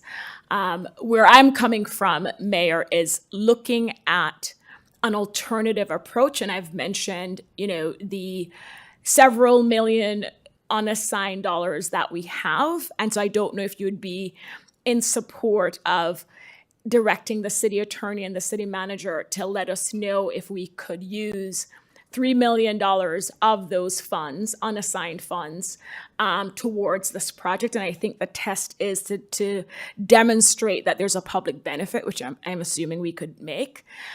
So I'm making my last ditch request. We do have another meeting in 2 weeks for us to look at. There may be majority support for that, Mayor, for us to look at whether or not, instead of reducing the parking spaces, which will have a huge impact on the neighborhood and it will spill over closer to the high school, we have an opportunity here where fortunately during our budget we learned we had several million, and I keep saying that, I'm sure the city manager is thinking, oh. But I will ask, Mayor, based on your comments, if you would consider deferring this at least to the next meeting so the city manager and city attorney could come back and let us know whether or not we decide to do it. That's fine, but the legal question of could we make the case that the city could contribute $3 million, be a public benefit. If you're open to that, Mayor, I think we'd be able to get support for that. If not, as I said earlier, I completely understand why majority or more of council members may want to approve the modification tonight, because I do get it, and I do get that we want to move this forward. But here's an opportunity to keep the parking and possibly help EAH with direct funding. Vice Mayor?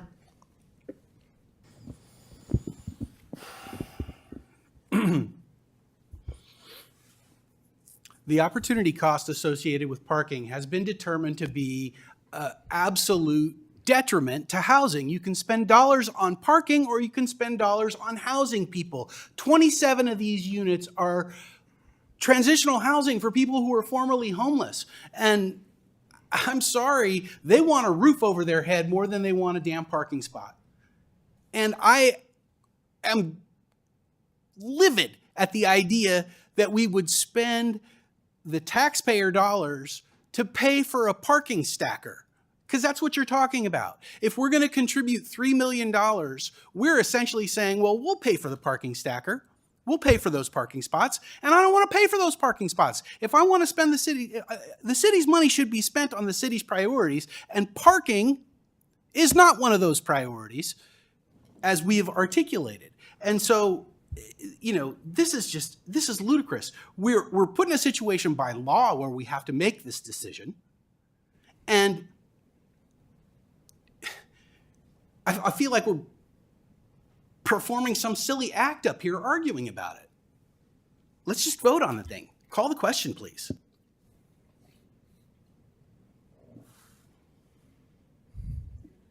I have no other comment, Mayor. So if there are no other comments, I'm ready to make a motion. There are other comments. Providing more parking may not be a priority, but safe routes to school is a priority. And I understand that the effect that a lack of parking has had during school hours in this neighborhood. And your being livid aside, I think that we have a responsibility to take into account the effect that this is going to have on the residents who live there. I've already said that I am planning on voting in favor of this because I feel compelled to do so. And even if I were not, I want this project to be built, and I want it to be built soon. But I think that your anger directed toward me is not appropriate. Councilmember Flagger, it feels too much of a whim to say, let's talk about a $2 million surplus that we have right now and direct that toward this project. I mean, ultimately, the vice mayor was right. It would be money. Essentially, it would be the city paying for the stackers. And I would justify that as safe routes to school. Yeah. But it's frankly, it's just too much money, and it's our cushion from other things that we know are going to happen throughout the year. I can't commit to that now. However, I don't think this has to be the end of the conversation. I mean, if there is a way to find other ways of closing that gap, and if it's something that EAH is willing to consider, because ultimately it's up to them. Whether or not the city comes up with more money, or if the city came up with more money and they still said, no, we don't want it, we want to just have the 34 spaces, I don't know that there's a lot we could do to prevent that. But for all those reasons, I want to get to where you are, but I just can't get there. And Mayor, I respect that. It's funny that because when the vice mayor said we were using the money to pay for stackers, Councilmember Liang actually said it's safe routes to school. And I think you said the same thing, where that is the priority it could be identified for. I don't think we need to prolong this. I think we have 3 votes to approve the modifications. I appreciate the discussion. I appreciate where everybody is coming from. You know, in the end, I am really happy that the project is moving forward. I just cannot support this modification. Thank you. Okay, Vice Mayor, you wanted to make a motion? Oh, could I make a comment? Yes. Although, be quick, please. Yeah, I'll try my best. I see the intent and the contribution, and if we made a contribution and contributed to making safe improvements for safe routes towards safe routes to school. I mean, we had someone from the Senate that said he'll go back and talk or find out. And if it looks like there's multiple jurisdictions making contributions, perhaps that, you know, I'm not saying I would support the total amount or something, but the point is, if we had that conversation, then you can come back next meeting and see what we can pull together. So it wouldn't hurt to delay it to the next meeting and just have that conversation, and then it would possibly equate to more parking. I think it would be worth it. It might not be the additional 50 parking spaces, but it would be something. And I think it's worth us having that conversation or considering it for the next meeting. Okay. Vice Mayor, do you want to make a motion? I am ready to make a motion, but I would also like to make a 10-second remark before my motion. Nobody wants to undermine safe routes to school or safety for our children. But come on, how much safety for our children can you buy with $3 million? Our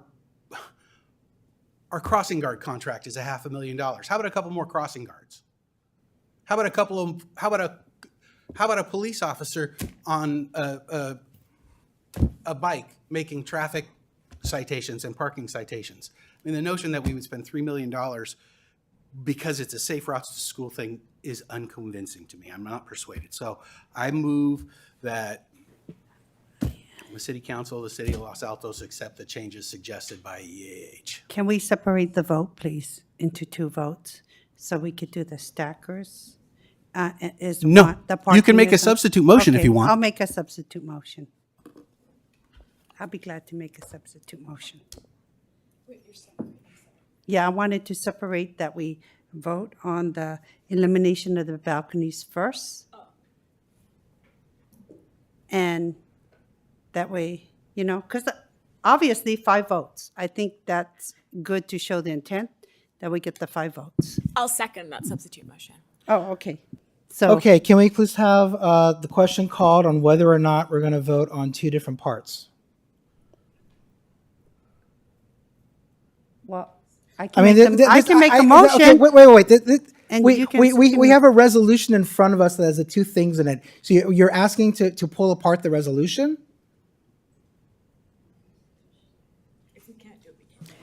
Well, if you're going to remove their requested waivers from the building standards or their concessions to make the project financially feasible or waivers to make the project being able to be physically constructed, you're going to not approve that.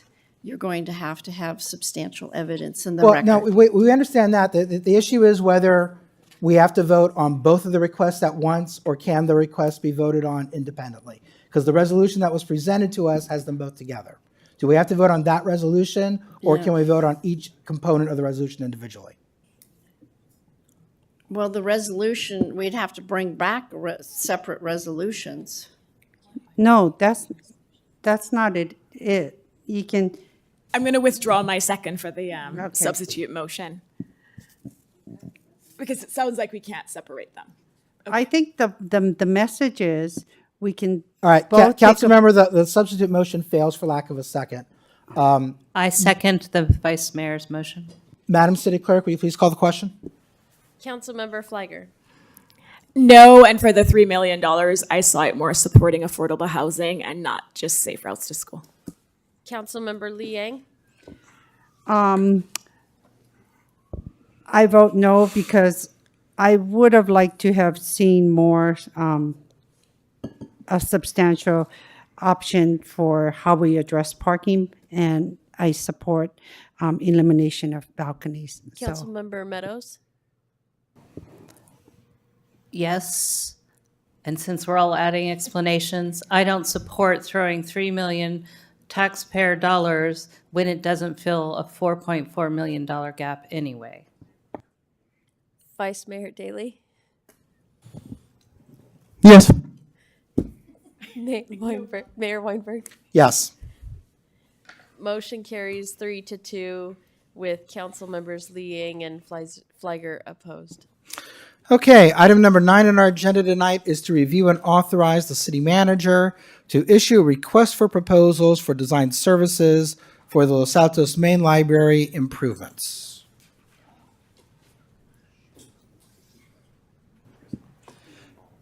All right. Good evening, Mayor, honorable council members. Anthony Carnesecca, Assistant to the City Manager. You have the staff report in front of you. Just a little refresher that this has come before City Council before in January at a study session from our ad hoc subcommittee from the Library Commission.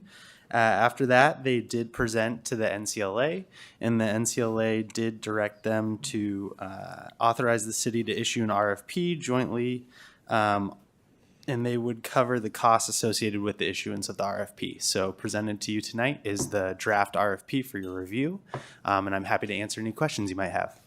Thank you very much. Okay, I'll look to my colleagues. Any questions? All right. Councilmember Liang. thank you. I appreciate, this coming forward, but how can we ensure that the outreach and input for review on designs and the process occurs? And Yeah, so in the draft RFP, that's attachment A2 for the council tonight.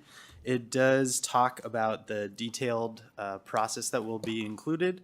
The first step is investigate existing condition, which A through H really goes through a deep dive where the consultant will be going through the background that the Library Commission ad hoc subcommittee has put together, and then they'll meet with all the necessary groups and stakeholders to receive feedback. so I think that my concern was, I did read that, and then when we say ad hoc committee or Los Altos Library stakeholders, I want to make sure that it's a broader group to include library representation as well as other community groups, because we want to make sure that we're getting input as far as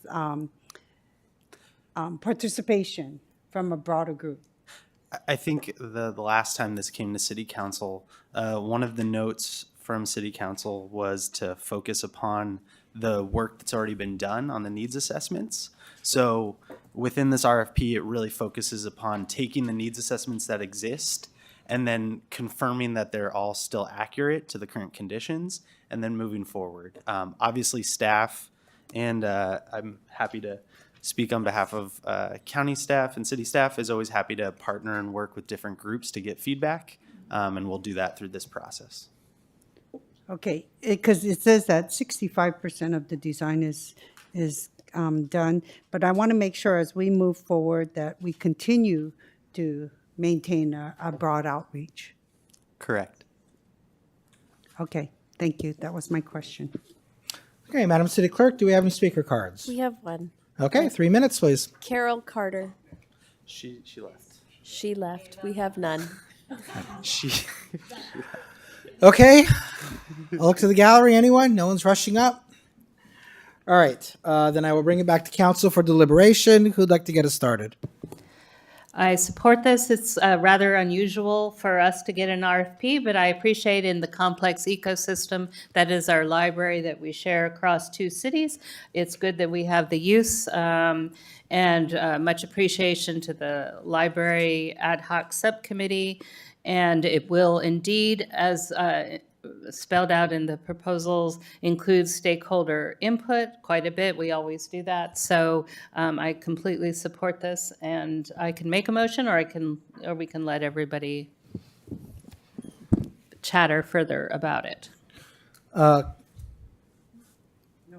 my comments are brief. I just want to Yes. thank the commissioners and CLA and all the groups and staff that have worked on this to date and have brought it forward. I appreciate how quickly this was moved forward and the work that went into it. So I definitely support moving it forward. All right, any other comments? No? Okay, so I move that we authorize the city manager to issue requests for proposals for design services for Los Altos main library improvements. Second. Councilmember Liang? Yes. Councilmember Flagger? Yes. Councilmember Meadows? Yes. Vice Mayor Daley? Yes. Mayor Weinberg? Yes. Motion carries.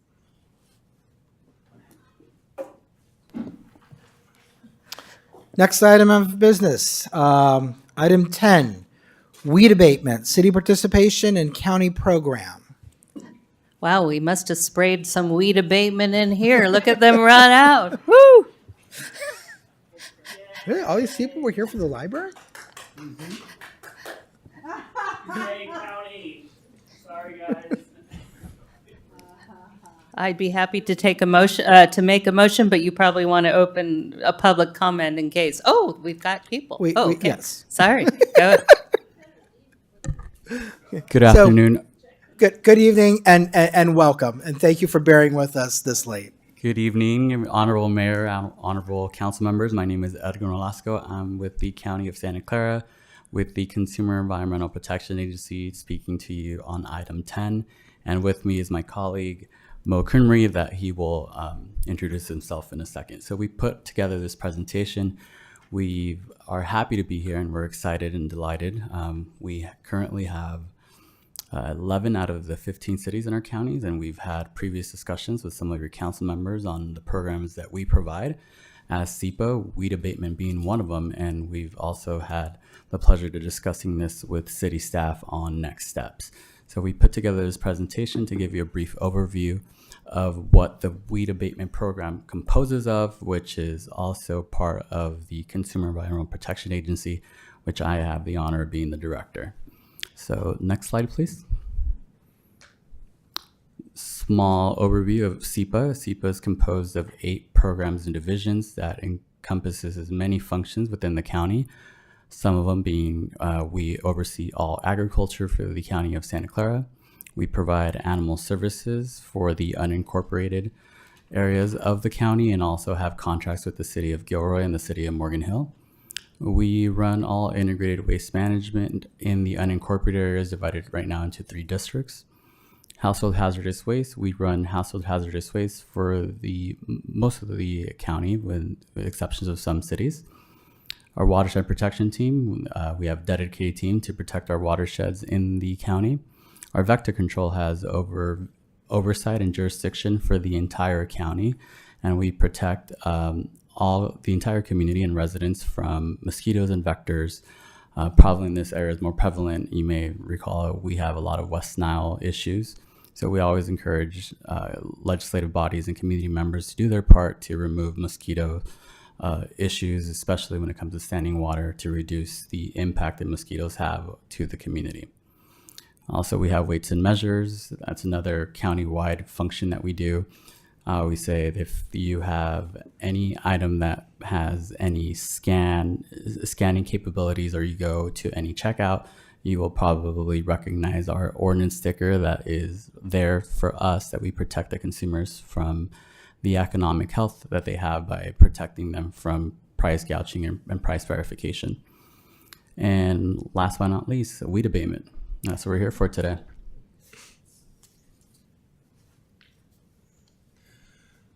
It's only last because of the alphabet. Okay, my name is Mo Cumry. I am the weed abatement manager. I've been with the county running this program for about 18 years now. Starting to get it. So the purpose of weed abatement is to make our county as fire safe as possible. Our goal, of course, is voluntary compliance. We would love to have everybody take care of their property. I think we all know that doesn't really happen that way. The program's been in existence since at least 1978. Records don't necessarily go back much farther. The program is intended to, again, get voluntary compliance, and when we don't get voluntary compliance, to basically force compliance by hiring a contractor ourselves, taking care of it, and putting those charges on the property tax bill. Program operates under the California Health and Safety Code, sections 14875 through 14922. And this is based for privately owned properties. It's not for public entities, so the city would have different rules to apply, as does the county and the state. And we're currently working in the unincorporated county and 11 additional jurisdictions.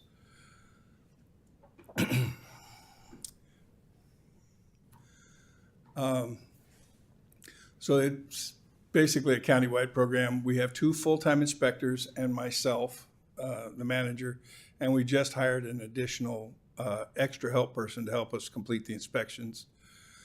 On average, we inspect about 2,000 parcels every year with just that small number of people. So we're working very hard. On average, 70% of those parcels on our list will comply voluntarily because they know what it costs not to. Again, the program's goals are voluntary compliance. It is for the protection of life and property and prevention of fire and damage to the environment.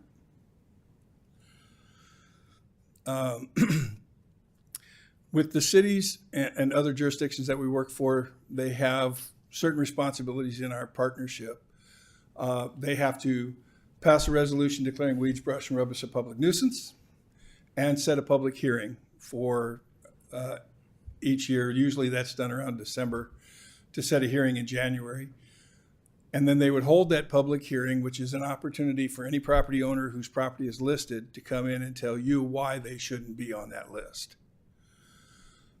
Following that, any objections that are overruled, you would order the abatement of those properties by the county should the property owners not do the work by the assigned deadline, which is usually, for this area, would usually be around April 30th.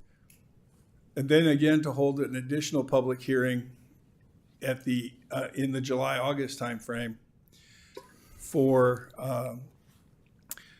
the property owners to have an opportunity to contest any fees that would be applied. So once we inspect, we charge for those inspections, we charge when they don't comply, and if we do the work, there's again additional charges, all of which would go onto their property tax bill, and they would have an opportunity to come again in front of you to contest those, and should you rule they don't pay it, we don't charge it. Our responsibilities would be to send an annual notice required by law telling the property owners that they're in the program, that they're required to abate the weeds, and to tell them of the date of the public hearing that you had set in your resolution, and the time and location of that hearing. We would attend both public hearings to support the arguments of the program to either keep the property in or charge the fees. We would inspect every property that's on the list. We would also add parcels as we are inspecting that we find to be non-compliant during the fire season. We would then order the contractor to abate those properties for which the property owner did not abate even after getting noticed. And we would provide the special assessment to the tax collector to collect all the fees. So that would all be done by us. The noticing that we provide, there is a legal notice, the notice to destroy. It's defined in the Health and Safety Code, specifically what it has to say. We do that. In that same notice, though, we include the date and time of the public hearing, and on the backside, we include the costs that would be incurred to a property owner for whether we do the work or they fail in the inspection. All of those things are written out, so they have all that information. We included a return reply form where they can give us some information. I'll show you that in a moment. A letter from the director where he explains the program in a little softer tone than 1-inch high letters on the notice to destroy. And a brochure which explains the program to the property owners and what the compliance requirements are. And this is the legal notice to destroy. On the left and on the right would be the back page, which is all the costs and date and time of the hearing. Excuse me. This is a return reply form. This gives the property owner an opportunity to tell us the 3 boxes. One, to check saying, I don't own the property anymore. It's not mine. Find the new owner, deal with them. They can mark B, which says, I'm going to take care of it. I'll get it done. We're still going to go out and inspect. We're still going to make sure, but they're letting us know that's their intent. And then there are those people who don't want to be bothered with finding a contractor, but they want the work to get done, so they can sign the form and tell me to do it and just put it on the property tax. So they get that, making it easier for us to go through the season without having to bother people too much. The letter from the director, again, this just is a softer way to say the same thing that 1-inch high letters said, that you have to destroy the weeds. And this is the brochure. The top tells the minimum standards. The top left gives them the minimum standards. On the bottom, it tells fire-resistant plants that they could use to help them not have a problem on their property. And then we have a lot of Q&A on the other side that answers most of their questions, as well as our contact information so they can call us. Parcels that fail that have structures on them, we currently have a process in which we would send a notice to the property owner. This is for properties with houses and that. Send them a notice requesting permission to enter the property to perform abatement. If the property owner consents, we can simply process a work order, send it to the contractor, and get the work to be done. Or the contractor finds that the property is already in compliance and they walk away and we don't charge any additional fees. If they deny, then we would have to charge them for an additional inspection to inspect again. If it's still non-compliant, we would then pursue a warrant. Once getting a warrant, we would then go out and perform the abatement with the contractor so that we're not violating anyone's rights. So that's the program in a nutshell, but I've also provided information to contact myself for the technical information, or Director Nolasco for any other question you might have. And of course, we're both here to answer any questions you might have at this time.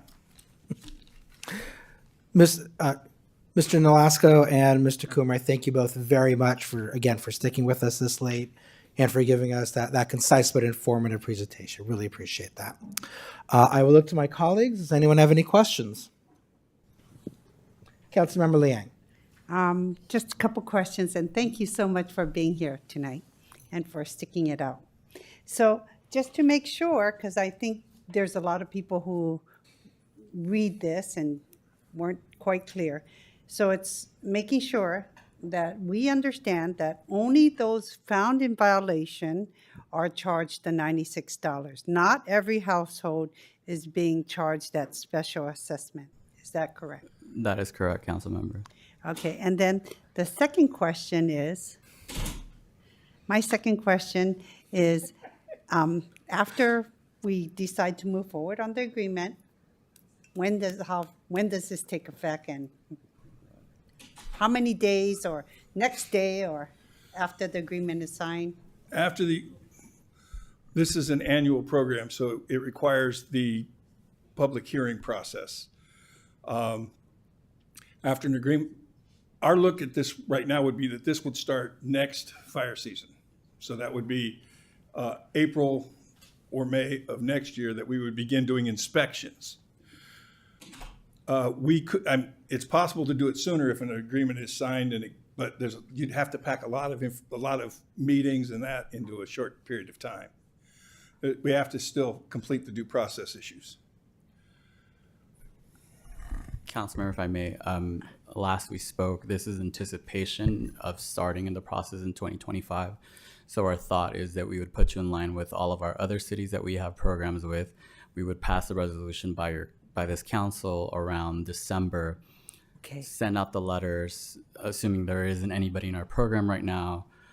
This is a mechanism to ensure that the city has compliance with property owners should they not be abiding by our fire standards.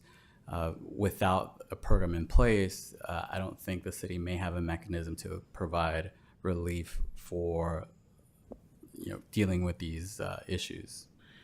So just to clarify, if we say yes, we want this agreement, your inspector is not going to go around our city to check on these houses before April?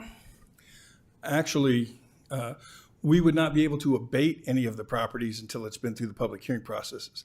The intent would be, if we were to get an agreement, we would send the inspectors through the city to determine properties that are currently not compliant, Correct. to create the list that we would Right. begin using next year.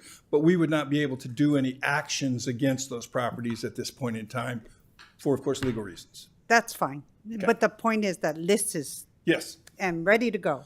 we're prepared. We've actually already received calls from at least one person on properties that they found to be non-compliant. Okay. Just to make sure we all are on the same page and understand. Thank you. You'll get a lot more of those from those Altos, I promise you. We welcome them. Any other questions from council? Okay, gentlemen, again, thank you very much. Oh, yes. Vice Mayor? How exactly does the contractor abate the weeds? With chemicals or with two-stroke gas-powered tools, or how? It's currently all mechanical. They do it either with a tractor or with weed whackers. I do believe they are two-stroke. Two-stroke. Of course, California laws, I keep being told that we're going to have to move to electric. It's just that you won't be able to replace the gas ones that you have. Well, they won't be able to, so they'll have to move to electric because they do break. Right. But right now, yes, it is with two-stroke motors.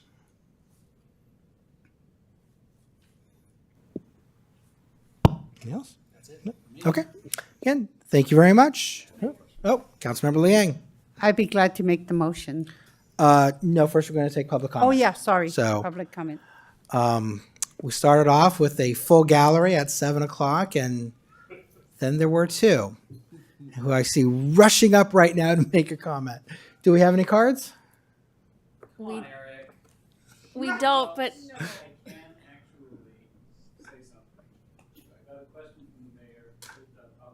oh.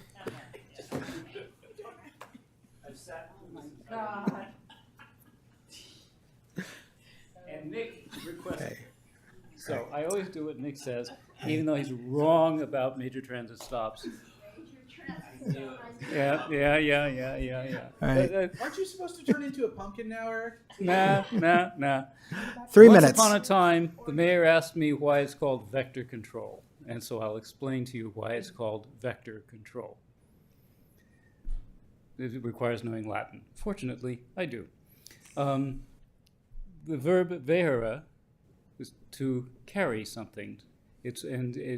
For example, a vehicle. That's where we get the word vehicle. Is formed from vehera, and it's something that carries. Okay, and that's also why it's vehicular, because in Latin it would be vehicular. Yes, and so we get that. And the past participle normally gives us the person that does something, and so that would be, that verb is vectum, so the vector is the carrier, and that's why it's carrier control. Thank you very much. Wait, I- I have questions for him. Okay. I Yes, think you do. he needs to fill out 2 speaker cards for that comment. Yeah. I've been meaning to explain these since you asked me, and I did not really explain it before. I thought I would complete the cycle. So I appreciate I it. answer all questions. Yeah. You have questions? No. Okay. Okay. I thought I would clarify that. Yes, as always. Okay. Okay. So I will bring it back to council. Does anybody have any comments before Councilmember Liang makes a motion? Nope. Okay, Councilmember Liang. I would like to motion that we provide the authorization to our city manager to enter into agreement for the Santa Clara weed abatement program, so we can participate into that program. Second. Councilmember Flagger? Yes. Councilmember Liang? Yes. Councilmember Meadows? Yes. Vice Mayor Daley? Yes. Mayor Weinberg? Yes. Motion carries. Again, thank you very much. Thank you, Council. Just want to point out our PowerPoint has a typo. It has yesterday's date. Thank you. Ouch. Thank you guys for being good humored about staying until midnight. Yeah. We appreciate you. County people are funny. All right. So we have 2 more items. Okay, let's take a 5 or 10 minute break.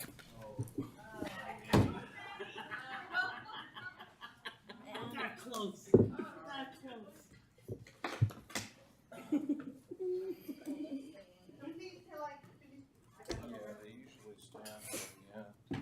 think that's who it is? I think it's people that want to know their name.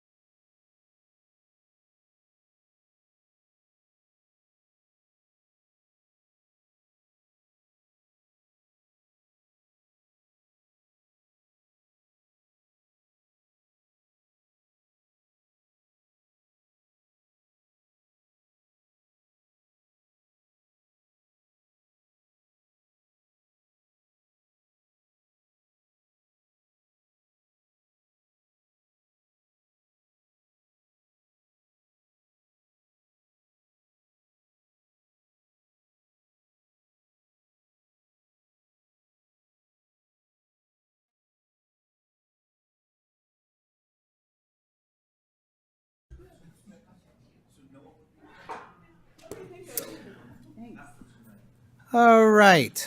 I think we are about ready to move on to item number 11, which is a property condition assessment. So, Director Hernandez, I was lead-in while Director Hernandez is pulling up the PowerPoint. So the facility condition assessment covers the 3 public safety buildings, the 2 fire stations, and the police station. We're largely seeking direction on the future of the police station. The plan for the fire stations, unless council provides different direction tonight, is simply to bring forward the repairs on the recommended schedule while also incorporating the other facility condition assessments we have. So fire does their own, as an example, and provides that to us, and bring that forward through the normal part of the budget. Council, of course, could provide different direction, but again, for tonight, largely the question that we're hoping to get direction on is what the future of the police station is. okay, thank you very much. Director Hernandez, anything to add? Yes, thank you, Mayor, Council members. Manny Hernandez, Parks and Recreation Director. What I'd like to do now is just briefly show you a few slides that will summarize the report that was included in your packet. So let me share my screen.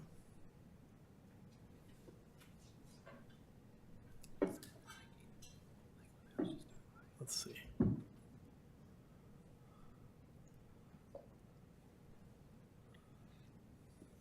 Okay, there it is. All right, so so the first thing is this condition assessment, obviously being one of the council priorities. We went ahead and contracted with a professional environmental organization that checked the condition of the entire property, not just the facility. So we're talking about parking lots. You may have seen that as you read your report, and went ahead and gave us some estimates. So what I'm going to do is just give you some cost estimates and explain a little bit. The cost estimates that were done were based on, once I spoke with the organization, RSB Environmental, they said they were done on a national average. And with those costs being much, much lower than the Bay Area, I talked to a couple of professionals, including my Parks and Recreation project manager and facilities supervisor, and we came up with the following estimates. Once again, these are estimates. We won't have actual numbers. But if you reviewed the packet, there's recommendations for immediate repairs and replacement reserve estimates over the process of about 12 years.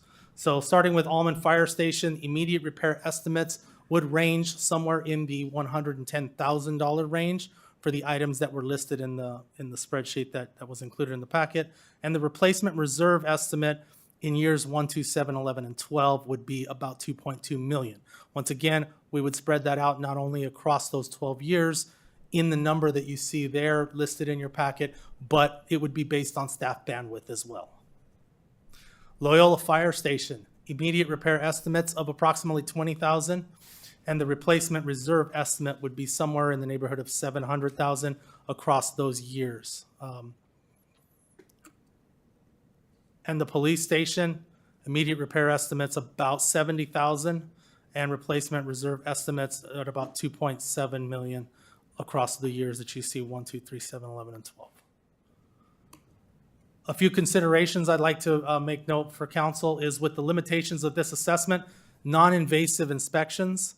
They do recommend that other assessments are included and are at least considered, but the things that are considered in this are not to be considered all-inclusive.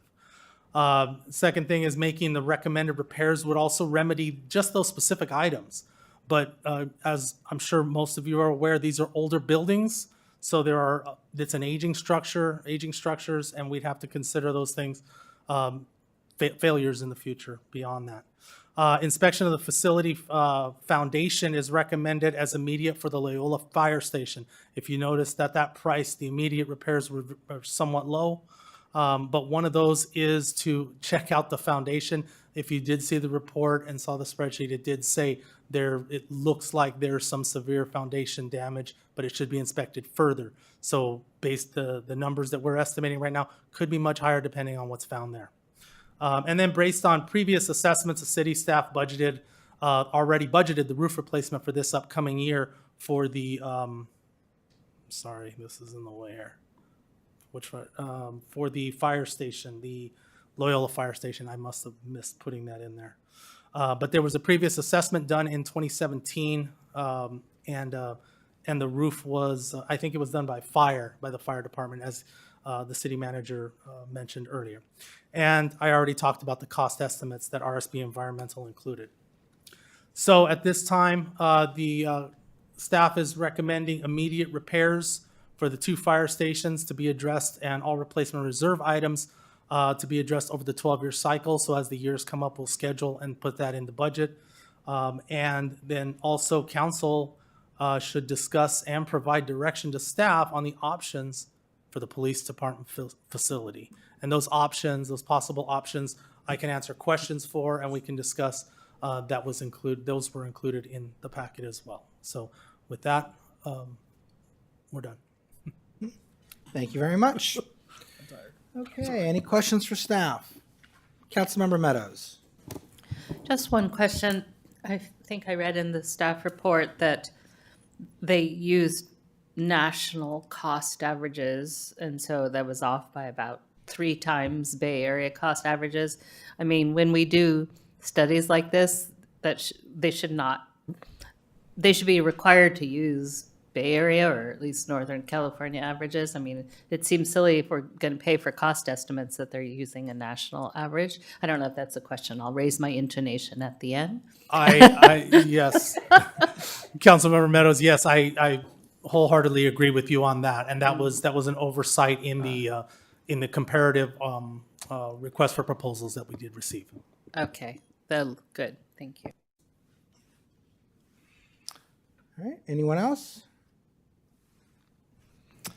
All right, then I will open it up. I have a quick question. Councilmember So Liang. I understand that you're saying these improvements over the next 12 years, but then it's more cost effective sometimes to group things and get things done sooner, and it would be more practical. So if we want to, instead of spreading it out over 12 years and do it over maybe like a 6-year cycle, can you help me understand that? Yes, and what you're alluding to is the cost savings in the current market for these things. And yes, staff has looked into that, but the considerations we make are the budgetary considerations that we would probably want to spread out those costs, but more so it's the staff bandwidth to do all the projects on all 3 of those facilities at the same time. It's very, very taxing because there are different trades that are involved in making those repairs. If you look at the list, some are plumbing, some are heating, some are electrical. With all those different trades, that's a lot of different projects for our staff to consider. So taking those 2 things into consideration, yes, we would probably want to get a lot of those things done sooner than later, and we'll try to squeeze that forward. But I wouldn't anticipate putting a certain timeline beyond what was recommended in the 12 years at this point. Okay, but the aim is to kind of try Absolutely, to do it would. Yes, what you're saying is correct. that. Okay. And then I understand that for the fire stations, but as we delve now, are you going to talk about the police station? Otherwise, I would also like to hear from the chief about the police station and potential direction we should be taking. Well, I could review the recommendation that was put in there for the police station specifically. Like as I stated in the presentation that I just briefly gave, the recommendations are to do the repairs and inspect a little further on Loyola Fire Station and the Almond Fire Station, but police station, staff came up with 3 possible options. The first option is to just go with the repairs with the current facility as recommended in the RSB environmental report, and that would be the police station that would continue to be in full use. The second option that staff came up with was the possibility of utilizing the open back area of the police station to create an administrative building. An administration building would definitely have a certain level of mechanical that would be less pricey let me just say, than a whole new facility. And also it would help for the services being provided out of the current facility while that was under construction. So the estimation is it would be a smaller building, but it would be a secondary building for the admin. And then follow up or in conjunction, do some of the repairs that were recommended over the 12-year period on the fire station. So you'd have an admin building and then a police facility for meetings and 911 and so on. So that's the second recommendation. The third recommendation is finding funding or designating funding to actually replace the current building with a new building for police. Can we hear, Chief, can we hear from you as well? And can you provide some insight? Yes, or you can sit, I don't know where he wants you.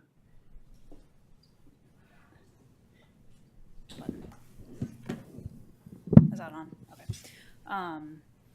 Yeah, my only concern with the option of building another administrative building is I don't want to have half the staff in one building and the majority of the staff in the other. I don't want to have a brand new building for myself and the captains and the administration.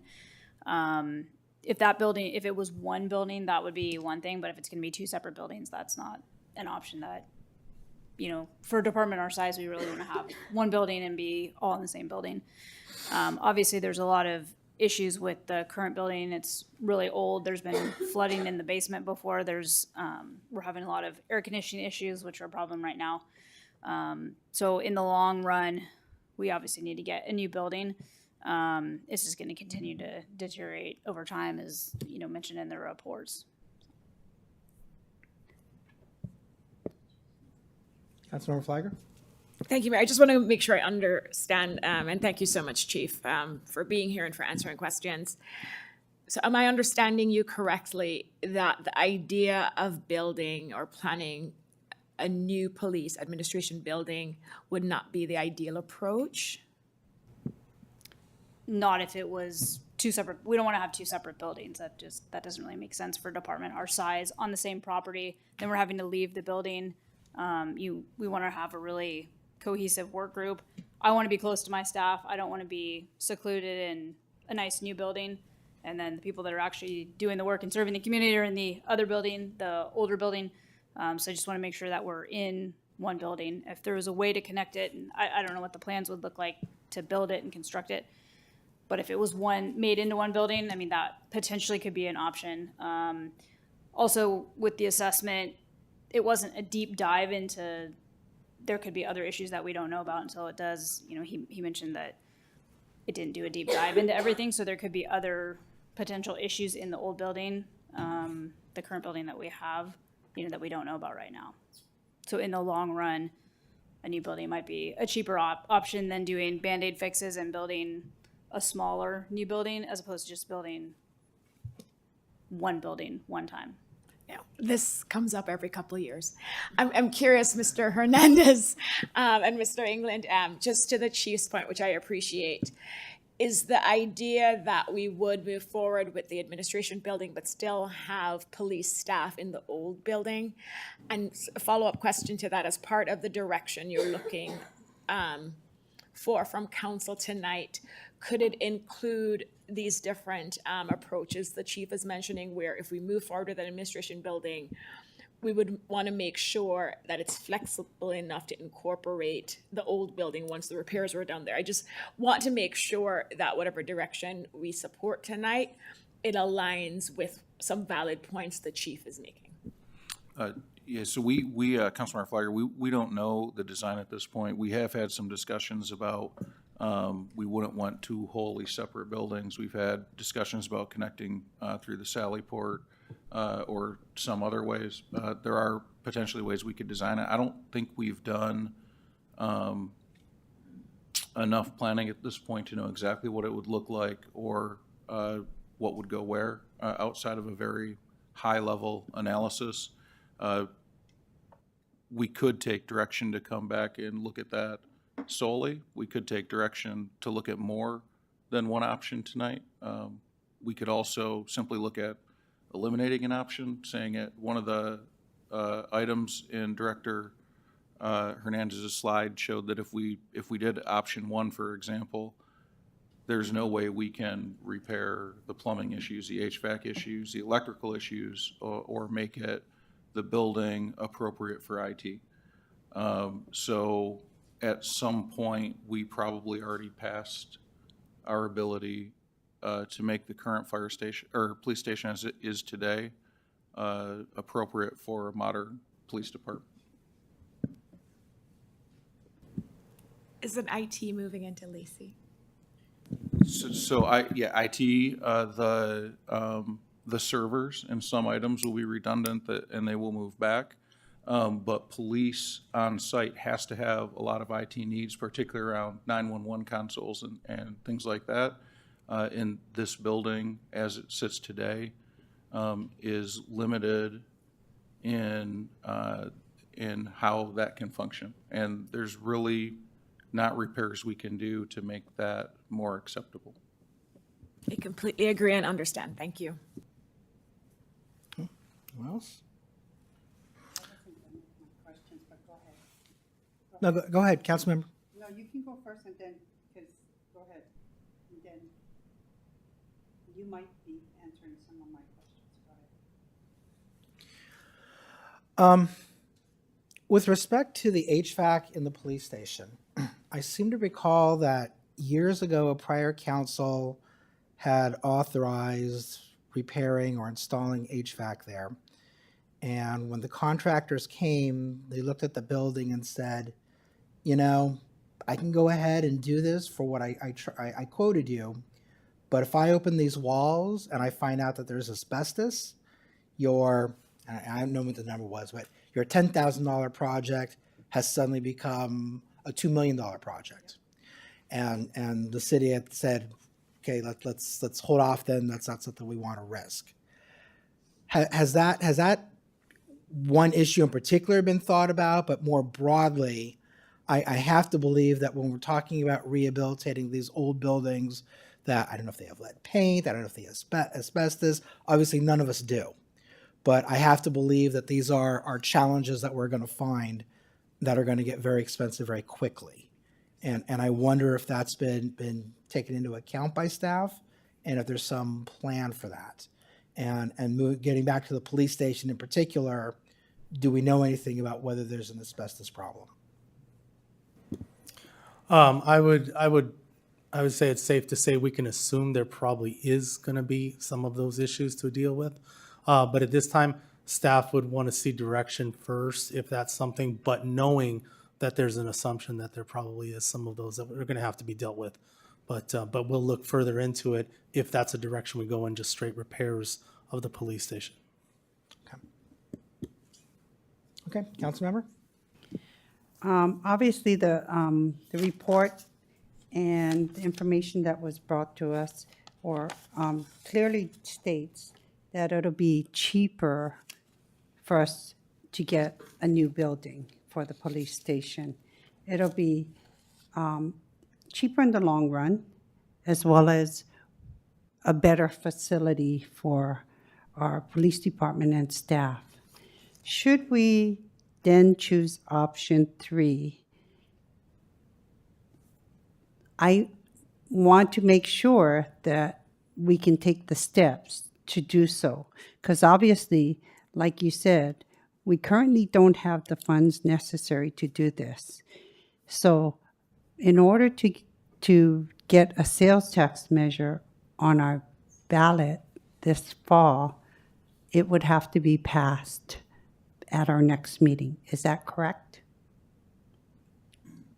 So Councilor Liang, it depends who's putting the sales tax measure on and if it's a general or a special tax. So that there's not a straightforward answer to that. But as an example, if council wanted to put the sales tax measure on and did not want to make it a special tax, instead wanted to make it a general tax, then you would have to have that done by the next meeting. A general tax can only go when council members are being elected.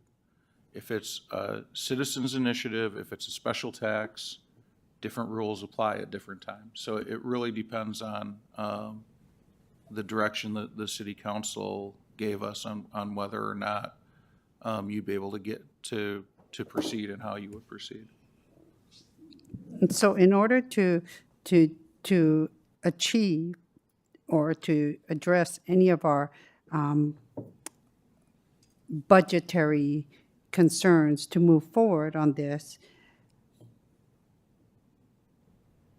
not only will we have to pass that, to put it on make it a general tax, put it at our next meeting, but then at the next meeting, then give me the next steps of providing, creating a task force, and then taking the next steps for creating a subcommittee, and then to work on design. Is that correct? Some of those are process questions, so they could or could not be completed. The council would have to take the step in this hypothetical at the next meeting of approving with the notice of election and the ballot measure language. Is that correct?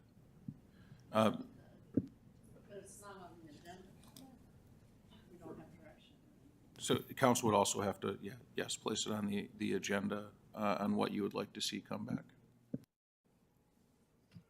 Okay, so if we want to make it happen, we can place it on the agenda, and obviously we're going to need some guidance from you, because otherwise I know what Palo Alto did, because when they moved forward to put their bond measure, I mean, our steps would be different, and we'll be reliant on you. Certainly, if council gave direction for us to bring back a general sales tax measure at the next council meeting, including draft ballot language, we could place that on the agenda for council discussion, yes. I think it's important Wait, for, don't- okay, go ahead. We're still on questions. So why are we starting this with questions as though we didn't just have a task force or subcommittee a year ago that already ruled out sales tax? There's other ways, but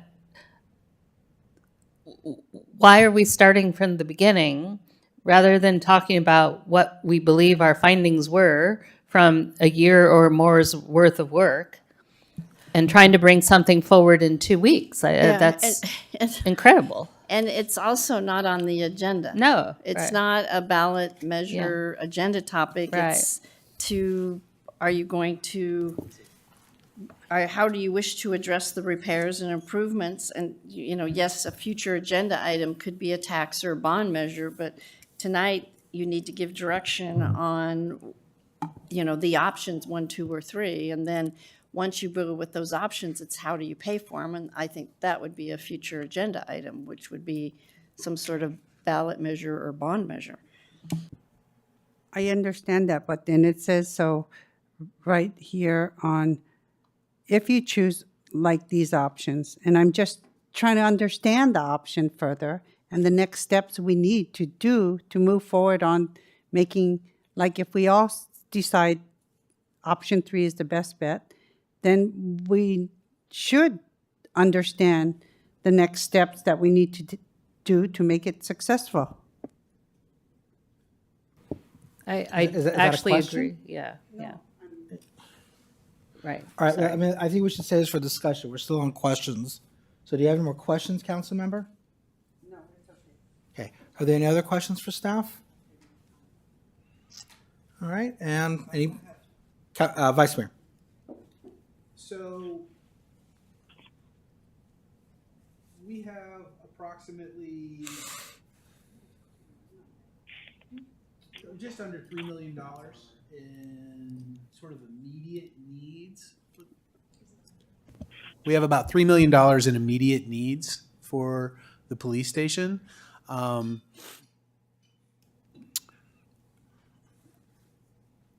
how much of that is like really mission critical? And Chief, maybe you're the one to answer, off the back of the envelope, what are the top 3 immediate repairs that should be made?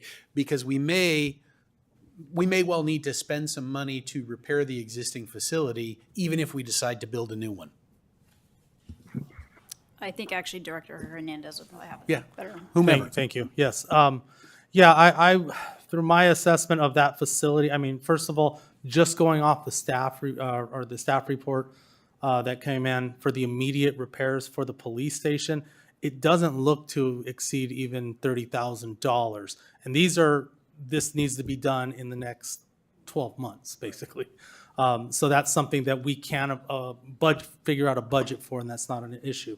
But we're talking about asphalt depth, because everybody's been in the parking lot through there, and accessible parking stuff. That's the immediate thing. The other things that are coming up are plumbing, electrical, HVAC. Now, the HVAC, we did, for lack of a better term, use a Band-Aid type of system by putting those individual ductless systems in each of the rooms. Works great, but it didn't fix the HVAC as a whole. So these are things that will be needs, but they're not critical needs. So. Thank you. Okay, let me open it up for public comment. Okay, and with that, I will close public comment, and I will bring it back to council. All right, Councilmember Liang, you want to lead us off?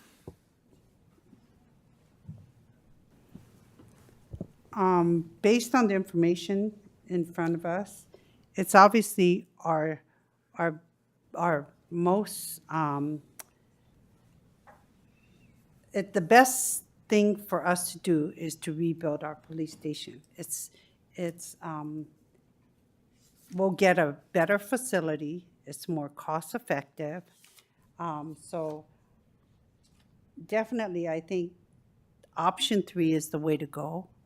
But then we would need to discuss, and then we would have to agendize to further discuss how we would move forward to do that. And that's why I was asking the questions that I was asking, so then that way we can have a clear understanding. And Councilmember Meadows, I understand what you were saying about the task force, but the timing was different. And it was based on the timing, based on that time in which the information was gathered. But things have changed now. And as I look at the other cities that are looking at doing infrastructure and facility improvement measures and attacking that, I think the timing for us to do so is critical, to do it this year as well as build a new police station. I think our public safety facility has definitely seen its time, and we need to make that a priority. I think if we don't address it, we may be dealing with perhaps health claims from our police department. These are people whose work shifts are 24/7. They need a better facility to work in. They need a better facility to serve our community. And I think that if we recognize it's important to have facilities, and we improved the Lacey building for our staff and to have more space, we need to recognize that we need to do the same for our employees in law enforcement. So I really believe that option 3, we have no choice but to select option 3. Mayor, may I? Yeah. Please. I don't in fact, I agree with you about option 3. What I disagree with was the process, which I thought I heard you saying, which was at our next meeting, we come forward with bond measure language for a sales tax increase. So I'm not there. I agree that if we should future agendize, again, a new police station and decide how we're going to move forward. But I'm not going to say 2 weeks from now, we need some bond measure language. And, we need to have the discussion about how we're going to make it happen. Because last time, we've talked about it twice now in the last 2 years. And there were reasons why we didn't go at that point. So this isn't like from 10 years ago. This is recent. So we need to figure out how we're going to make it happen. I support option 3. I just think we need to do it starting out acknowledging what we've learned already and how we can move forward most effectively. Yeah, and I'll just add on to that as the other member who was a part of that subcommittee. I think I agree with everything that Sally just said, and I am stupefied to an extent because what I'm hearing from the council member is exactly the opposite that I was hearing when we were really heavily in depth in this discussion just a year ago. But Councilmember Flagler, Vice Mayor, anything? Yes, Mayor, and I'll be quick. So for me, looking at the staff options, I look at this as a two-step process. So obviously, the scheduled recommended repairs for the fire stations, I support moving forward with those. I think we do agendize a discussion on where do we go from the learnings from the task force on possibly building a new police station facility, because obviously that's the ideal situation. We know the city for many years will have this is the ideal situation. We explore different things and then it gets stopped. There was a point where we were exploring doing fire station and the police station all together with some kind of bond measure that got stopped. And so my concern is if we agendize a discussion on moving forward with how we actually build a new police station facility, which is what we all want, but we're not able to identify a realistic path, then I am supportive of number 2, which is moving forward with building a new police administration building because we have the funding to do that. And if we keep delaying, we'll end up with nothing. And so for me, I would want that to be part of the discussion when this gets agendized. If we can't identify a realistic path for a new police station facility, then let's look at building a new police administration building with the concerns that the chief raised, where we need to make sure the buildings integrate. And, even if we were to move forward with a brand new police station facility, that would not be built for a couple of years. So the situation our staff is in right now at the current facility, it'd be great for us to address it to the extent we can. So for me, looking at the recommendations, I support number 3, but then I also think if we agendize the discussion, as a backup, I also support the new police administration building. If that's what this actually is reminiscent. It reminds me of the community center discussion. It really does. Remember, we had the Taj Mahal, and then there was a different. And then finally, the council said, we're not going to get the ideal, so let's see what we can get. And you know what? We're happy with it. It's much smaller. It has no pools, but we're happy with it. So I would want that as a backup. If we're not able to find a plan for a new police station, then let's move forward with the new police administration building and then address the chief's concern about how do we integrate the buildings so it's one structure down the road. Vice Mayor? I don't support option 1 or 2 because I feel strongly that they would dramatically impinge on the operational effectiveness of the department. I don't think there's any way to retrofit an existing building and maintain the level of service that we currently have, nor do I think that you could build anything behind the existing building without really disrupting the operations of the department. And so because public safety is paramount in my mind, and because I think we would be jeopardizing the level of service that our department provides with either of the first 2 options, until we find that there is no way to do option 3, I am very much focused on option 3. Of course, if we say there's no path forward, then we have to recalibrate and come back and take a look at those other 2 options. But I think our our approach should be to find a way to build a new police department facility.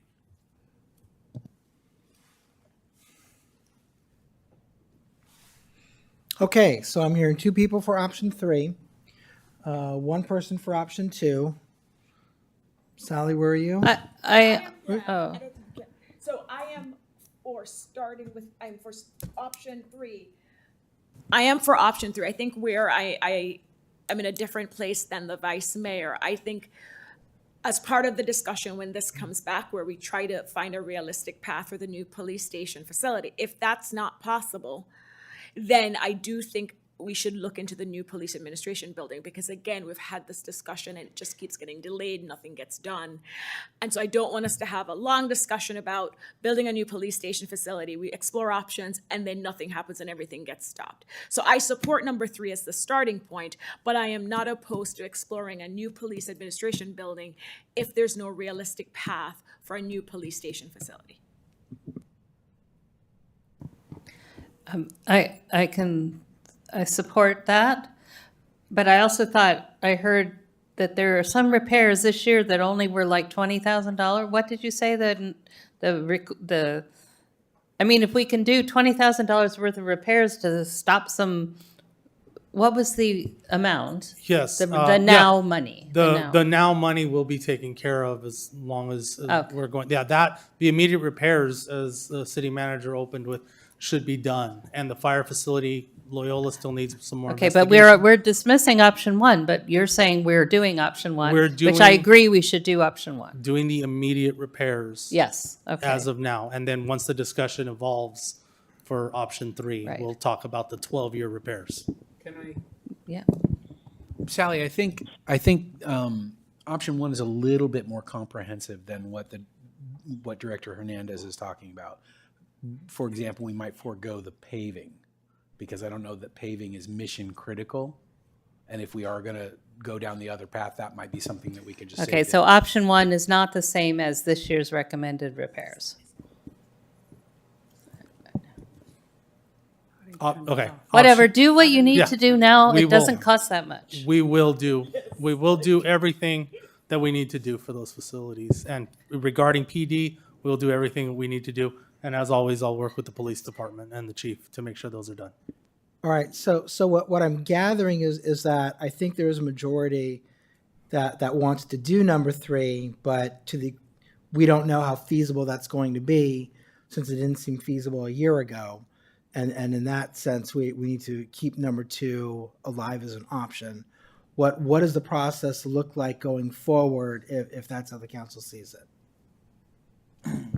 If council would like to schedule a future agenda item, we can bring forward information on both of those options as soon as it's available.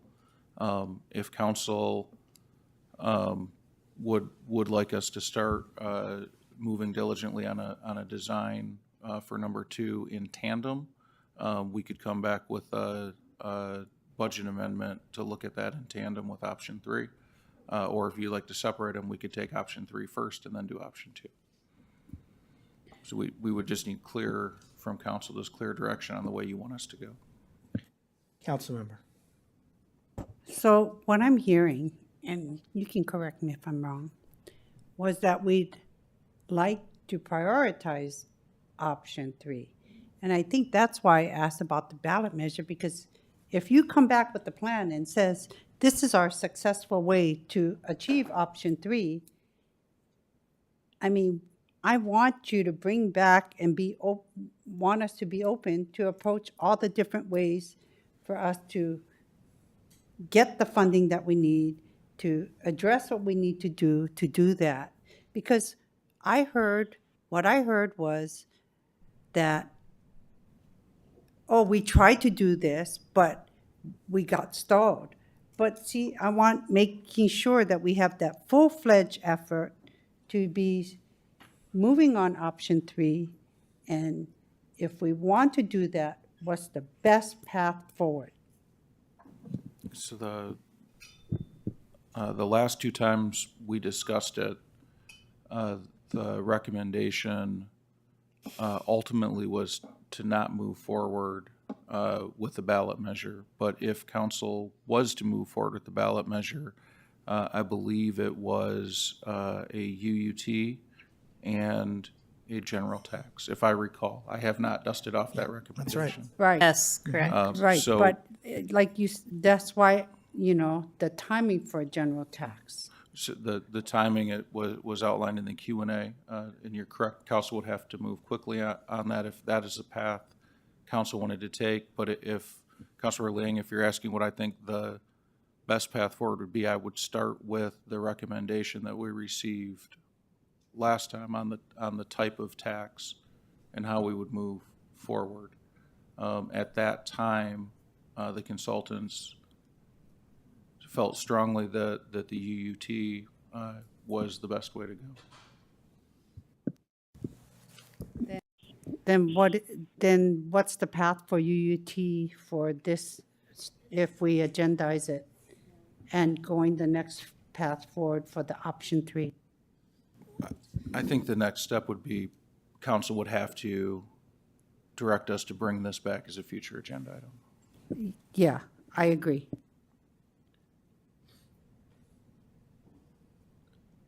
Okay, so what do you need from us right now? It sounds like council wants option number 3. It sounds like Councilmember Liang is wanting council to move at the next council meeting.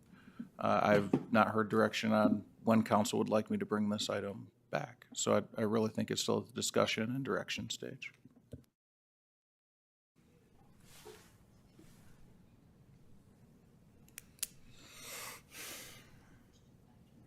Yeah.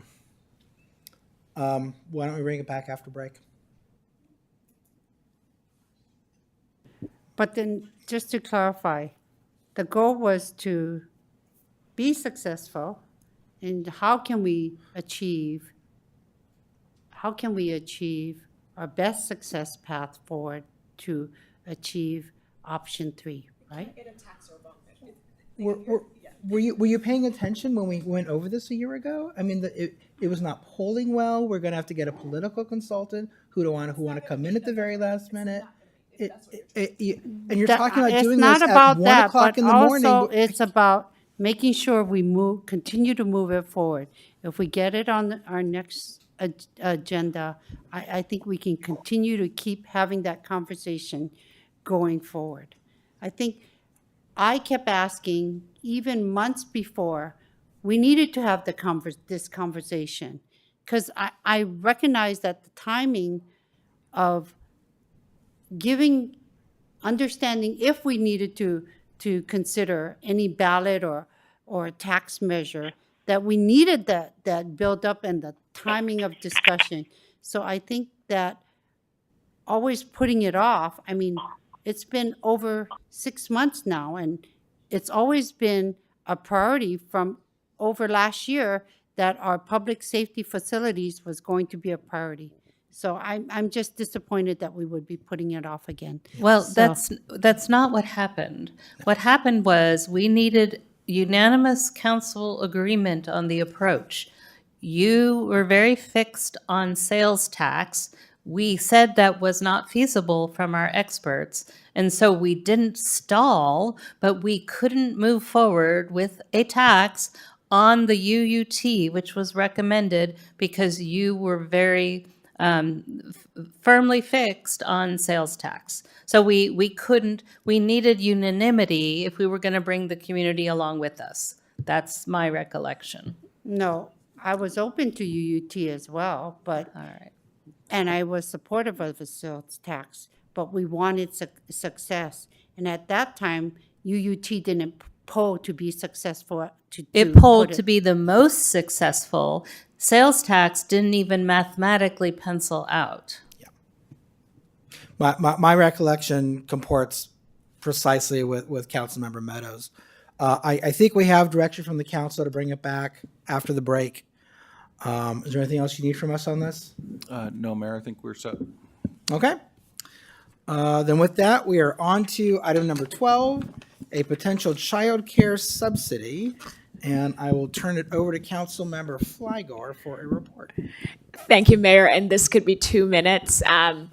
The recommendation is for us to form, the mayor and myself, to form a subcommittee because as of right now, staff doesn't have majority of council supporting this item for us to explore different options. And so we would form a subcommittee to work with staff to look at different programs. We've looked at Mountain View, but we know there are others out there.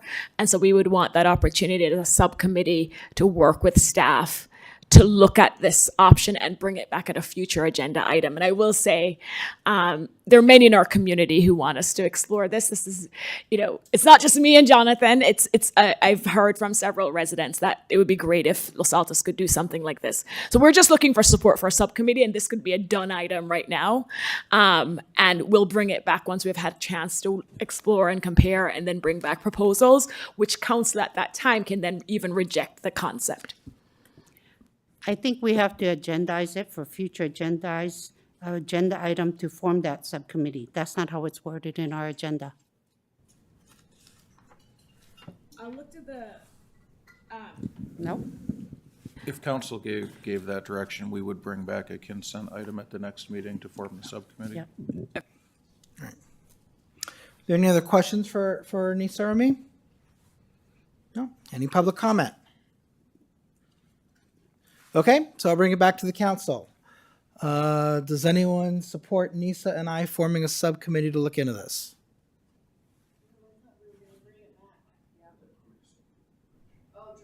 Yeah. Right, support to bring it back, to put it on the consent calendar to form a subcommittee.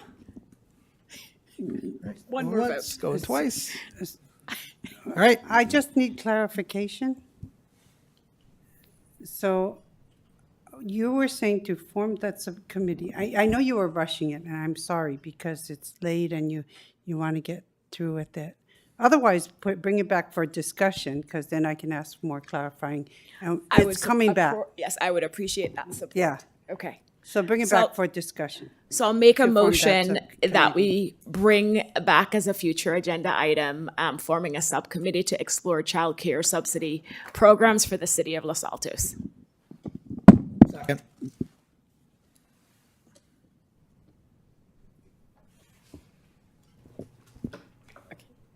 Sorry, we were conferring. Councilmember Meadows?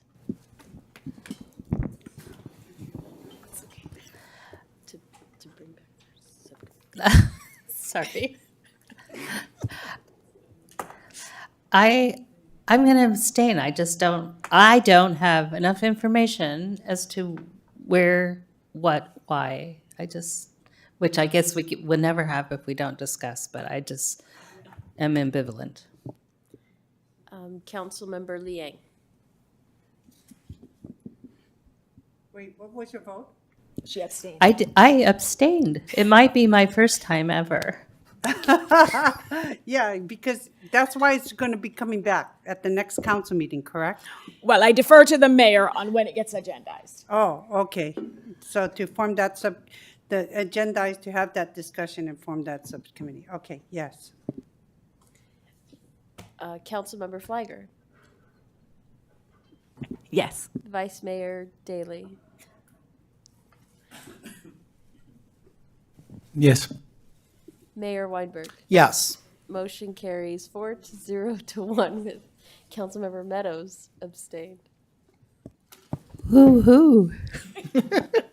You're on the board. Okay, and with that, we have our informational items.